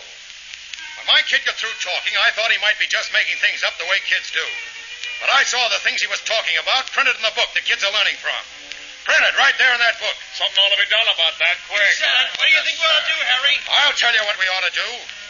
I want the American Veterans League to make a protest and send it to me as a member of the school board. I'll turn it over to the superintendent of schools Monday morning. Then we'll get action. Will somebody put that as a motion? I move that the Veterans League Millersville unit demand that the school board investigate on American activity.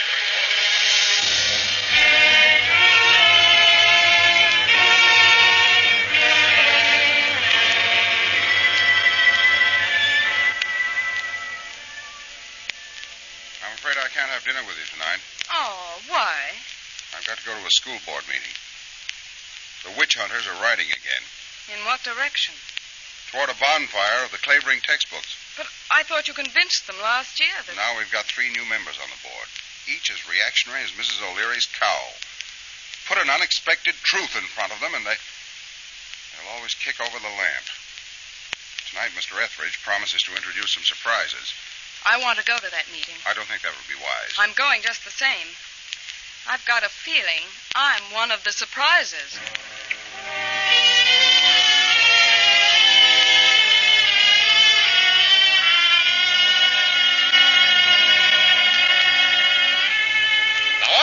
Last year, the fact that some other school boards had approved the Clavering books persuaded the Millersville board to adopt them. Gentlemen, I maintain this board has had something put over on it, and that we can't repair the damage a minute too soon. Before I'm through, I think you'll decide to get rid of these books and the people who are using them for anti-American purposes. Mr. Chairman. Dr. Taylor. As superintendent of schools, I'm included in Mr. Etheridge's generalities, and I believe... I'm not including you, Dr. Taylor. I know you 100% American. Mr. Hunter here is the man I'm concerned about. Now, I don't know whether the whole board has ever read these Clavering books. I doubt the new members have. I read them. I know you did, Mr. Roberts. And I wish I'd been on the board when you tried to stop them last year. But for the benefit of those that haven't read these books, I have a few quotations I want them to listen to. And I think they'll be just as appalled as I was by the dirty, disgusting, un-American statements this man Clavering makes. Listen to this one on page 22, book 4. In many instances, the devotion of the leaders in the fight for independence in 1776 was caused less by patriotism than by the opportunity for what today we would call graft. That's a fine way to help children take pride in their forefathers, isn't it? And look what he has to say about the Boston Massacre, one of the outrages that brought on the revolution. I quote, "The mob was at least as much to blame for the Boston Massacre as the troops." Mr. Chairman. Mr. Hunter.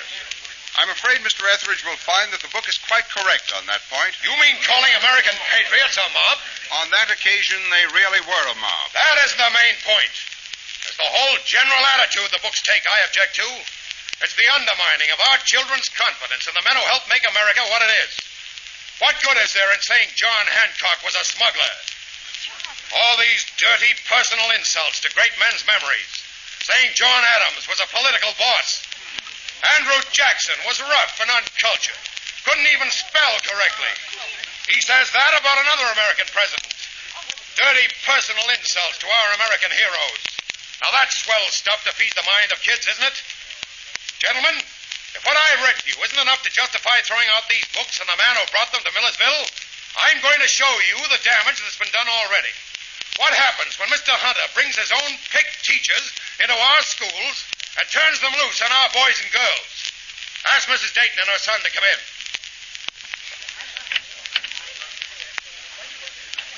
Come right in, Wilbur. You come in too, Mrs. Dayton. This is Wilbur Dayton. down, Wilbur. How old are you, son? 10. Now, I want you to tell these gentlemen just what you told me this afternoon. Well, we were all sitting there, and Miss Thatcher said, "Do you know who this is?" Wait a minute, Wilbur. Are you talking about the geography class on Thursday? Yes, sir. What made it different from any other geography class? Well, because Miss Thatcher opened her desk and took out the statue. What kind of a statue? Hitler's statue. You mean Adolf Hitler of Germany? Yes, sir. Did she tell you what it was? Yes, sir. Did she tell you what the school children in Germany did when they saw the statue of Hitler? Yes, sir. What did they do? They saluted it. And what did you do? Well, she told us what a great man he was, and then we said, "Heil Hitler." All right. You can go now, Wilbur. No, he mustn't go. This isn't a fair hearing at all. I should like to question Wilbur. Mr. Chairman, this young woman has no official standing at this hearing, and I don't want this child intimidated. Mr. Chairman, I'm this child's teacher, and if I'm being included in these charges, I have a right to defend myself, too. That's substantially true, Miss Etheridge. I think Miss Thatcher has the right to question Wilbur. Go ahead, Miss Thatcher. Thank you. I was told this might happen, and I brought something along with me to show you. It's right here in my purse. Now, I want you gentlemen to look at that statue you heard so much about. I think you'll admit that statue isn't a very accurate description of it. Wilbur, is this what I showed you and the other children in class Thursday? Yes, ma'am. Would you call it a statue? Well, it's Hitler. Yes, of course it is. Do you remember what I said it was? You said it was a toy you got in Germany. Didn't I say I saw children buying them from a man on the street? Yes, ma'am. They cost 10 pfennigs. Didn't I say I wanted to show you the difference between the toys children play with here and the ones they have in Germany? Yes, ma'am. But she made you salute it, too, didn't she? Wilbur, did I tell you to salute it? Some of us did. Yes. And I'd like to show you, gentlemen, why they did. When you pull this string, you see the little arm goes up in the air in a kind of salute.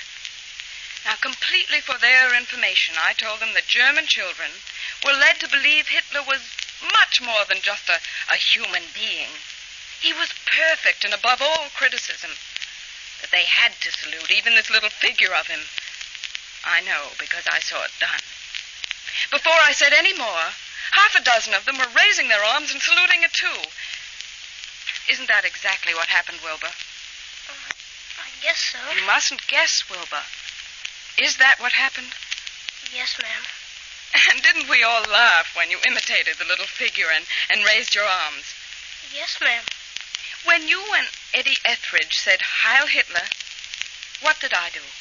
Well, you laughed. And what else? You told us to stop. Well, just one more thing, Wilbur. Have you ever heard me at any time say that Germany was better than America? Or that anybody in Germany was better than anybody in America? No, ma'am.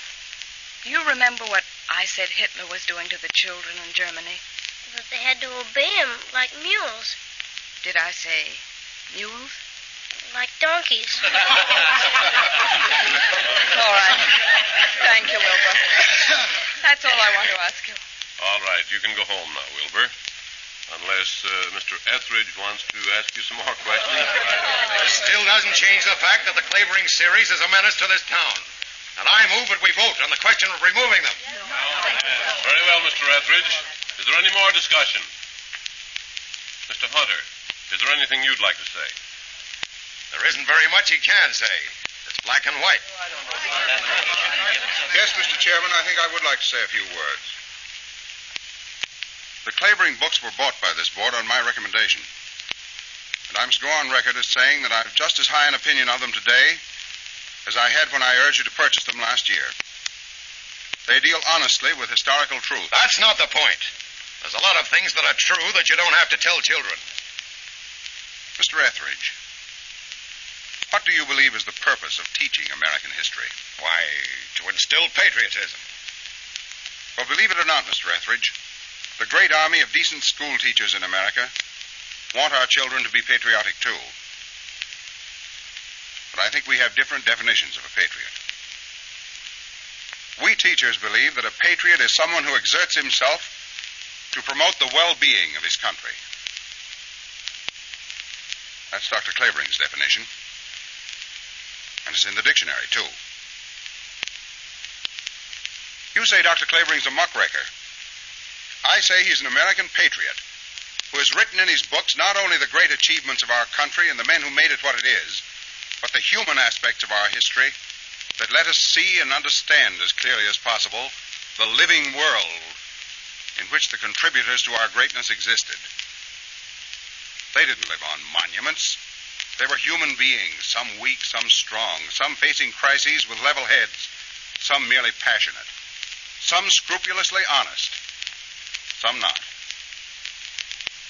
George Santayana, one of the greatest teachers America ever had, said those who do not remember the past are condemned to repeat it. Now, no one can deny that we're living in a changing world.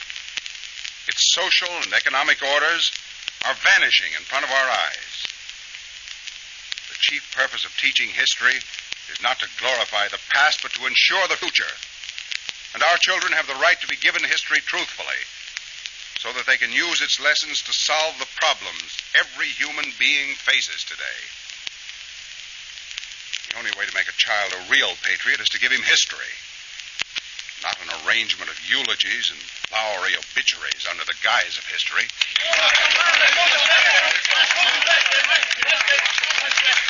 I'd like to have the floor. Go ahead, Mr. Roberts. Last year, I said the board ought not to buy the Clavering books because I'd been told how radical they were. Well, this year we've got a very bright boarder at our house, that Miss Thatcher you just had up. And I'm here to say that in the last couple of months she's opened my eyes, and so has Mr. Hunter. And I ain't ashamed to say that when I said we oughtn't to buy the books because they were communistic, I made a darn fool of myself, and I ain't going to do it again. I'm behind Mr. Hunter 100%. But you told me this afternoon you'd back me up. No, I didn't. I just said I'd be here and I'd have my eyes open. Harry, I don't want to get into a fight with you. I just want to ask you this. Has Mr. Hunter convinced you you're wrong? He hasn't convinced me this Clavering isn't a muckraker. Then you're even dumber than I was. Can't you see that you're the muckraker? What are you talking about? Just because I'm American enough? Now, wait a minute. You'll have a chance to answer me when I get through. These Clavering books don't insult and cheapen our great men. You're doing that by implying that they weren't big enough to survive a comparison of their faults and virtues. Now, let me show you what I mean. All our lives, we've been used to seeing pictures and photographs and statues of Lincoln with a mole on his cheek. Right here. And if any painter or sculptor dared to show us Lincoln without that mole, there ain't nobody over 8 years old in America wouldn't say, put that mole back. We know it don't make him look like a movie hero, but he didn't happen to be a movie hero. So you put that mole back, because that's the way he was. It makes him realer to us. We want him tall and lanky, with big knuckles, and forgetting sometimes to have his pants pressed. We know Lincoln pretty well. We ought to know America just as well as we know Lincoln. And if it's parts of this history ain't pretty to look at, let's face the facts, then make improvements as we get a chance to. If you want to see what happens to a country that has nothing but little tin gods in it, look at Germany. School children there are being taught on your system. All their leaders are perfect, and all their histories are being rewritten to prove it. Well, you want our kids to be told about America that way? We know that everything considered, it's one of the best countries ever organized. We want to keep it that way. And that means not being afraid to learn what made it tick in the beginning and what keeps it going today. Now, it's getting late and there's a question before the board. But if you ain't convinced yet, I'm prepared to sit here all night to get it through that thick skull of yours.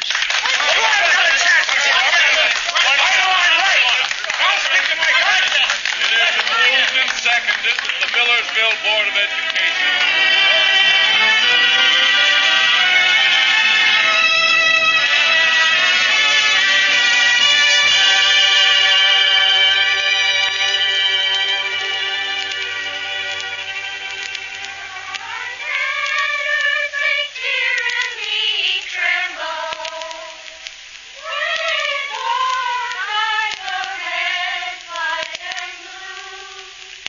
Sorry to take you away from your class. Oh, that's all right. Did you see Mr. Roberts last night? No, but I talked with him this morning. He told me how they voted. Well, we're safe for another year. Yes, darling. We'll always be safe. As long as there are Americans like Mr. Roberts to keep his eyes open.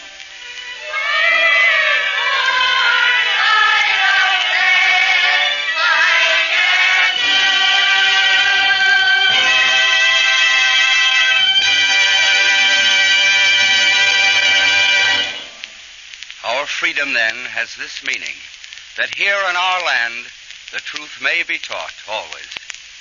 Academic freedom is the first liberty to die when dictators rule, for dictators know the power of education. Let us, like Mr. Roberts in the play, keep our eyes open for truth. Let us resist any attempt to suppress truth or to distort it.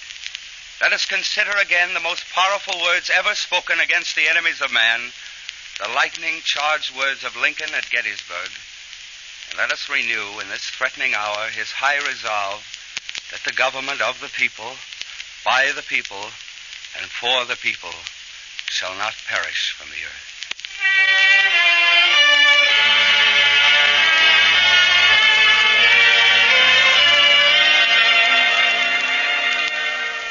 In this, the second of our series of broadcasts, the stars and the author of today's drama joined the Free Company under chairmanship of James Boyd, contributing their services without payment.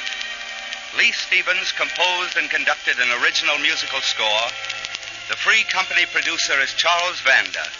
To the Screen Actors Guild and to the American Federation of Radio Artists and to the Columbia Network, all who have combined to make this series possible, to all these people, with a word of a special thanks to Irving Reese, who directed. This is Burgess Meredith offering the sincere thanks of the Free Company.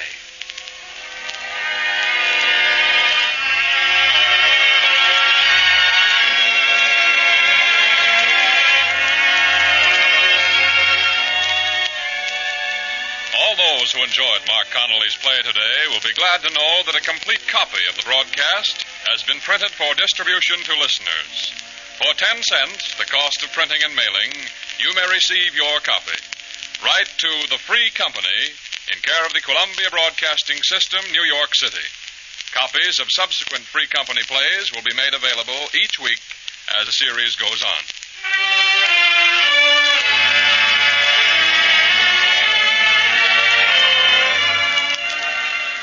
All criticisms of historical facts contained in The Mole on Lincoln's Cheek are based on authentic conditions. There is no Clavering series, but you will find the names of the actual textbooks containing the controversial facts used in the play in Howard K. Beale's Survey of Teaching, which he prepared for the Commission on Social Studies of the American Historical Association. Next week at this time, the Free Company presents An American Crusader by Robert E. Sherwood, author of Abe Lincoln in Illinois and There Shall Be No Night, starring Francho Tone and a distinguished company. This is the Columbia Broadcasting System.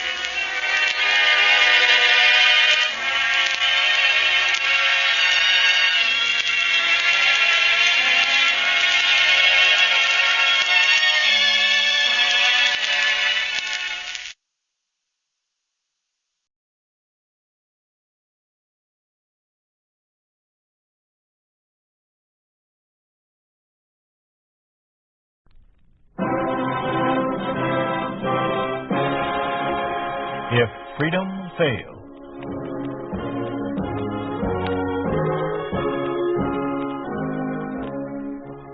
we'd like to take you on a visit to a town that doesn't exist. A town we call Springfield, USA. We'd like to show you how things would be in any American town if communism took over. This is the story of a Boy Scout. The story of what happens to youth organizations under a communist regime.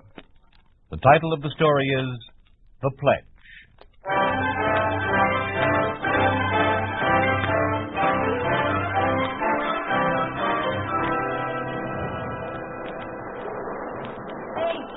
Look at me. I'm looking, Paul. Now look at this side. My atom bomb special. Yahoo! You see me? Do you call that a dive? Sure. Can you do it? Hands behind my back. Yeah? Well, let me see you. Nah, I'm going to stay out for a while. Oh, come on in, Gene. The high school guys will be coming pretty soon. In a minute. Well, I'm going down the other end. Okay. Hiya, Gene. Oh, hi, Lester. Won another Boy Scout merit badge, didn't you? Uh-huh. For first date. Hey, how'd you know? Saw it in the paper. Congratulations. Gee, thanks. I'm going to start working on my civics badge next. You must be a pretty good scout. Well, I'm the leader of my patrol. You know something, Gene? What? We're looking for kids like you. What do you mean? A bunch of us at Springfield High are starting a new club. The Pioneers. Yeah? It's the club for fellows and girls. You want to go to the university someday, don't you? Well, sure I do. Okay. The Pioneers will help you get there if you're a loyal member. Yeah?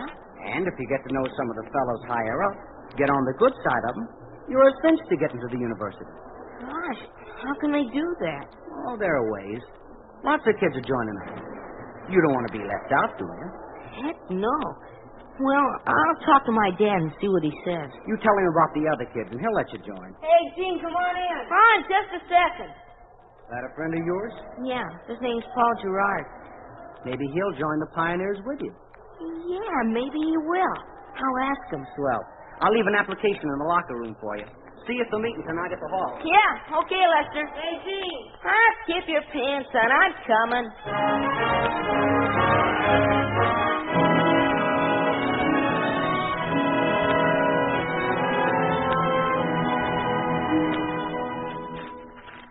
Well, son, how'd it go today? Okay. Paul and me went swimming over at the high school for a while. Have fun? Yeah. Oh, I saw Lester Parker over there. Parker? Uh-huh. He said he read all about me in the paper. What did he want? He asked me to join a club the fellows in Springfield High are starting. Oh, what kind of a club? Oh, I don't know. But it's got a keen name. The Pioneers. Gene, He gave me an application for you to sign. I got to get your permission, Dad. I'm not so sure I want you to join the club, Gene. Huh? But why? The Parkers are all loyal members of the Communist Party. All you have to do is sign the application. Gene, don't you understand? I don't want you to join the Pioneers. Why don't you let me join the Boy Scouts? That's different. Why? Because everything the Boy Scouts stand for is different. Well, that's that for another day. Oh, my. What serious faces. What's going on? Dan won't let me join the Pioneers. What's that? Something to do with your Boy Scouts? Well, why can't he join, Ben? Well, it doesn't have anything to do with the Boy Scouts, Marion. No? It's a new youth movement starting up in Springfield, a communist youth movement. Oh, you don't think the communists are trying to organize children or anything like that? Why not? They organized everything else, our industries, our agriculture. They've taken over the government. But to think they'd organize the children is ridiculous, dear. Well, can you tell me what harm a bunch of 12 and 13-year-olds could do? They'll think up some way for the kids to work for the party. Darling, I know how disturbed you've been since they took over. Everybody has. But as long as we can't fight it, why shouldn't we accept it? You joined the party. Yes, so you and Jean could go on living. And we are. Maybe not as well as we used to, and maybe we don't have as much freedom as we used to, but we have food and clothes, and you have a job. Yes, I still have a job. So, as long as you're already a member of the party, I can't see any harm in letting Jean join this whatever it is they call it. Pioneers, Oh, Mom. They go camping and hiking, and they even have dances. There's nothing wrong in that, is there? Well, it sounds all right, but... Oh, I don't know. You've seen how they do things, Marion. Why should this be different? Well, darling, there's one way to find out. Let Jean give it a try. Then if we decide it's not the right kind of organization for him to be in, why, he can drop out. Yeah. I have an idea he will anyhow, what with his scout activities and his school, but... Well, dear, it's up to you. You're the one to sign the application. Oh, please, Dad. Can't talk you out of it, can I? Well, I don't want to be the only one who isn't a pioneer. Okay, I'll sign it.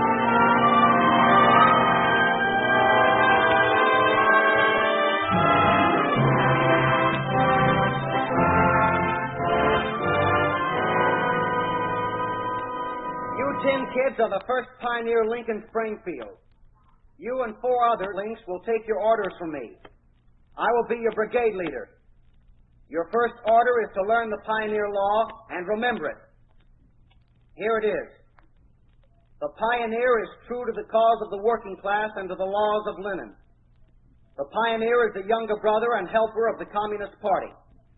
He is a comrade to the workers, children of the world.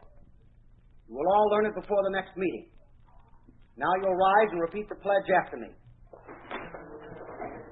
I, a young pioneer of Soviet America. I, a young pioneer of Soviet America.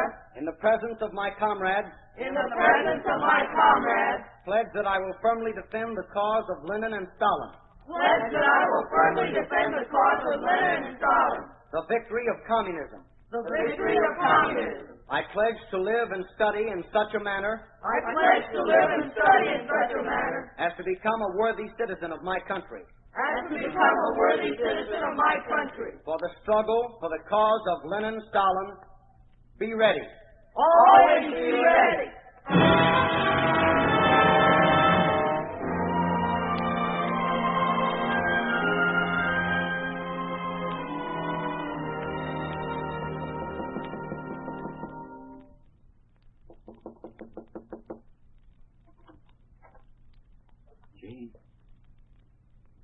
Jane, you asleep?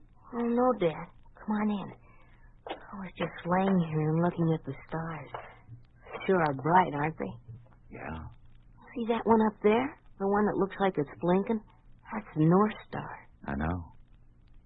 In the old sailing days, the captains steered their ships by watching the North Star. They did? As long as they kept their eyes on it, they knew they'd never lose their way. Gee, where'd you learn that? Oh, I read it somewhere. Jean. I'll bet you know all about the stars. Jean, Mm-hmm. how was that meeting tonight? Oh, keen. Lester told us all about the pioneers and how we were going to be comrades with all the other kids. And we had to take a pledge that we'd become worthy citizens of our country. I see. Hey, you know something funny, Dad? Hmm? The motto of the pioneers is the same one the Knights used to have in the old days. Always be ready. Just like they told us in the Boy Scouts. Isn't that funny? Yes, it is. You don't sound like you think it's funny. Guess I was thinking about something else. What, Dad? Do you remember right after you joined the Boy Scouts, you learned the oath of the Athenian young man? Uh-huh. You still know it? Sure. I think so. Say it for me. Now? What for? I just want to hear you say it. Okay. We will never bring disgrace on this, our city, by any act of dishonesty or cowardice. We will fight for the ideals and sacred things of the city, both alone and with many. We will revere and obey the city's laws, and will do our best to incite a like reverence and respect in those above us who are prone to annul them or set them at naught. We will strive increasingly to quicken the public sense of civic duty. Thus, in all these ways, we will transmit this city, not only not less, but greater, better, and more beautiful than it was transmitted to us. How's that? That's fine, son. Why did you want to hear me say it? I want to be sure you still remember it. And I don't want you ever to forget it. All right, Dad. Promise? Scout's honor. Now you better go to sleep. Good night, son. All right, Dad. You shouldn't kiss me. Why not? You're my son, aren't you? Good night, Jean. Good night, Dad.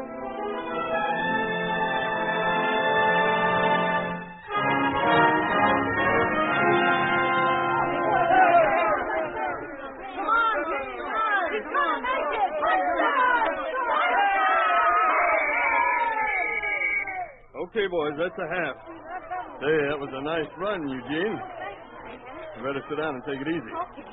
Oh, excuse me, Mr. Hannah. There's Paul Gerard. Hey, Paul, wait a sec. Eugene, second half in 5 minutes. I'll be right back, Mr. Hannah. Hi, Paul. Hi. Hey, what's your big hurry? Where you been the last couple of weeks? What do you mean? I've been around. How come you never come over anymore? Well, I had a lot of things to do around the house. Where were you last Saturday? I wanted you to go to the Pioneer meeting with me. I was busy. And besides, I told you before I can't go. Golly, Paul, I sure wish you'd changed your mind about joining. Hey, why don't you talk to your dad again? I did. What'd he say? What you suppose he said? No, like he always does. Even when I told him everybody I know is joining, he said no. He says he'd rather see me be playing all by myself than joining the Pioneers with all the other kids. He says the Pioneers are all a bunch of communists, and fellas like Lester Parker are training the other kids to forget they're Americans and be a red-nose like he is. He also says there's some of us who haven't forgot. This used to be a free country. Did your father really say all that? Yeah. Gee. Oh, gee, Paul, don't get sore. Well, I will if I want to. Here comes that Lester Parker. Why don't you go play with him? Hey, wait a minute. Don't go away, man. Hey, Paul. Oh, heck. Why do you have to get so sore? It's because his father won't let him join. Hiya, Gene. Oh, hi, Lester. What's the matter? Oh, nothing. Paul's mad at me, that's all. I saw him talking to you. What's he mad about? Oh, just because his father won't let him be a pioneer. He gets sore. Doesn't have to get sore at me, does he? I didn't do nothing. Why won't his father let him join? Well, I don't know. He says the pioneers are a bunch of red-noses or something. They forgot this used to be a free country. Oh? Where does his father work? He's foreman of the Springfield Dye and Tool Works. He's our scoutmaster, too. He is, huh? Yeah. What you want to know for? Oh, nothing special. Just wondered.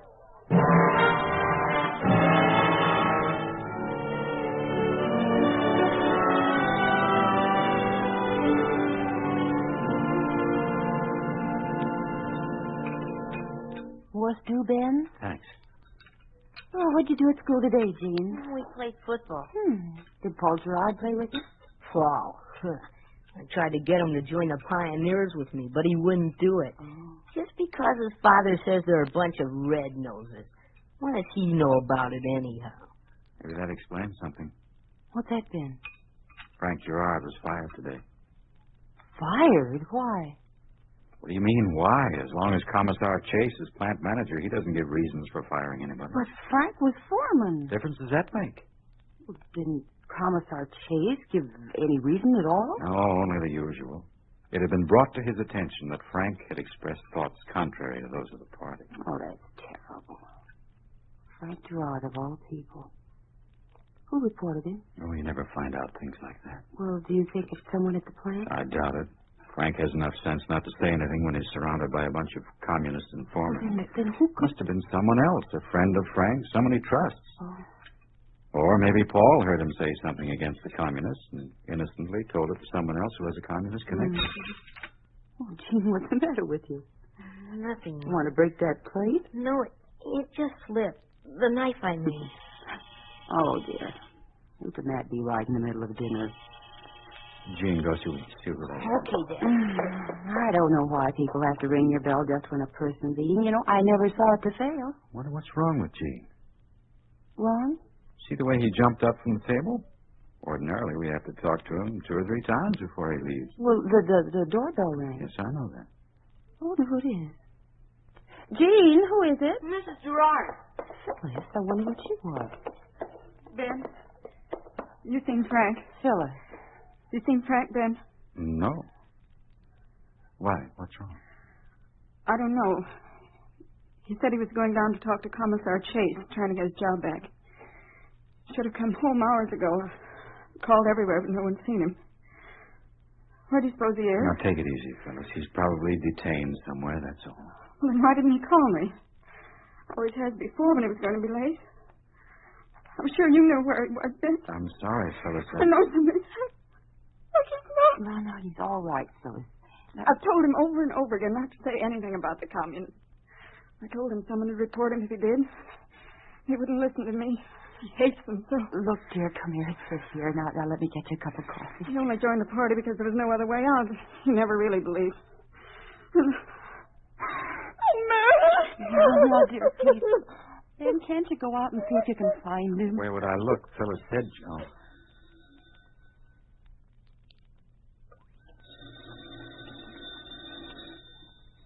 Jean, answer the phone.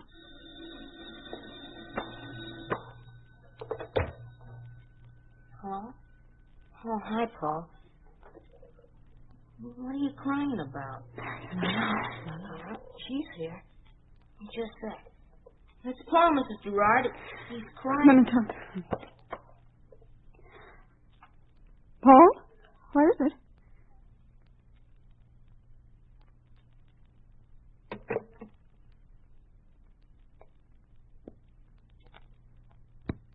Frank's dead. Oh, no. They found him in his office. Gun in his hand. Frank's dead. Marion, you better go with her. Yes. Come on, Phyllis. I'll take you home. Frank's dead, Marion. Yes, dear. Frank's dead, Marion. He's dead. No, don't think about it, dear. Don't even talk about it.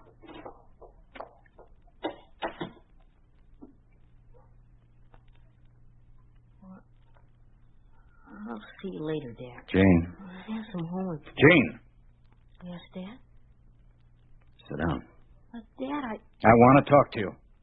Yes, sir.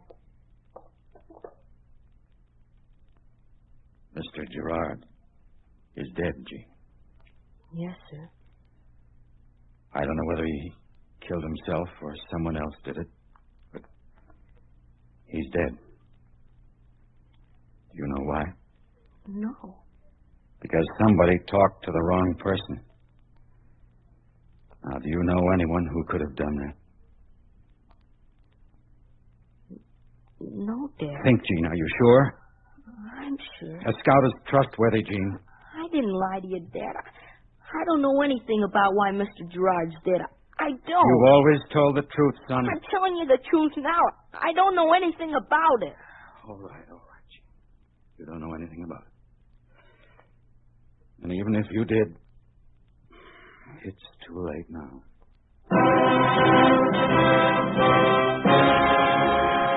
You are listening to The Pledge, a story of the way things could be if communism took over. A picture of what life would be like under a communist regime in an ordinary American town. A town we call Springfield, USA.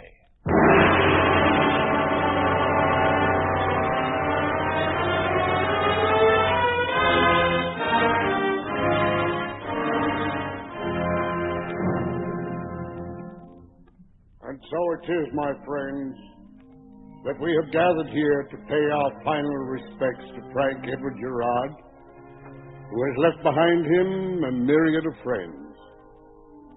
Frank Gerard was a man of unblemished character. He was a good provider. He was a loving husband, a kind and understanding father. He never faltered in his duty to his family, his friends, himself. Those of us who knew him personally suffer a great loss with his passing, and it is with sorrowful hearts that we are now gathered to return the earthly remains of Frank Gerard whence they came. Let us pray.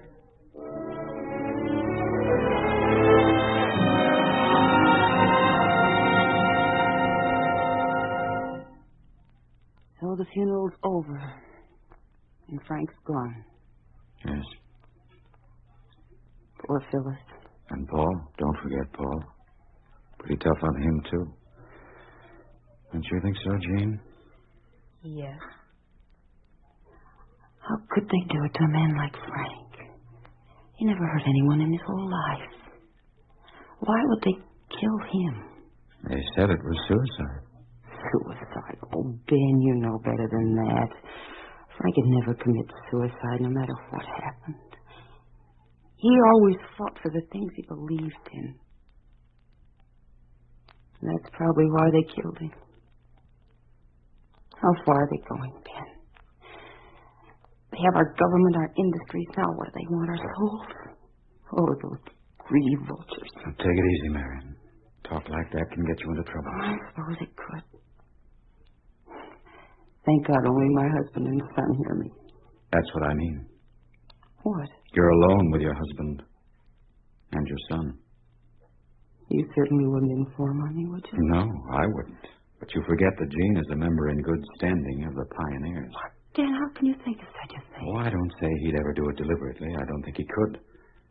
But they'd find some way to make him turn informer. I wouldn't do it, ever. Mom, you know I wouldn't. Oh, of course I do. And I didn't tell him, Mr. Gerard. Honest, I didn't. Oh, I know, darling, I know. Paul thinks I did. He won't talk to me anymore. And Dad thinks I did, too. Ben, could you accuse your own son of such a terrible thing? I'm not accusing him of anything, Marion. It's the communists. I wouldn't trust any one of them as far as I could throw an elephant. I know how those pioneers work, and if Gene knew something they wanted to know, you can be darn sure they'd find it out somehow. I didn't tell. Look, Gene, I warned you. I begged you not to join the Pioneers, but you wanted to do what the other kids did. There was no way I could stop you. Sure, I could have chained you to your bed or locked you in the cellar, but it wouldn't have done any good. Your mother insisted that I let you get it out of your system. Oh, but I didn't know. Nothing's sacred to them, son. They'll praise you, make you think you're a wonderful guy until you're not only betraying your friends' families, but your own. Oh, now, Ben. I couldn't do anything like that. I couldn't. My scout pledge. You took a pledge when you joined the Pioneers, too. Which one are you going to be true to, Gene? Which one means more to you? I don't know. But you don't have much time to decide, Gene. It has to be one or the other. You have to make a decision now. I don't know.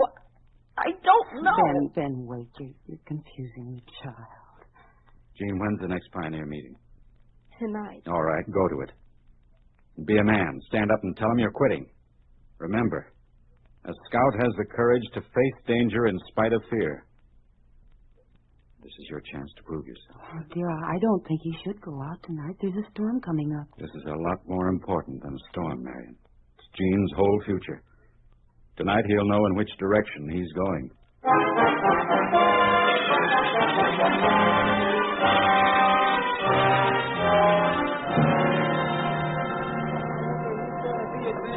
And the last commendation from the Central Committee goes to Pioneer Elsa Hudson, who is responsible for exposing anti-Soviet American action in her father's mill.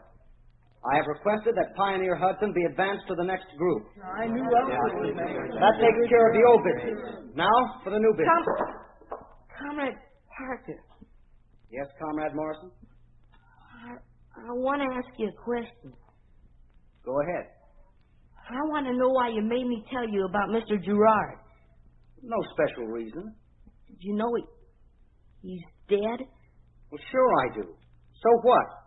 He's dead because I told on him. He's dead because he knew he was an enemy of the people, and he committed suicide. He didn't commit suicide. Somebody killed him and made it look like he committed suicide. And he wasn't an enemy of the people. He was a good man. Why, a scoutmaster couldn't be anybody's enemy. Yeah? What's so wonderful about being a scout? Everything is. Scouts are loyal and kind and trustworthy. No. Scouts don't snitch on people. And they're worthy citizens of their country. Only loyal pioneers are worthy citizens of their country. Scouts wouldn't bring disgrace on their city by being dishonest or a coward. Forget about the Boy Scouts. Your duty is to defend the victory of communism. My duty is to guard my country. There isn't any God. God's a fairy tale. Just something that people dreamed up to explain something they didn't understand. There is a God. You can't believe in middle-class junk like that and still be a loyal pioneer. Then I don't want to be a pioneer anymore. All right, then get out. You're expelled from the Pioneers right now. And the rest of you aren't to have anything to do with him or talk to him. Ever. I don't care. The Pioneers are bad, and everything they tell us is bad. Just like my father said. I should have listened to him when he tried to tell me. He told me the communists aren't any good. He told me nothing's sacred to them, and that they're making a bunch of stool pigeons out of us kids. He knew I told him, Mr. Gerard. And you made me lie to my father. You made me break my scout pledge. But I'm not going to break it anymore. I'm going to be a good scout from now on. Yeah? Well, there isn't any more Boy Scouts. You're a liar. We got a report from the Central Committee this morning. The Boy Scouts have been declared fascist and will not be recognized by the party. I don't believe you. It isn't true. It is true. So now you aren't either a pioneer or a Boy Scout. You're nothing. I'm going home. I'm going to tell my father what you said. Go ahead. Go home and tell him you'll be reported as an enemy of the people. No. I want to go home. I want to go home. Everything you told me is a lie. I know it is. I won't listen to you anymore. The Scouts haven't been outlawed. I know they haven't. They'll never be outlawed. You made me tell my father. He said you would. But I didn't want to. I didn't. Now they'll kill him too. I want my father. Gene, wait. I want my father. Gene, it's Dad. What's wrong? Oh, Dad. They threw me out of the club. That's all right, son. Lester said there wasn't any more Boy Scouts. He said there wasn't any God. Come on, son. We're going home. And he made me tell on you, Dad. I didn't want to. But he made me do it. And now they'll kill you, just like they did Mr. Gerard. No, son, I don't think they'll kill me. But what'll they do, Dad? What'll they do? I'm not worried about what they'll do to me. But what's going to become of you? That's right. What's going to become of me?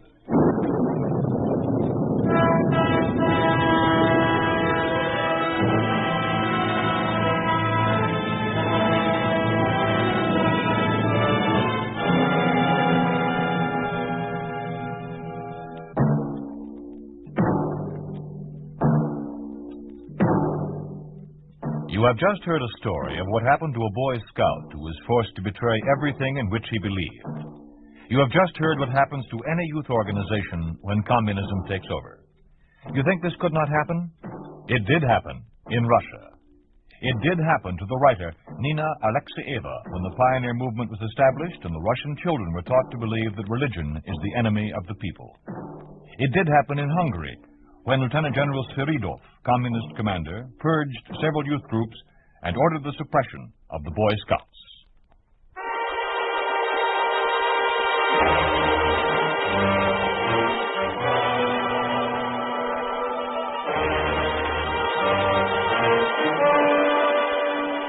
You have been listening to If Freedom Failed, starring Jeffrey Silver as Gene Morrison in The Pledge.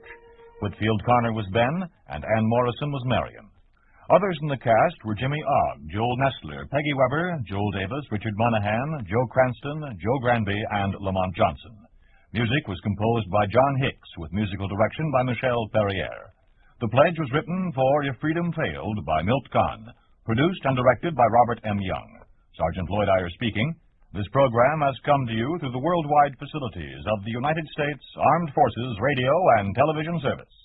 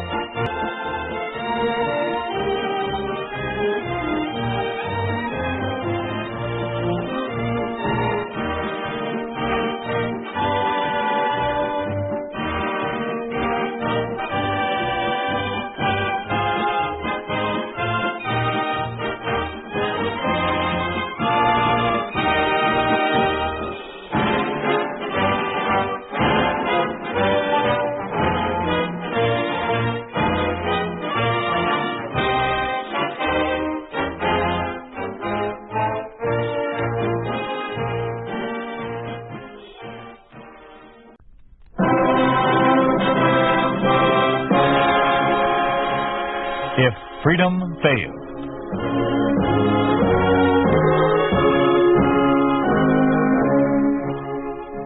We'd like to take you on a visit to a town that doesn't exist. A town we call Springfield, USA.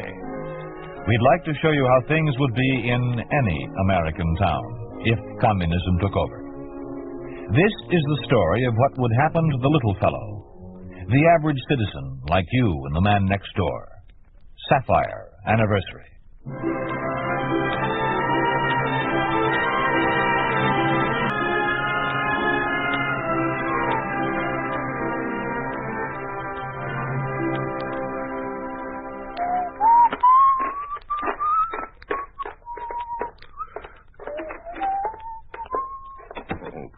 Kate. Kate, don't move. Don't move a muscle. Morning, Dan. Nice day, isn't it? Kate, I said don't move. I've got to, unless you want burned toast for breakfast. Kate, standing by the window with the sun in your hair, making it like silver. Well, it was downright beautiful, and I... Full of old springtime blarney, aren't you? Ought to be ashamed a man is almost 70 acting like a kid. Well, maybe I feel like a kid. It's likely when a man's got a wife who looks prettier than the day he married her 45 years ago, come a week from Tuesday. No. A talented woman who makes the best popovers this side of the Rockies. So that's it. I didn't taper off on the poetry because there wasn't enough flour for popovers this morning.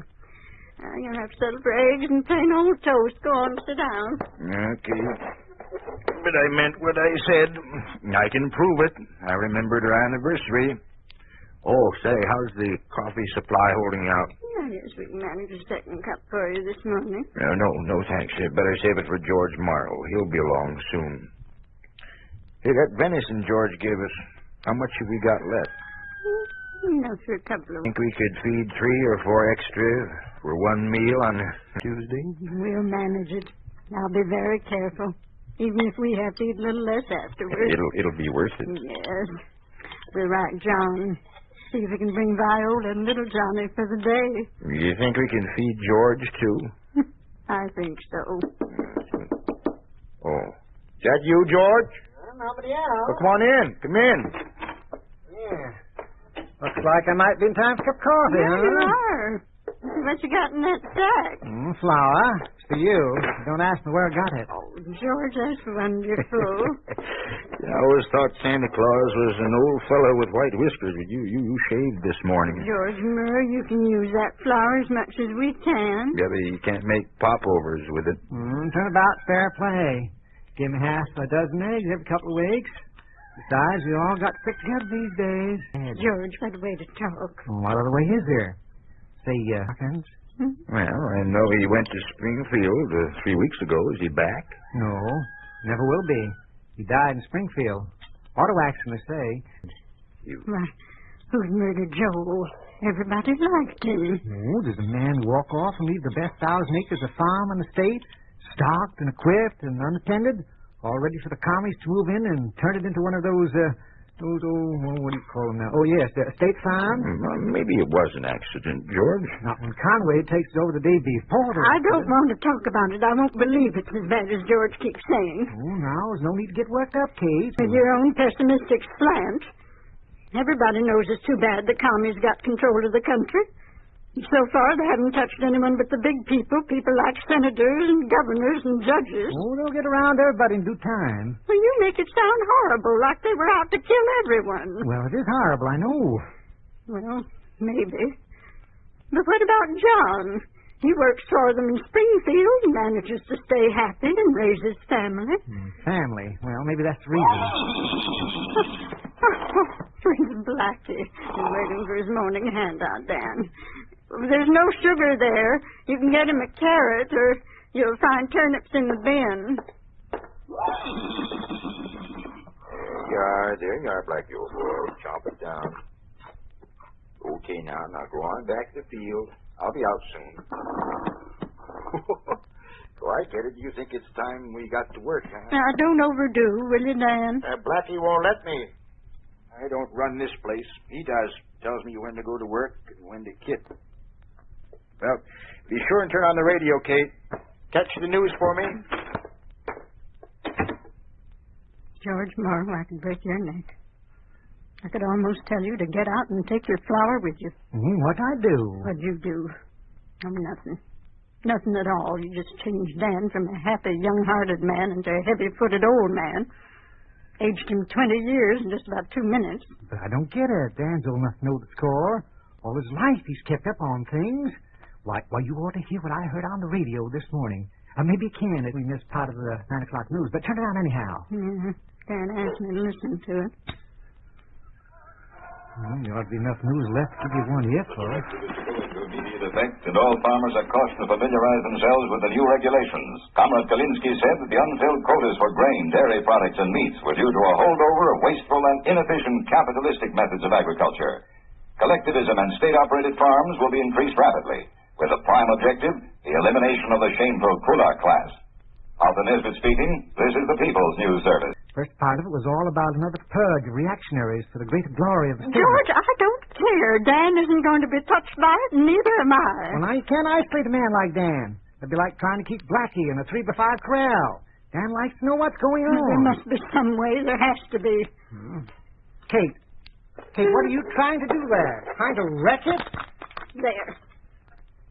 Looks fine, don't it? Looks the same as before. Except when you turn it on, nothing happens. Nothing.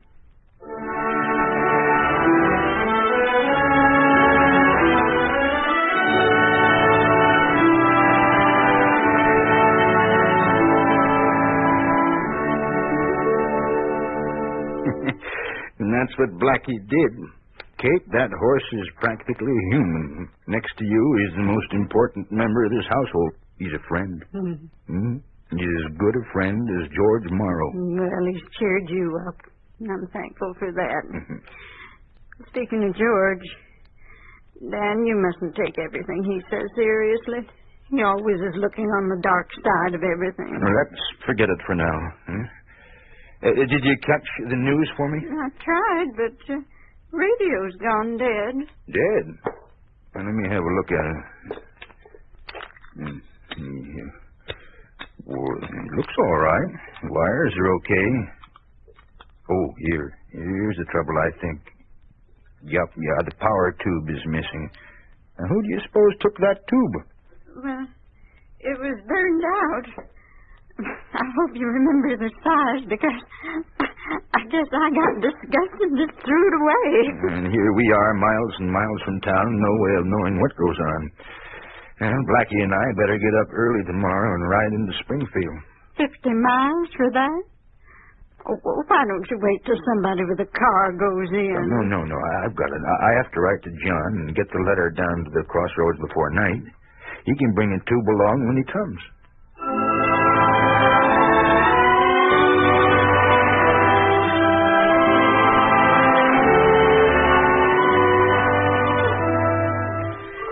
Dear John, I hope this finds you, Viola, and Johnny happy and in good health.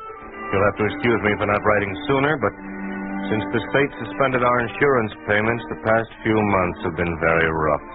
We've had a big readjustment to make, but I'm glad to say we've made it. I guess you'd call it a shaky sort of economy, since it depends on the strength and intelligence of an animal, but when you figure this animal is a certain horse named Blackie, then it doesn't seem so risky. It sounds a little frightening to me, John. Means they actually depend on that horse? Well, honey, there's no choice for Dad. He and Mom have to grow their own food, otherwise they wouldn't eat.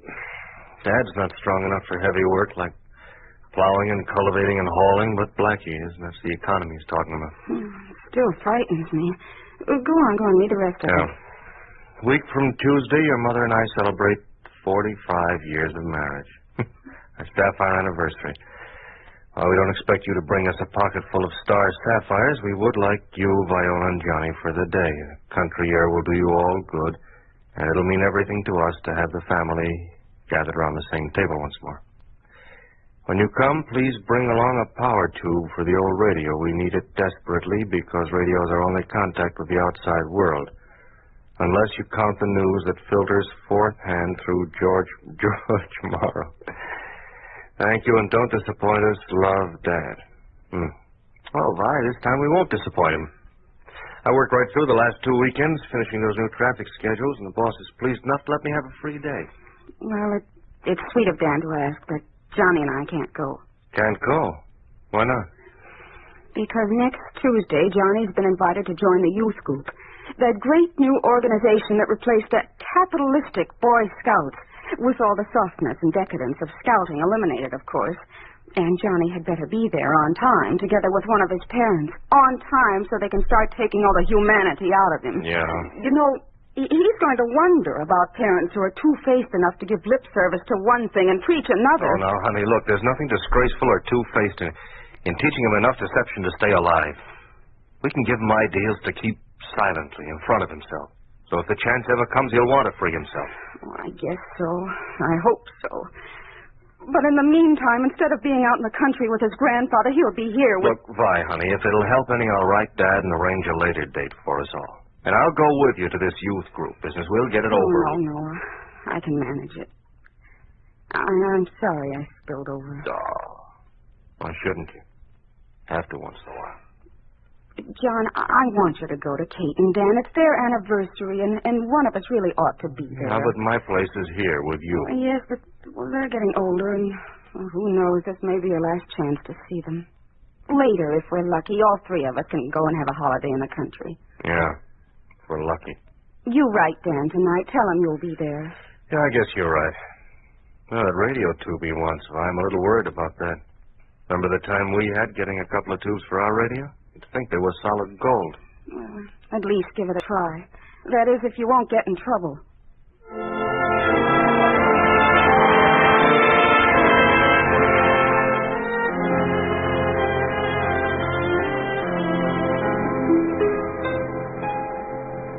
Comrade Ward, if it's too much to ask, just forget. You say a radio is a necessity for these parents of yours, Comrade Proctor. Yes, sir. Yes, sir. You see, they live 50 miles from town, up near the foothills. They're old, but no car, of course.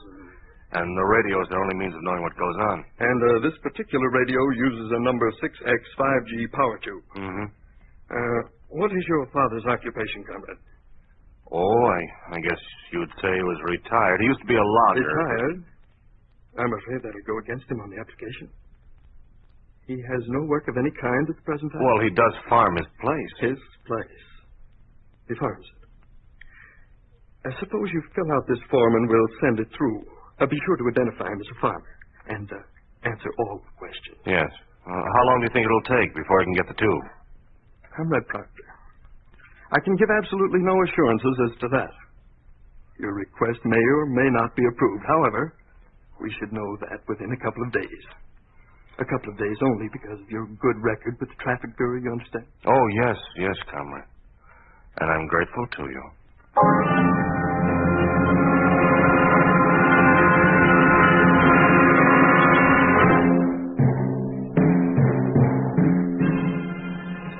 I've checked these applications, Harry, and they seem regular enough. We can send them on. How many times do I have to tell you not to call me Harry around the office? It's Comrade Hollenbeck. And don't forget it. All right, Harry. All right. Not so fast. Where do you think you're going with those? Just send them on, like I said. No, you don't. You let one by last week that never should have passed. And I had the boss on my neck yesterday. You just stand there while I take a look. Stand? Well, can I sit, comrade? Oh, the boss will be here any minute. You stand. And show the proper respectful attitude, too. This one's in order. Yes, and this. Say, what's this? What? Which one? This one, knothead. A farmer landowner? Oh, that. Well, what's wrong with it? The guy only wants a radio tube. Only a radio tube. You missed the point completely. He's a kulak. I've told you at least 100 times. Information given by kulaks goes on 496. And you send that on to Comrade Malenkoff's office. And I'm supposed to guess these things? Oh, sometimes I marvel at your stupidity. Sometimes I wonder why I don't get rid of you. You want me to tell you, comrade? No, shut up. Listen, I don't propose to get in trouble on account of you. So you just watch your step. Or your number 96 may end up on Malenkoff's desk.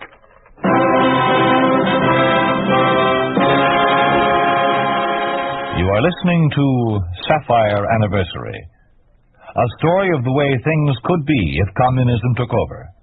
A picture of what life would be like under a communist regime in an ordinary American town. A town we call Springfield, USA.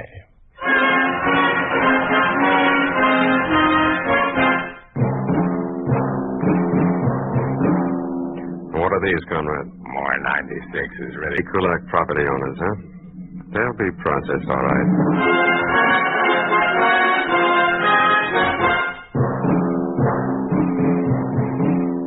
Dan Proctor, age 68. Occupation farmer. Owner 5 acres arable land, 5-room cottage furnished. 12-year-old black stallion, 10 chickens. No listing of property in Ministry of Agriculture tax records. Impose non-production and Kulak penalties. Quadruple tax. File to the immediate attention of the Office of District Commissar Conway.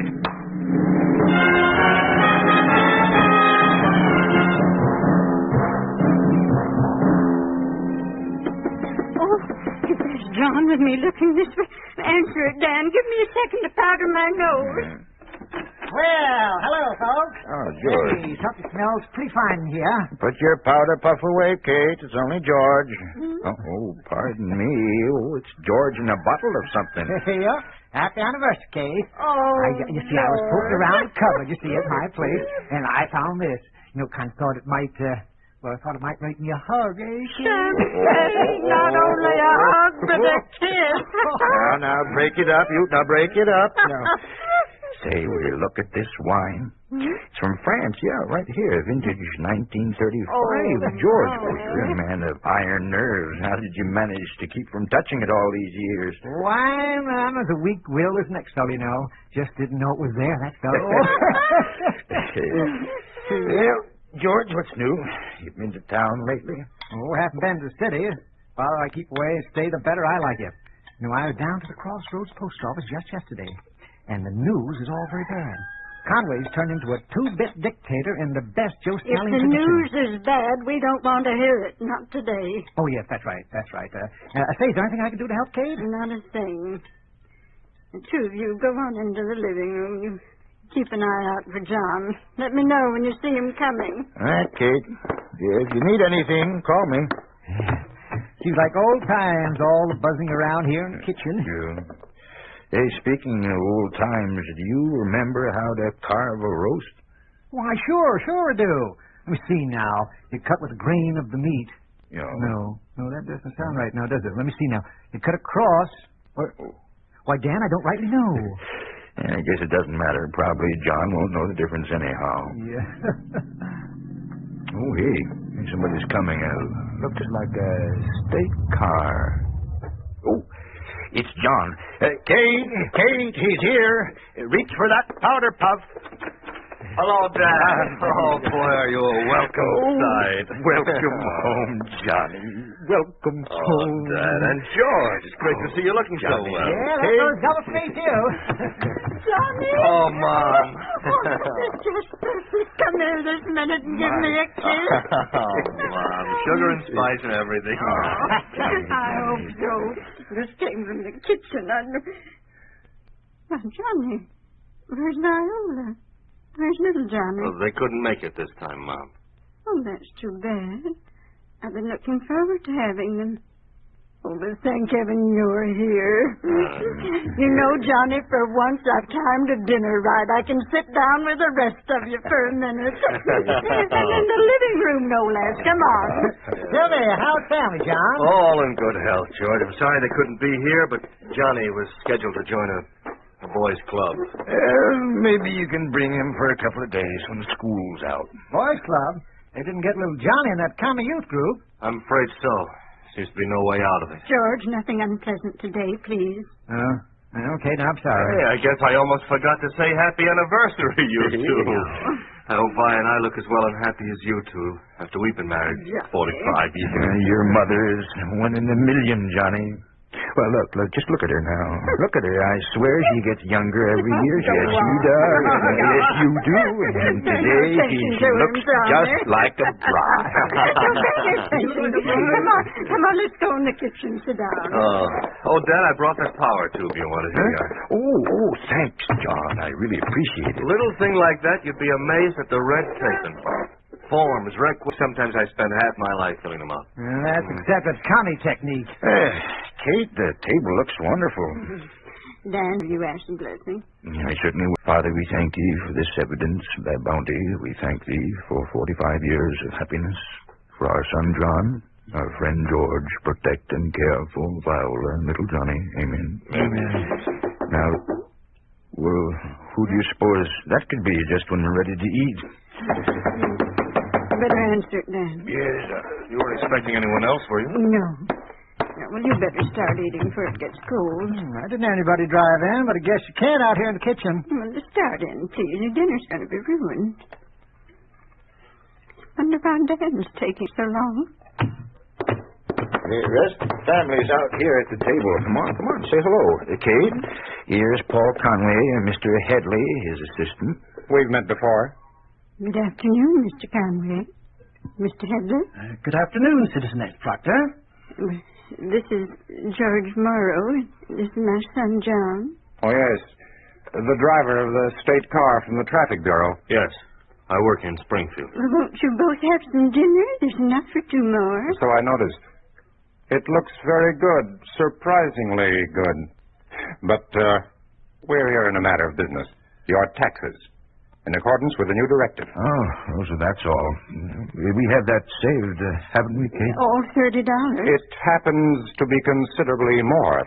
Your land tax has been increased to $120, due and payable now. $120? That can't be. It can't be. Plus the quotas you evaded the past quarter, since they were put into operation by the Ministry of Agriculture. Read the listing, Comrade Headley. Ministry quotas required and not met. 12 dozen eggs, half the produce of the vegetable plot, 500 pounds of hay, 60 gallons of milk. Penalties for non-production, $400. Rental of state land, $200. Current taxes, $120. Total, $720. $720? Conway, it's impossible. You must know that I have no... Comrade, as a worker in the traffic office, I understand these matters. Seems to me you've confused my parents with someone else. They have very little, barely enough to keep themselves alive. These are the facts, as listed by the office in Springfield. Give me that paper, Headley, Form 96. Yes. Here you are, Comrade. Yes. Name, Dan Proctor. Occupation, farmer. Owner of 5 acres arable land, 5-room cottage furnished, 12-year-old black stallion, 10 chickens. No listing of property in Ministry of Agriculture tax record. Wait, those facts. The exact wording I used. Look, Comrade Headley, how did this investigation start? This crime of tax evasion was discovered with his application for a radio tube. Crime? To want to repair a radio? Is that another new directive, Comrade? Yes, sir, the radio tube that started it. Comrade Proctor, the $720 is due now. Either you pay or face the consequences of default. Which is it, Comrade? I told you.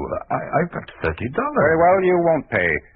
In that case, we'll be forced to confiscate item 3 on your property listing, the 12-year-old black stallion. But, Comrade, it's not worth $700. We'll take the horse. No, not Blackie. You don't touch him. You hear? Without the horse, we're through. We can't till our land. There'll be nothing to eat, surely. You can see that. And besides, Blackie's like one of the family. I have no choice in the matter. I am a servant of the state. As such, I'm here to discharge a duty delegated to me by the state. But you don't have to condemn them to death. They can't get along without the horse. These people may be your parents, but from the viewpoint of the state, they are capitalist landowners of the kulak class. They have no legal standing. Conway, as a worker for the state, we're all workers for the state. Or should be. Headley, go get that horse. Oh, yes, Comrade. No. You don't. You'll have to kill me first. Stand aside, Citizen Proctor. Get your paws off that. I warn you, Proctor, interfering with an official is a crime against the state. All right, I'm a criminal. Go ahead, Comrade Headley. Get the horse. The rest of you, you'll all be held as witnesses. Proctor assaulted an agent of the state. Comrade John Proctor, you will testify that the seizure of the horse is legal. Otherwise, your official career may be interrupted. Johnny, get some water. Cold water. Yes. Dan, your head's cut. Here, I'll hold him. There's a little cold water, Miss Forrest. Key, where is he? Blackie, help me up. The other one, Headley. He's after Blackie. Johnny, you've got to stop No him. one leaves. You'll all stay in this room. Johnny? There's nothing I can do to... Well, then I can. Dan, wait! Proctor, stop! Stop where you are. I'll shoot the first one that steps off this porch.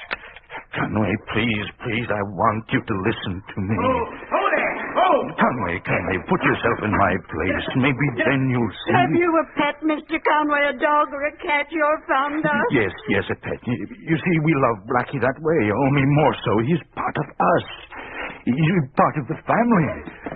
Dan, just take him back here. Oh, please, Mr. Conway, please. Conway, you can't. Stay where you are, Proctor. No. Look at it this way, Conway.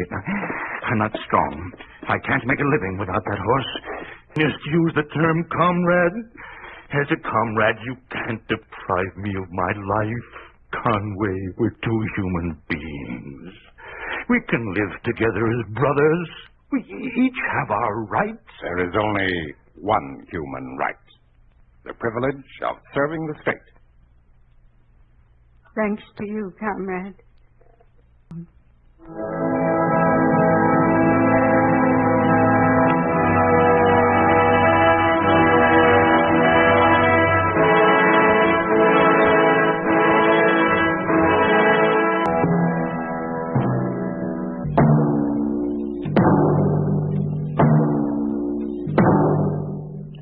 You have just heard a story of what happens to the little fellow under a communist regime.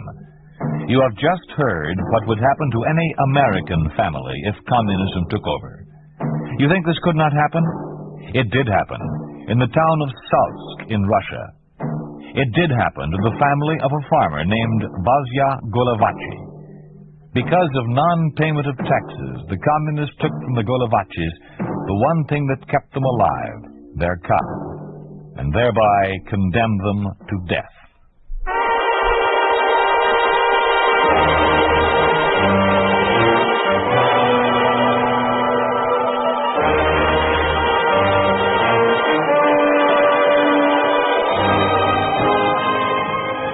You've been listening to If Freedom Failed, starring John Daner and Peggy Weber as Dan and Kate Proctor in Sapphire Anniversary. Music was composed by Earl Lawrence, with musical direction by Michelle Perrier. Sapphire Anniversary was written for If Freedom Failed by William Tunberg, produced and directed by Robert M. Young. Sergeant Lloyd Iyer speaking. This program has come to you through the worldwide facilities of the United States Armed Forces Radio and Television Service.